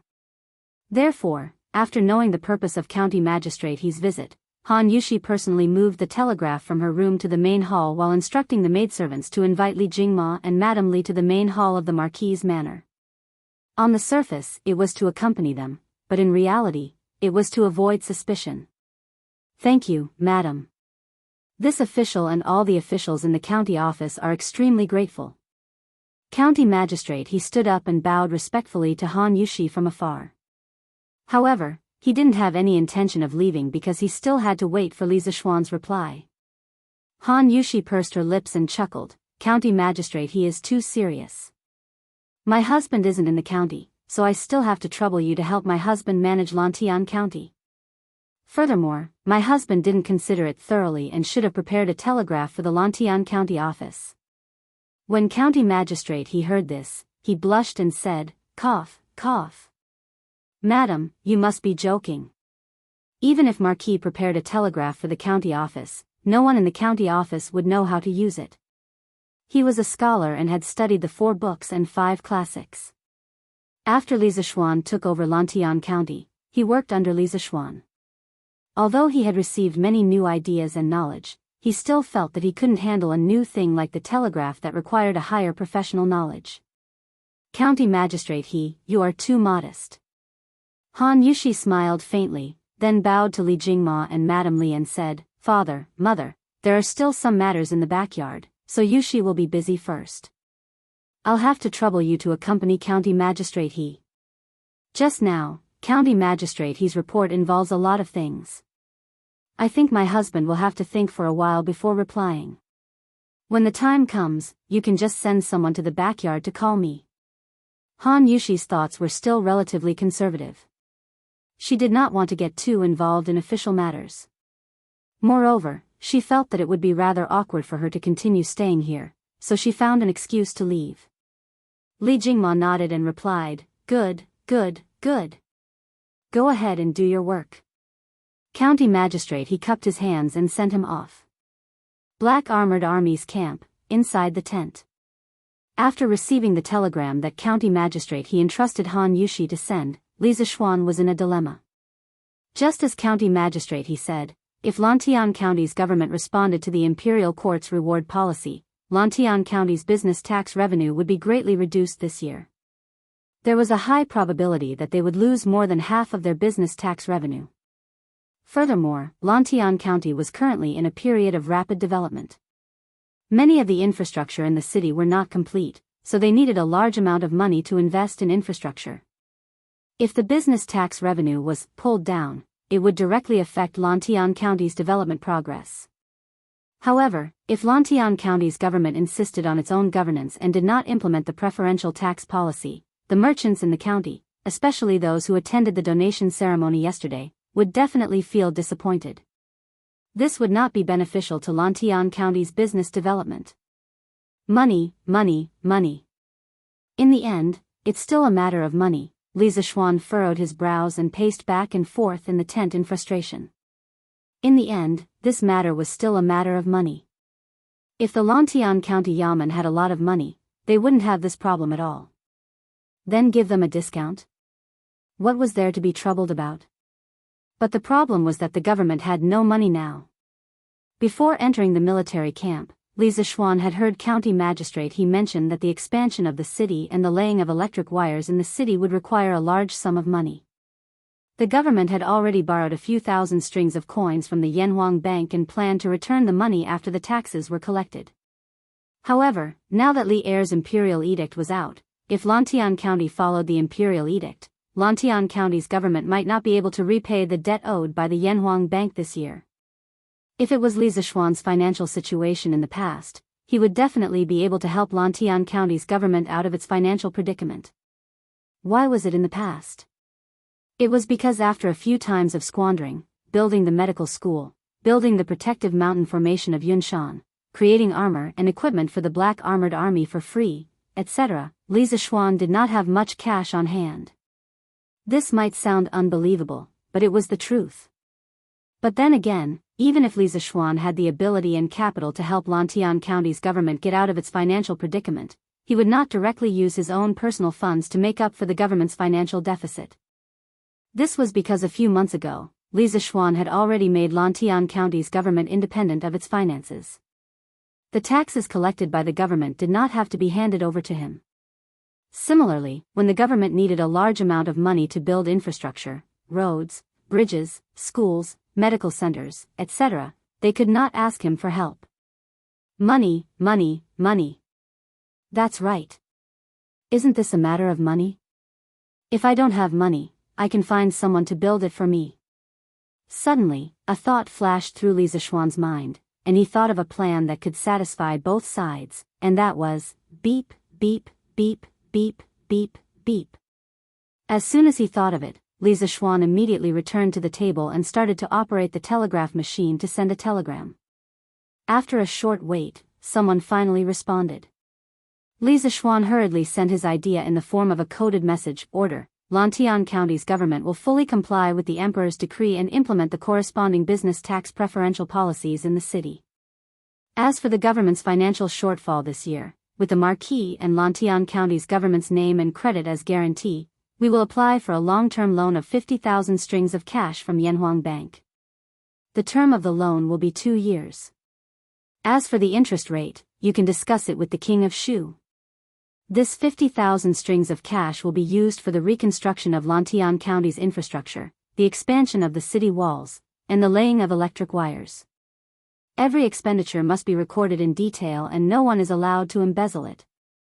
When the reconstruction of the city is completed and the business environment is greatly improved, I believe that Lantian County's business will become even more prosperous. When that time comes, a mere 50,000 strings of cash will definitely be paid off in less than 2 years. This last paragraph was mainly to dispel County Magistrate He's concerns. Otherwise, with County Magistrate He's cautious personality, he would definitely not dare to borrow such a large sum of money from Yanhuang Bank. That's right, Li Zishuan was planning to follow the path of rapid development in most modern cities. That was, the government would invest heavily in infrastructure. On one hand, it would expand domestic demand, because infrastructure required the support of many upstream and downstream industrial chains, as well as many workers. On the other hand, it would improve the city's infrastructure. In fact, it was mainly the transportation facilities that would drive the development of various industries in the city. Chapter 1874. Marquis has ordered us to follow His Majesty's decree and implement preferential business tax policies in Lantian County. As for the county government's financial shortfall this year, we will use the name and credit of Marquis and Lantian County government as a guarantee to apply for a long-term loan of 50,000 strings of cash from Yanhuang Bank. The loan period is 2 years. After receiving Li Zishuan's reply and instructions from the telegraph, County Magistrate he did not dare to delay any further. He immediately left the Marquis mansion and returned to the county government. He gathered County Deputy Meng, Registrar Zhang, County Officer Wang and the rest to the back hall of the county government and announced Li Zishuan's decision on the spot. After he finished speaking, the officials in the room were all shocked. County Deputy Meng even exclaimed, "Borrow 50,000 strings of cash. So much money, when will our county government be able to pay it back?" Registrar Zhang could not help but say, "Isn't 50,000 strings of cash a little too much? Our county government has already borrowed 7,000 to 8,000 strings of cash from Yanhuang Bank. I feel that if we borrow 30,000 strings of cash at most, it will be enough to support the county government through the major projects in front of us. Furthermore, we are borrowing so much at once for such a long time. Yanhuang Bank may not be willing to lend it to us." County Officer Wang also deeply agreed. He even added, "Even if Yanhuang Bank is willing to lend it, the interest rate will definitely not be low. 50,000 strings of cash for 2 years, including the interest. How much money do we have to pay back to Yanhuang Bank?" If it were not for Li Zishuan's strong character, County Officer Wang would have suspected that Li Zishuan made this decision on purpose to help Yanhuang Bank get business. Although Yanhuang Bank was already under the control of the Tang Imperial Court, Li Zishuan, the founder, still had a lot of shares in it. Faced with Li Zishuan's decision, all the officials in the county government, except for County Magistrate He, had almost the same reaction. It had to be said that as people in the government, County Deputy Meng and the rest had a really low mentality. If this was in modern times, who would be worried about borrowing too much money from the bank and not being able to pay it back? They were worried that the borrowed money was not enough to complete the infrastructure projects in the city. As for not being able to pay back the money, it was impossible. It was endorsed by the official credibility. Seeing that everyone was against it, even though Wang Liaoyuan had the same opinion as them in the beginning, he still tried to persuade them.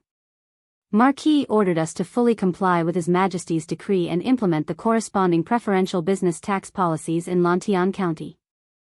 As for the County Yamen's financial shortfall this year, with the name and credit of Marquis and the Lantian County Yamen as a guarantee, we will apply for a long-term loan of 50,000 strings of cash from Yanhuang Bank for 2 years. After receiving Li Zishuan's reply and instructions from the telegraph, County Magistrate He didn't dare delay any further. He immediately left the Marquis of Yong'an's manor and returned to the County Yamen. He gathered County Deputy Meng, Registrar Zhang, County Lieutenant Wang, and the others to the back hall of the County Yamen and announced Li Zishuan's decision on the spot. As soon as he finished, the officials in the room were all shocked. County Deputy Meng even exclaimed, "Borrow 50,000 strings of cash. When will our County Yamen be able to repay such a huge sum of money?" Registrar Zhang also couldn't help but say, "Isn't 50,000 strings of cash a little too much? Our County Yamen has already borrowed 7,000 to 8,000 strings of cash from Yanhuang Bank. I feel that if we borrow 30,000 strings of cash at most, it will be enough to help the County Yamen through the major projects in front of us. Furthermore, we are borrowing so much at once for such a long time. Yanhuang Bank may not be willing to lend it to us." County Lieutenant Wang also agreed. He even added, "Even if Yanhuang Bank is willing to lend it, the interest rate won't be low. If we borrow 50,000 strings of cash for 2 years, with the interest, how much money do we have to repay Yanhuang Bank?" If it weren't for Li Zishuan's tough character, County Lieutenant Wang would have suspected that Li Zishuan made this decision on purpose to get business for Yanhuang Bank. Although Yanhuang Bank was controlled by the Imperial Court of Tang Empire, Li Zishuan, the founder, still had a lot of shares in it. Faced with Li Zishuan's decision, all the officials in the County Yamen, except for County Magistrate He, had almost the same reaction. It had to be said that as people in the government, County Deputy Meng and the other officials' thoughts were really low. If this was in modern times, who would worry about borrowing too much money from the bank and not being able to repay it? They were all worried that the borrowed money was not enough to complete the infrastructure projects in the city. As for not being able to repay the money, it was impossible. They had the government's credibility as their endorsement. Seeing that everyone was unanimously against it, although Wang Liaoyuan had the same opinion as them at the beginning, he still advised. Marquis ordered us to fully comply with the Emperor's decree and implement the corresponding business tax preferential policies in Lantian County. As for the County Yamen's financial gap this year, with the name and credibility of Marquis and Lantian County Yamen as a guarantee, we will apply for a long-term loan of 50,000 strings of cash from Yanhuang Bank. The loan period is 2 years. After receiving Li Zishuan's reply and instructions from the telegraph, county magistrate, he didn't dare to delay any further. He immediately left Marquis Mansion and returned to the county Yamen. He gathered County Deputy Meng, County Lieutenant Wang, and the others again in the back hall of the county Yamen and announced Li Zishuan's decision on the spot. After he finished, the officials in the room were all shocked. County Deputy Meng even exclaimed, "Borrow 50,000 strings of cash. When will our county Yamen be able to pay back so much money?" County Lieutenant Zhang also couldn't help but say, "Isn't 50,000 strings of cash a little too much?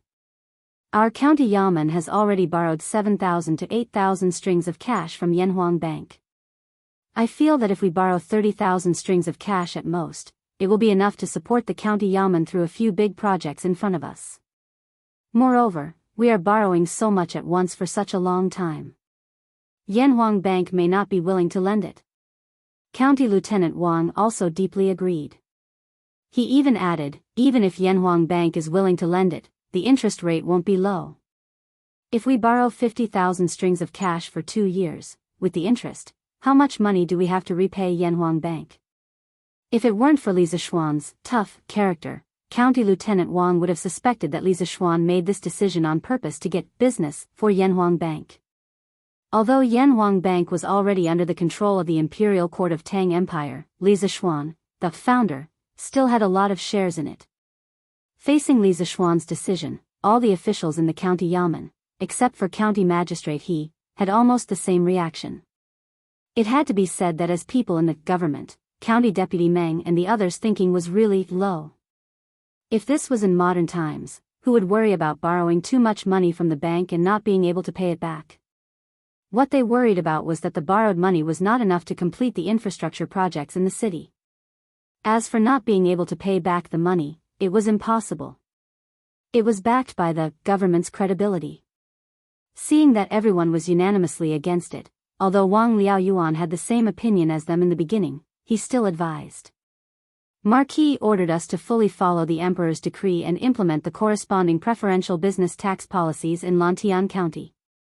As for the county Yamen's financial shortfall this year, with the name and credibility of Marquis and Lantian County Yamen as guarantee, we will apply for a long-term loan of 50,000 strings of cash from Yanhuang Bank. The loan period is 2 years. After receiving Li Zishuan's reply and instructions from the telegraph, county magistrate He didn't dare to delay any further. He immediately left Marquis Mansion and returned to the county Yamen. He gathered County Deputy Meng, County Lieutenant Wang, and the others in the back hall of the county Yamen and announced Li Zishuan's decision on the spot. As soon as he finished, the officials in the room were shocked. County Deputy Meng even exclaimed, "Borrow 50,000 strings of cash. So much money, when can our county Yamen pay it back?" County Lieutenant Zhang also couldn't help but say, "Isn't 50,000 strings of cash a little too much?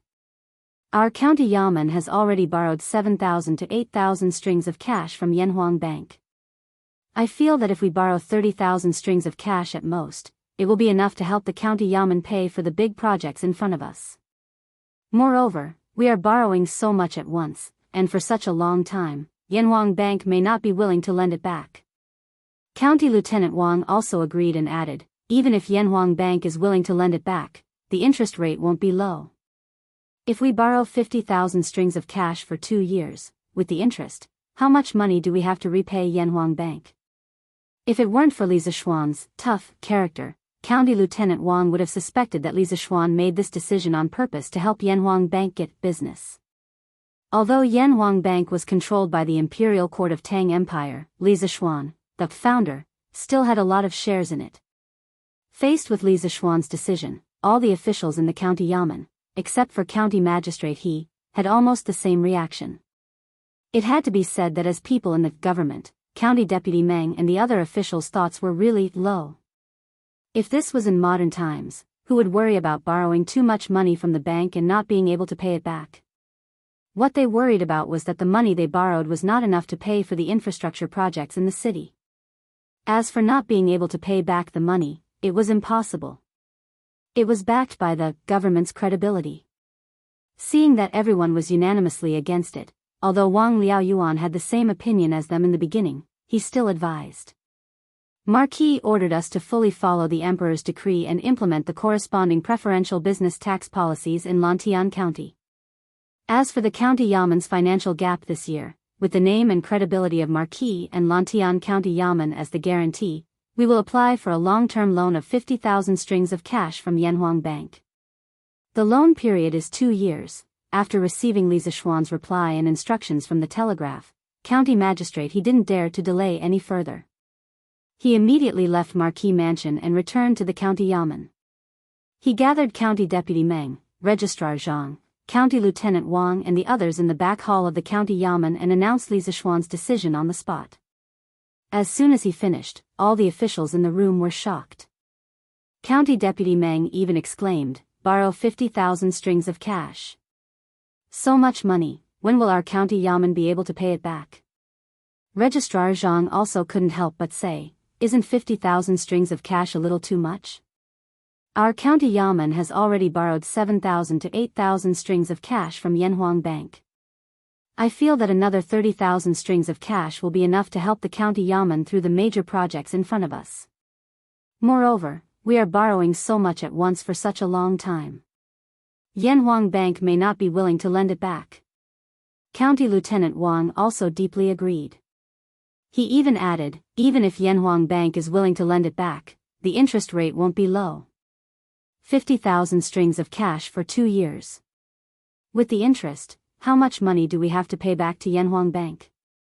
If it weren't for Li Zishuan's tough character, County Lieutenant Wang would have suspected that Li Zishuan made this decision on purpose to help Yanhuang Bank get business.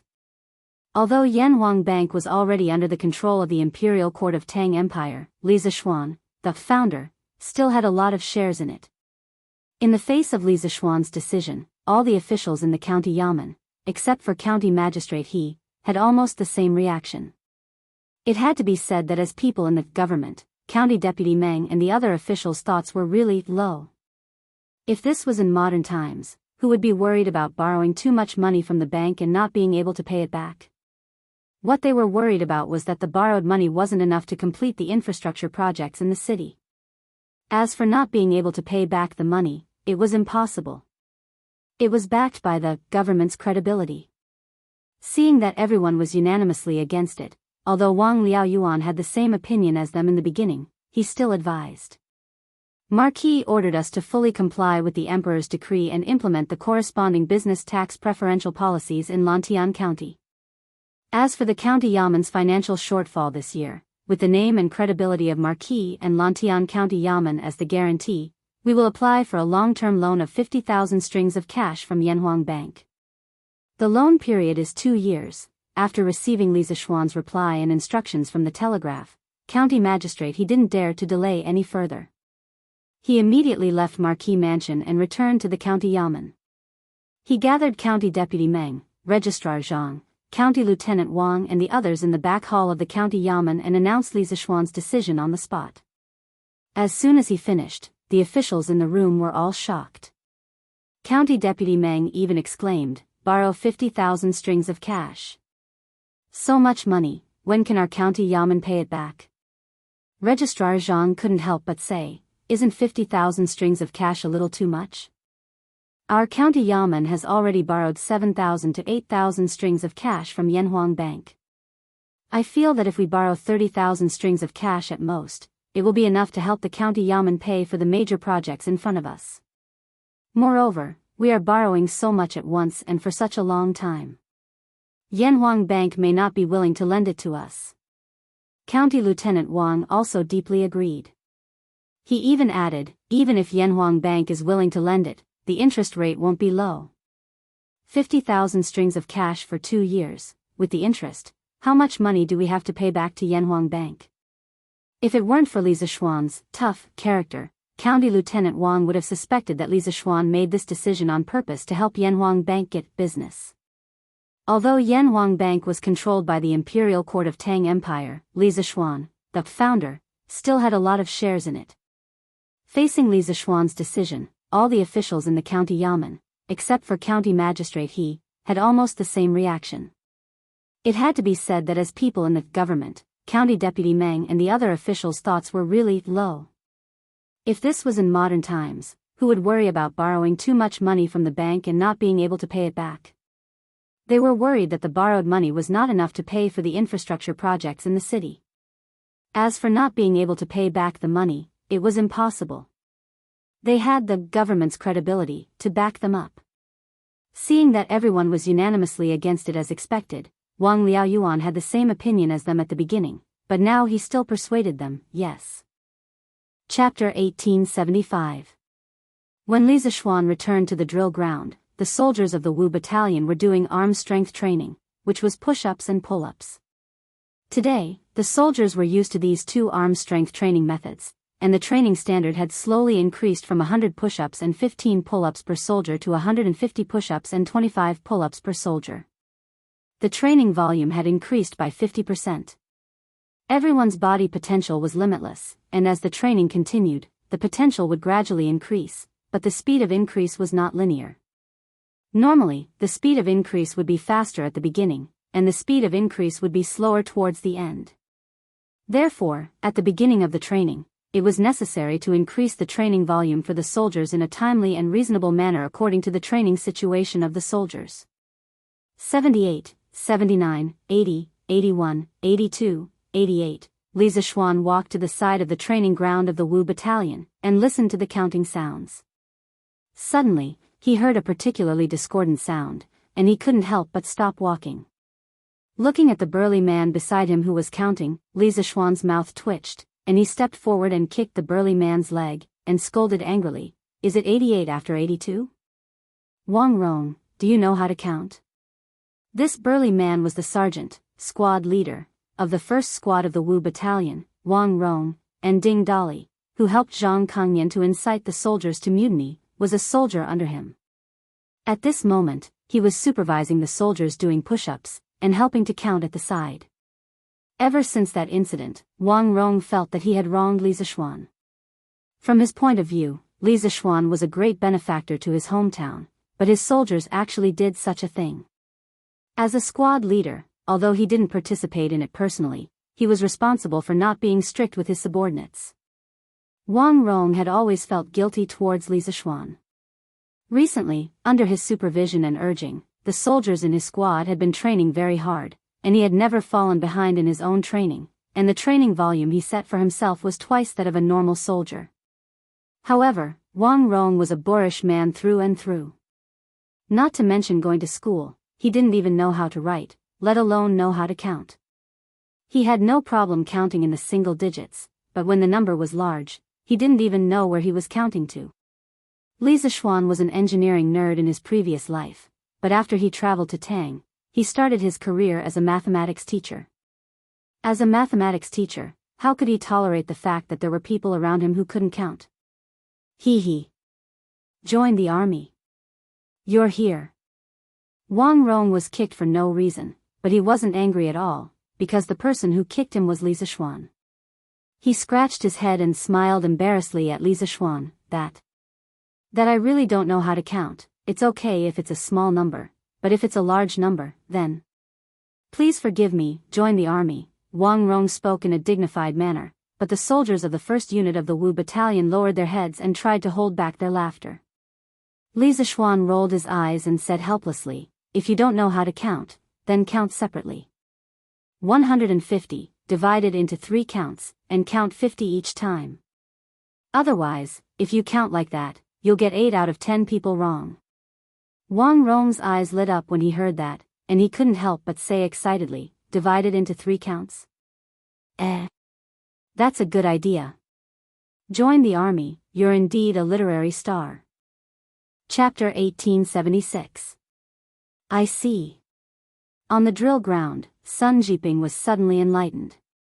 If the soldiers of the 2nd Battalion are only putting on a show during their daily combat training, then in tomorrow's combat competition, their results will definitely not be as good as ours. Li Zishuan nodded with a smile and said, "This is why I've always requested the soldiers to conduct their daily training with the mentality of actual combat. They are all good men of my great Tang." I would rather have them suffer some injuries during training than lose their lives on the battlefield. Also, even if the 2nd Battalion soldiers put in as much effort as ours in their daily combat training, they will still not be a match for ours. Because they have only learned half of the training methods from the new drill manual, they have only learned the superficial combat training. Like push-ups, pull-ups and other basic auxiliary training, they have not done them at all. For a martial artist, if they do not have strong arm strength and stamina, how can they beat an opponent of the same level? That is why I said that the 2nd Battalion only learned the form of our training methods, but they did not learn the essence. And because of their blind learning, it has disrupted their original training rhythm, and it is very likely that their original advantage in traditional military formations will gradually disappear. For us, this may not be bad news. After listening to Li Zixuan's analysis, Sun Jiping suddenly felt more confident about tomorrow's combat competition and the military competition 3 days later. He smiled and said, "You are right. In these few days, I will keep an eye on the soldiers and urge them to complete all the training tasks with the highest quality." Li Zixuan nodded and praised, "With you here in the E Battalion, I can rest assured. But there is something I need to tell you. These few days, the soldiers have indeed been training very hard. You and I have seen it with our own eyes. But just looking at it is not enough. As the saying goes, those who have done well should be rewarded, and those who have done wrong should be punished. Although it is only training now, and they have not gone to the battlefield, but for those who have trained hard and achieved outstanding results, we should still give appropriate rewards. Otherwise, as time goes by, the soldiers may lose the motivation to train hard." Sun Jiping frowned and asked in confusion, "What do you mean? How should we reward the soldiers?" He was only the lieutenant of the E Battalion, not the general of the Black Armored Army. He did not have much authority in this aspect regarding rewards, so he could only ask Li Zixuan for advice. Li Zixuan pondered for a moment and said, "How about this? In the next few days, Jiping, pay attention to the soldiers who have been training unusually hard. I want you to pick out a group of outstanding soldiers who have outstanding training and record them in a book. If he is a normal soldier, he can be promoted to a deputy general. If he is already a squad leader, then he can be promoted to deputy general of a battalion. These selected soldiers will lead the training of the brothers in the camp during peacetime. During wartime, I need them to form a special assault team. I want them to take down the enemy's most elite and hard-to-take-down forces on the battlefield." Special assault team. Hearing this new term from Li Zixuan's mouth, Sun Jiping was stunned for a moment. After thinking about it carefully for a while, he roughly understood what kind of existence the so-called special forces were. After a moment of silence, Sun Jiping cupped his fists and said solemnly, "This general obeys." "I see." On the drill ground, Sun Jiping suddenly realized what was going on. If the soldiers of the B Battalion are just putting up a show during their daily combat training, then in tomorrow's combat competition, their results will definitely not be as good as ours. Li Zixuan nodded with a smile and said, "This is why I've always requested the soldiers to conduct their daily training with the mentality of actual combat. They are all good soldiers of the Tang Empire. I would rather they get injured during training than lose their lives on the battlefield. Also, even if the soldiers of the B Battalion put in as much effort as our soldiers in their daily combat training, they will still not be a match for our soldiers. Because they have only learned half of the training methods from the new drill manual, they have only learned the superficial combat training. Like push-ups, pull-ups and other basic auxiliary training, they have not done them at all. For a martial artist, if they don't have strong arm strength and stamina, how can they beat an opponent of the same level? That's why I said that the B Battalion only learned the form of our training methods, but not the essence. And because of their blind learning, it messed up their original training rhythm, and it is very likely that their original advantage in traditional military formations will gradually disappear. For us, this may not be a bad news. After listening to Li Zixuan's analysis, Sun Jiping suddenly felt more confident about tomorrow's combat competition and the military competition 3 days later. He smiled and said, "You are right. In the next few days, I will keep an eye on the soldiers and urge them to complete all the training tasks with quality and quantity." Li Zixuan nodded and praised, "With you here in the E Battalion, I can rest assured. But there is something that I need to tell you. In the past few days, the soldiers have been training very hard. You and I have seen it with our own eyes. But just looking at it is not enough. As the saying goes, one should be rewarded for meritorious deeds, and one should be punished for wrongdoings. Although it is only training now and not going to the battlefield, but for those who have trained hard and achieved outstanding results, we should still give appropriate rewards. Otherwise, as time goes by, the soldiers may lose the motivation to train hard. Sun Jiping frowned and asked with some confusion, "How should we reward the soldiers according to your idea?" He was only the lieutenant of the E Battalion and not the general of the Black Armored Army. Regarding the rewards for the soldiers, he did not have much authority in this aspect, so he could only ask Li Zishuan for advice.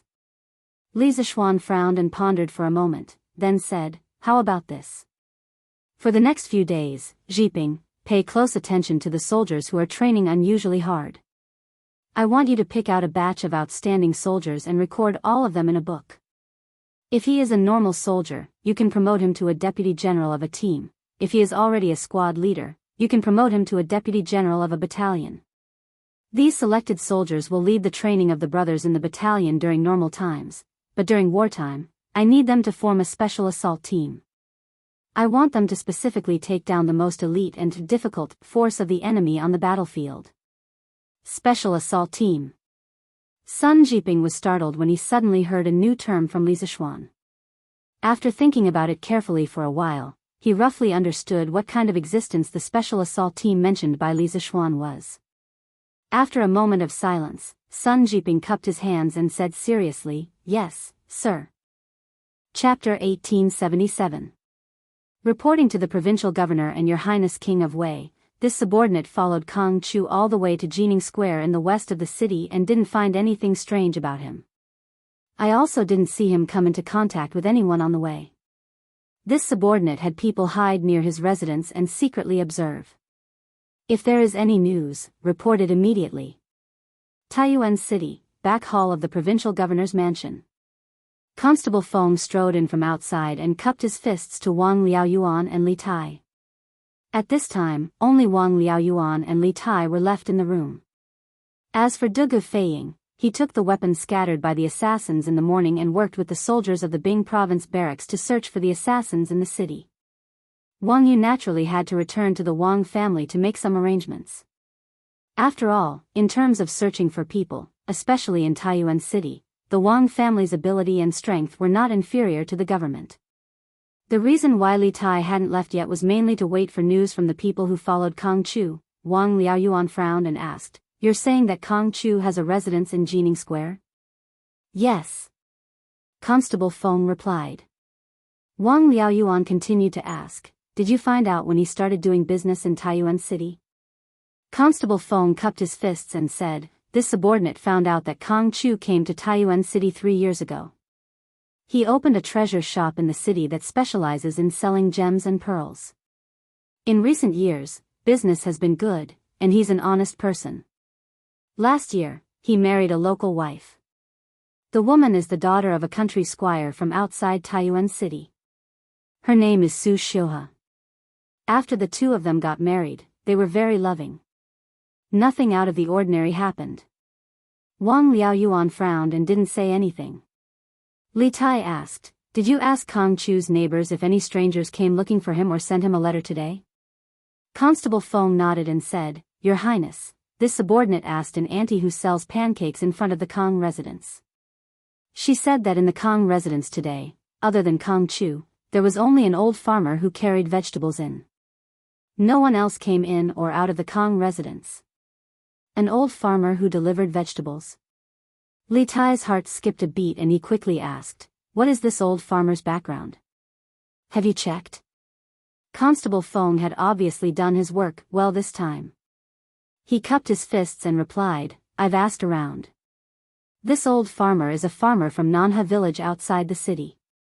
He has a son who lives in the city. He just moved into the city this year and stayed with his son. Basically, he would send vegetables to Kang Chu's house every few days. There's nothing unusual about him." Hearing this, Li Tai couldn't help but frown in silence. Seeing this, Wang Liaoyuan waved his hand at Constable Feng and said, you did a good job.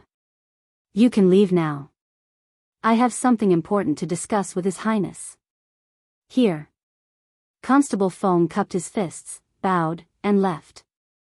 Li Tai raised his head and looked at Wang Liaoyuan. Provincial Governor Wang, I still think there's something wrong with Kong Chu.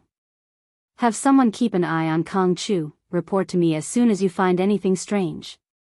Although Kong Chu looked normal on the surface, Li Tai's intuition told him that Kong Chu was definitely hiding something.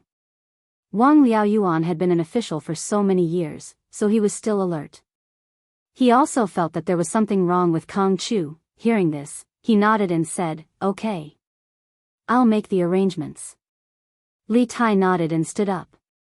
If that's the case, I'll leave this to Provincial Governor Wang. I still have other matters to attend to, so I'll take my leave first.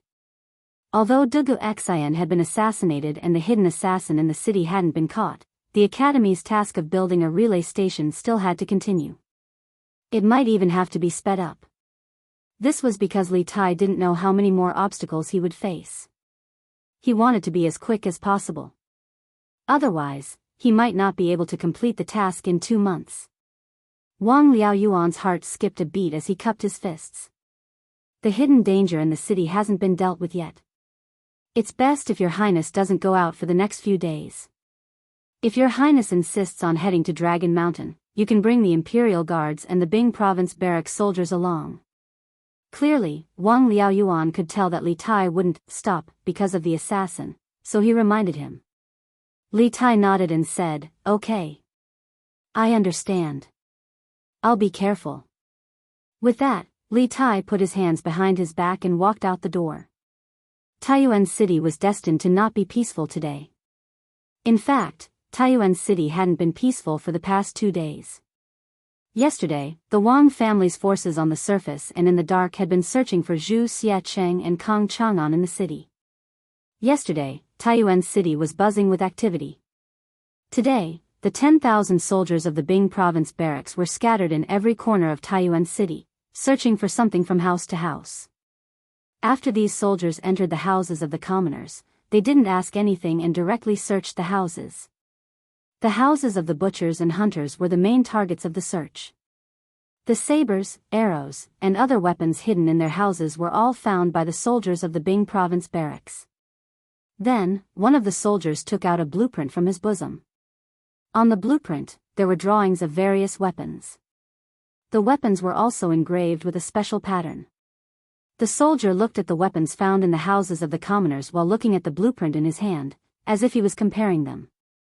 After the comparison was completed, if there were no abnormalities, the soldiers would withdraw without a word. If the weapon found was similar to the weapon pattern on the blueprint, the owner of the house would be arrested and sent directly to the provincial governor's manor. Taiyuan City had a total of 56 houses, with a population of more than 400,000 people. For 10,000 soldiers to search from house to house, this project was no small matter. This was the beginning of the Tang dynasty, and the military discipline of the Tang army was very strict. The Bing Province barracks was the most powerful barracks in the north of the Great Tang, so its military discipline was naturally very strict. Although the soldiers were searching from house to house, they were very disciplined. Generally, the owners of the houses would gather the women in one place before they entered to search. Thus, although the search of the soldiers caused some inconvenience to the lives of the commoners, on the whole, the commoners of Taiyuan City mostly supported the soldiers' work. Of course, there were always exceptions to everything. Not everyone was willing to cooperate with the search. Some of the rich and powerful families in the city were often unwilling to let the soldiers go in and search. After all, they were all big families and businesses. If the soldiers went in and damaged something during the search, the losses would be great. Moreover, the great clans had many secrets. If the soldiers discovered something shameful about the owners of the houses during the search, wouldn't they suffer a great loss? Thus, when the owners of the great clans heard that the soldiers were coming to search, they couldn't help but order their servants to stop them. However, the search warrant today was jointly issued by the Bing Province Provincial Governor Wang Liaoyuan and the Bing Province Barracks Commandant Fang Gongteng, the two highest-ranking military and political officials in Bing Province.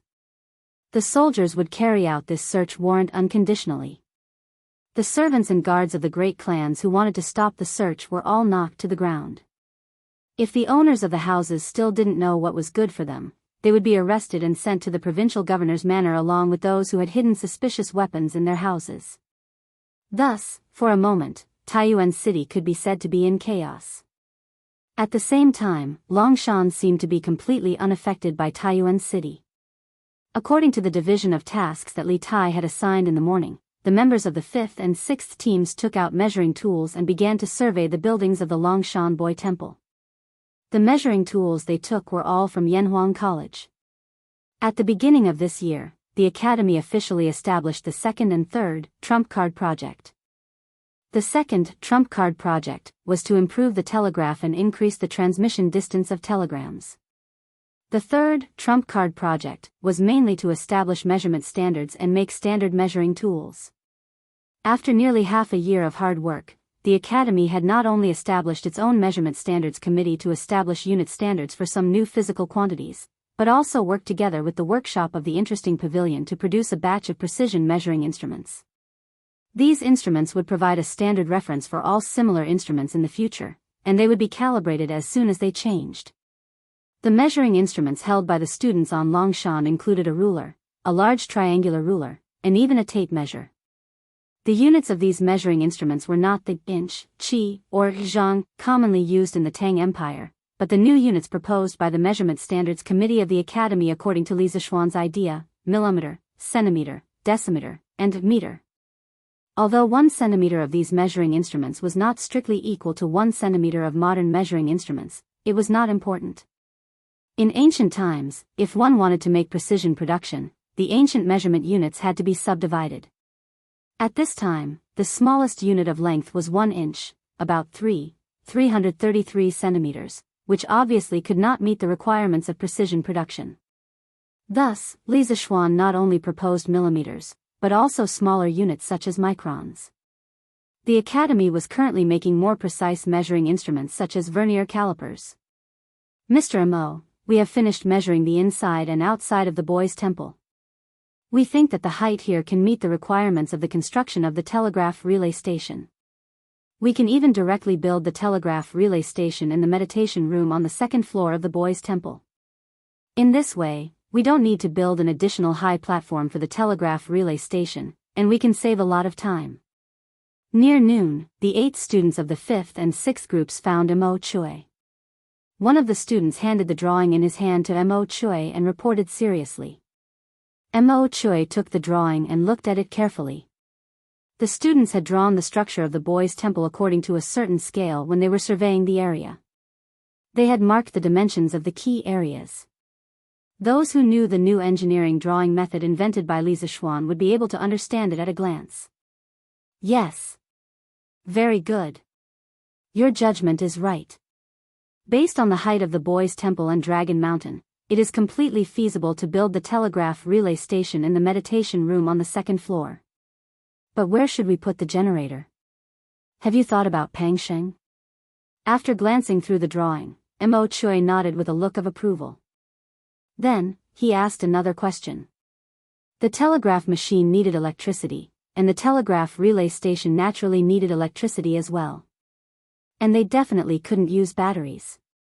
After all, batteries could only provide limited endurance, so they could only place their hopes on a small power station.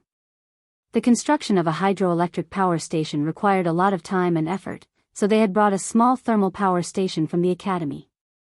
This was the first thermal power station in the history of the Tang Empire.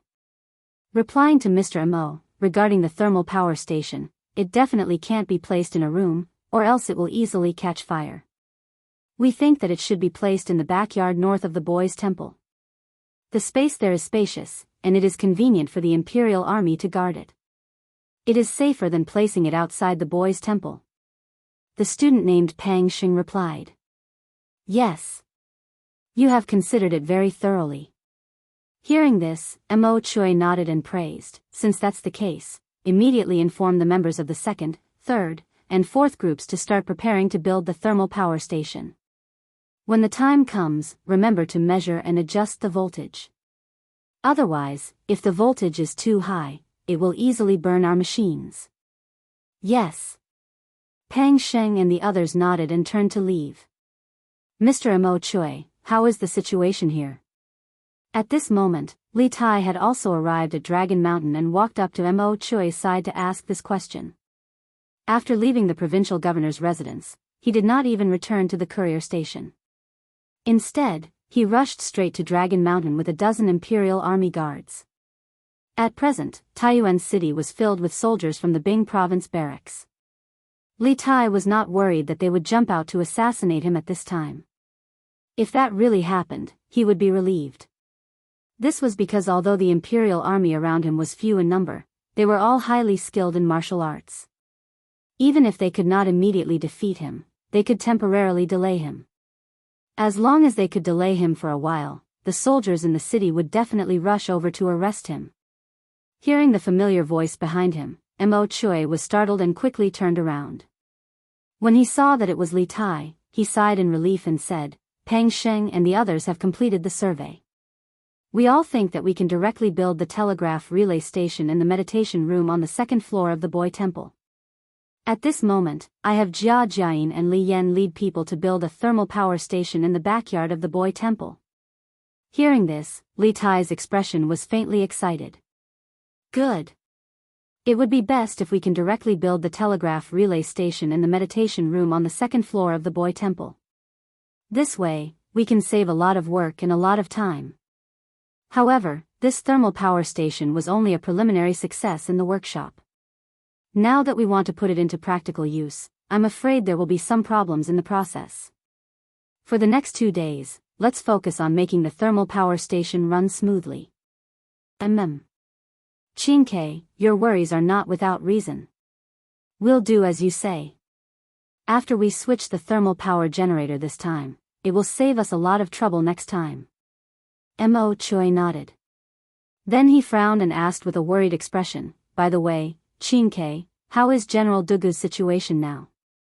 In the morning, when he, Li Tai, Dugu Feiying, and the others went to Dragon Mountain, they were chased back by the Imperial Army. Therefore, Mo Chui knew about the assassination of Dugu Xian. However, to avoid causing panic, he did not tell the rest of the students. Chapter 1878. General Dugu has been poisoned. Fortunately, there is a doctor in Source Peak City with excellent medical skills. The poison in General Dugu's body was removed and he is now out of danger. On Dragon Mountain, Li Tai's face was solemn as he spoke to Mo Chui. Poisoned. Is it that serious? It seems that the assassins came prepared and wanted to kill General Dugu. Source Peak City doesn't look safe. We must be more careful. Mo Chui's face turned cold when he heard this. Mo Chui was naturally clearly aware of how important Dugu Xian was to this group. It wasn't an exaggeration to say that Dugu Xian was the guardian of their group. If Dugu Xian was killed, then the possibility of them returning safely from this trip to the north was extremely small. They had just arrived in Source Peak City and Dugu Xian had been assassinated. Moreover, the other party had directly tried to kill Dugu Xian. It was hard to believe that the assassin's next move was not targeting them, so Mo Chui's heart was now filled with vigilance. Li Tai understood the meaning behind Mo Chui's words. He nodded and said, the current Source Peak City is indeed treacherous and full of hidden murderous intent. However, Mr. Mo Chui, you don't have to worry too much. The provincial governor's office has already obtained some clues about the assassins. Just now, 10,000 soldiers from the Bing province barracks have entered the city and are working with the provincial government bailiffs and Wang family guards to search for the assassins. With such an inescapable net, even if they can't catch the assassins, I believe they won't dare to come out again. We only need to build the telegraph relay station in the shortest time possible. Then, we can leave Source Peak City and head to Yunzhou. Hearing this, Mo Chui's heart calmed down a little.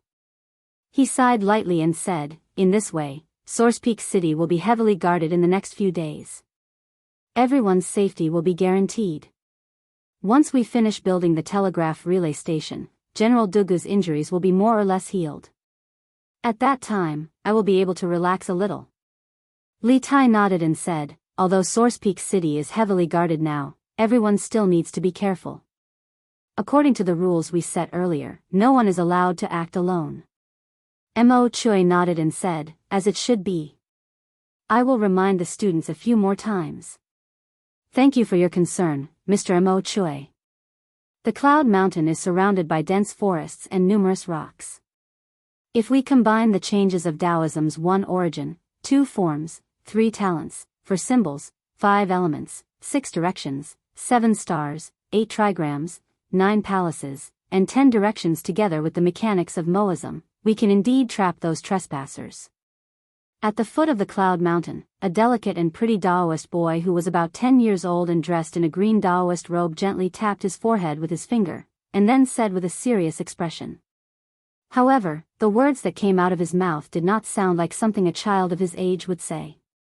That's right, this little Taoist boy was the grandson of the celestial master sect of Longhu Mountain, Zhongheng. In the morning, after the group from Dragon Tiger Mountain settled down in the courtyard of Cloud Mountain, they followed Xian Qing and Mo Huai to the foot of Cloud Mountain to survey the terrain. Their main mission this time was to go down the mountain to gain experience. To be precise, they were going to the Tang Empire's Joint Medical Hall to gain experience. However, at this time, the academy was building the mountain guarding formation, and Mo Huai had asked Xian Qing for help. How could Xian Qing not help? Therefore, helping the academy build the mountain guarding formation became the first task of Xian Qing, Zhongheng, and the others after leaving the sect. Haha. You have good eyesight. I was previously instructed by Taoist Li Chunfeng, and he also suggested this at that time. However, I and Taoist Li Chunfeng are not proficient in setting up formations, so we have to trouble the Celestial Master sect with this matter. Hearing this, Mo Huai could not help but look at the little Taoist boy with slight surprise. He probably did not expect a little Taoist boy from the Celestial Master sect to have such profound attainments in formations. Thinking of this, he could not help but feel more confident in the construction of the mountain guarding formation of the academy. Xian Qing looked at Zhongheng lightly and did not say anything. Young people were somewhat arrogant and vain. Zhongheng could read the Taoist canon at such a young age, so naturally, he wanted to show his talent in front of others. Xian Qing did not say anything to stop him, because who had not been young and frivolous? Chapter 1879. Lord Guard, the soldiers of the Bing Province barracks have already entered the city. They're working with the Yamen runners and the Wang clan guards to search every household in the city. They're only searching for weapons. It's said that the Yamen runners have a blueprint in their hands, and the weapons found in the houses will be compared to the blueprint. If the patterns are similar, the owner of the house will be captured and brought to the provincial governor's residence. It seems that the great Tang Yamen already knows that we've obtained weapons from Kang Chang'an. In the innermost room of Tongfu In's heavenly guest room, the tall man called Sky Eagle from before was solemnly bowing to the guard leader, who was not very handsome but always liked to hold a feather fan. There's no need to think. The Yamen must have already sensed that we've obtained weapons from Kang Chang'an. The middle-aged man waved the feather fan in his hand without the slightest hint of panic on his face as he spoke to Sky Eagle. It's all thanks to Lord Guard's wisdom to have our brothers bury the weapons in advance. Otherwise, none of us would have been able to escape this great search. The tall man called Sky Eagle clasped his hands, a look of relief on his face. It truly had been this Lord Guard, who had ordered them to bury all their weapons and lay low for the next few days. They were not to come out unless there was something important. Now that he thought about it, this Lord Guard had truly had a certain amount of foresight in his arrangements. Keep a close eye on the people below. Don't let them rashly show themselves, especially Xian Yi. This fellow has always thought highly of himself and likes to underestimate his enemies. We can't let him cause any trouble at this critical juncture.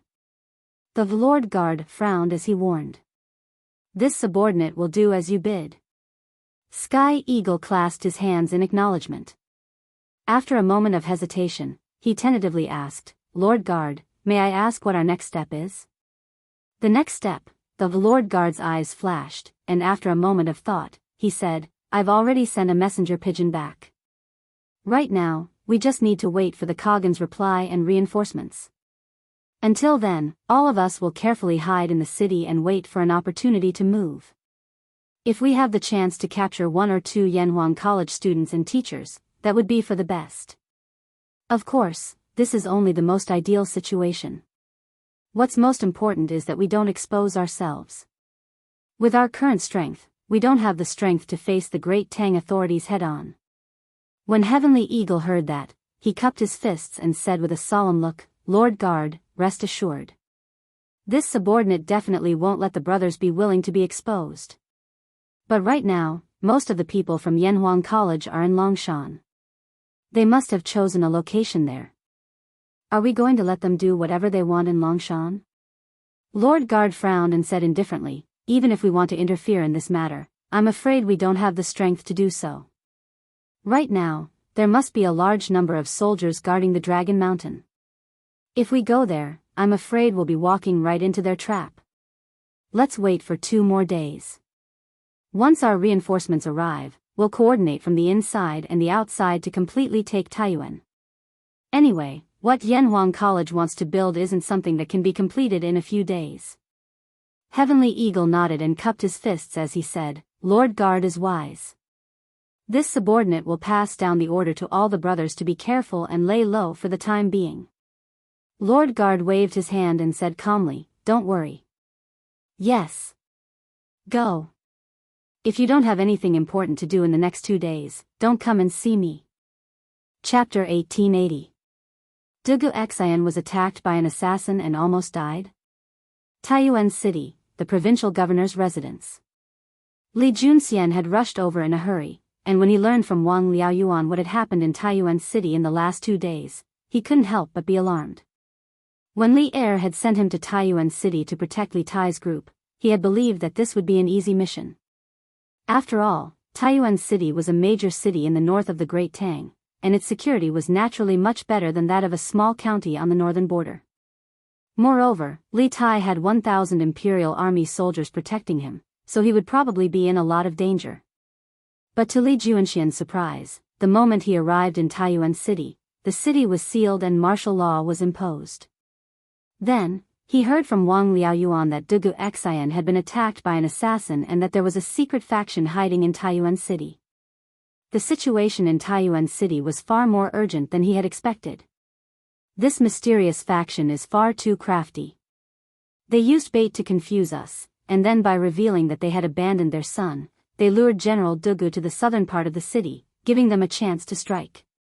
Fortunately, there was a famous doctor in Source Peak City who helped General Dugu escape from danger.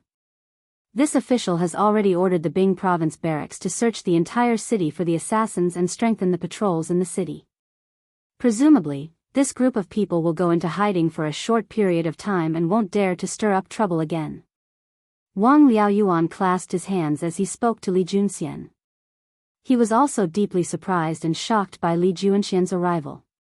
Li Junxian was the commander of 100 cavalry, and this cavalry was Li Er's most trusted and elite force. Li Juanxian's arrival meant that Li Er was extremely concerned about Li Tai's safety.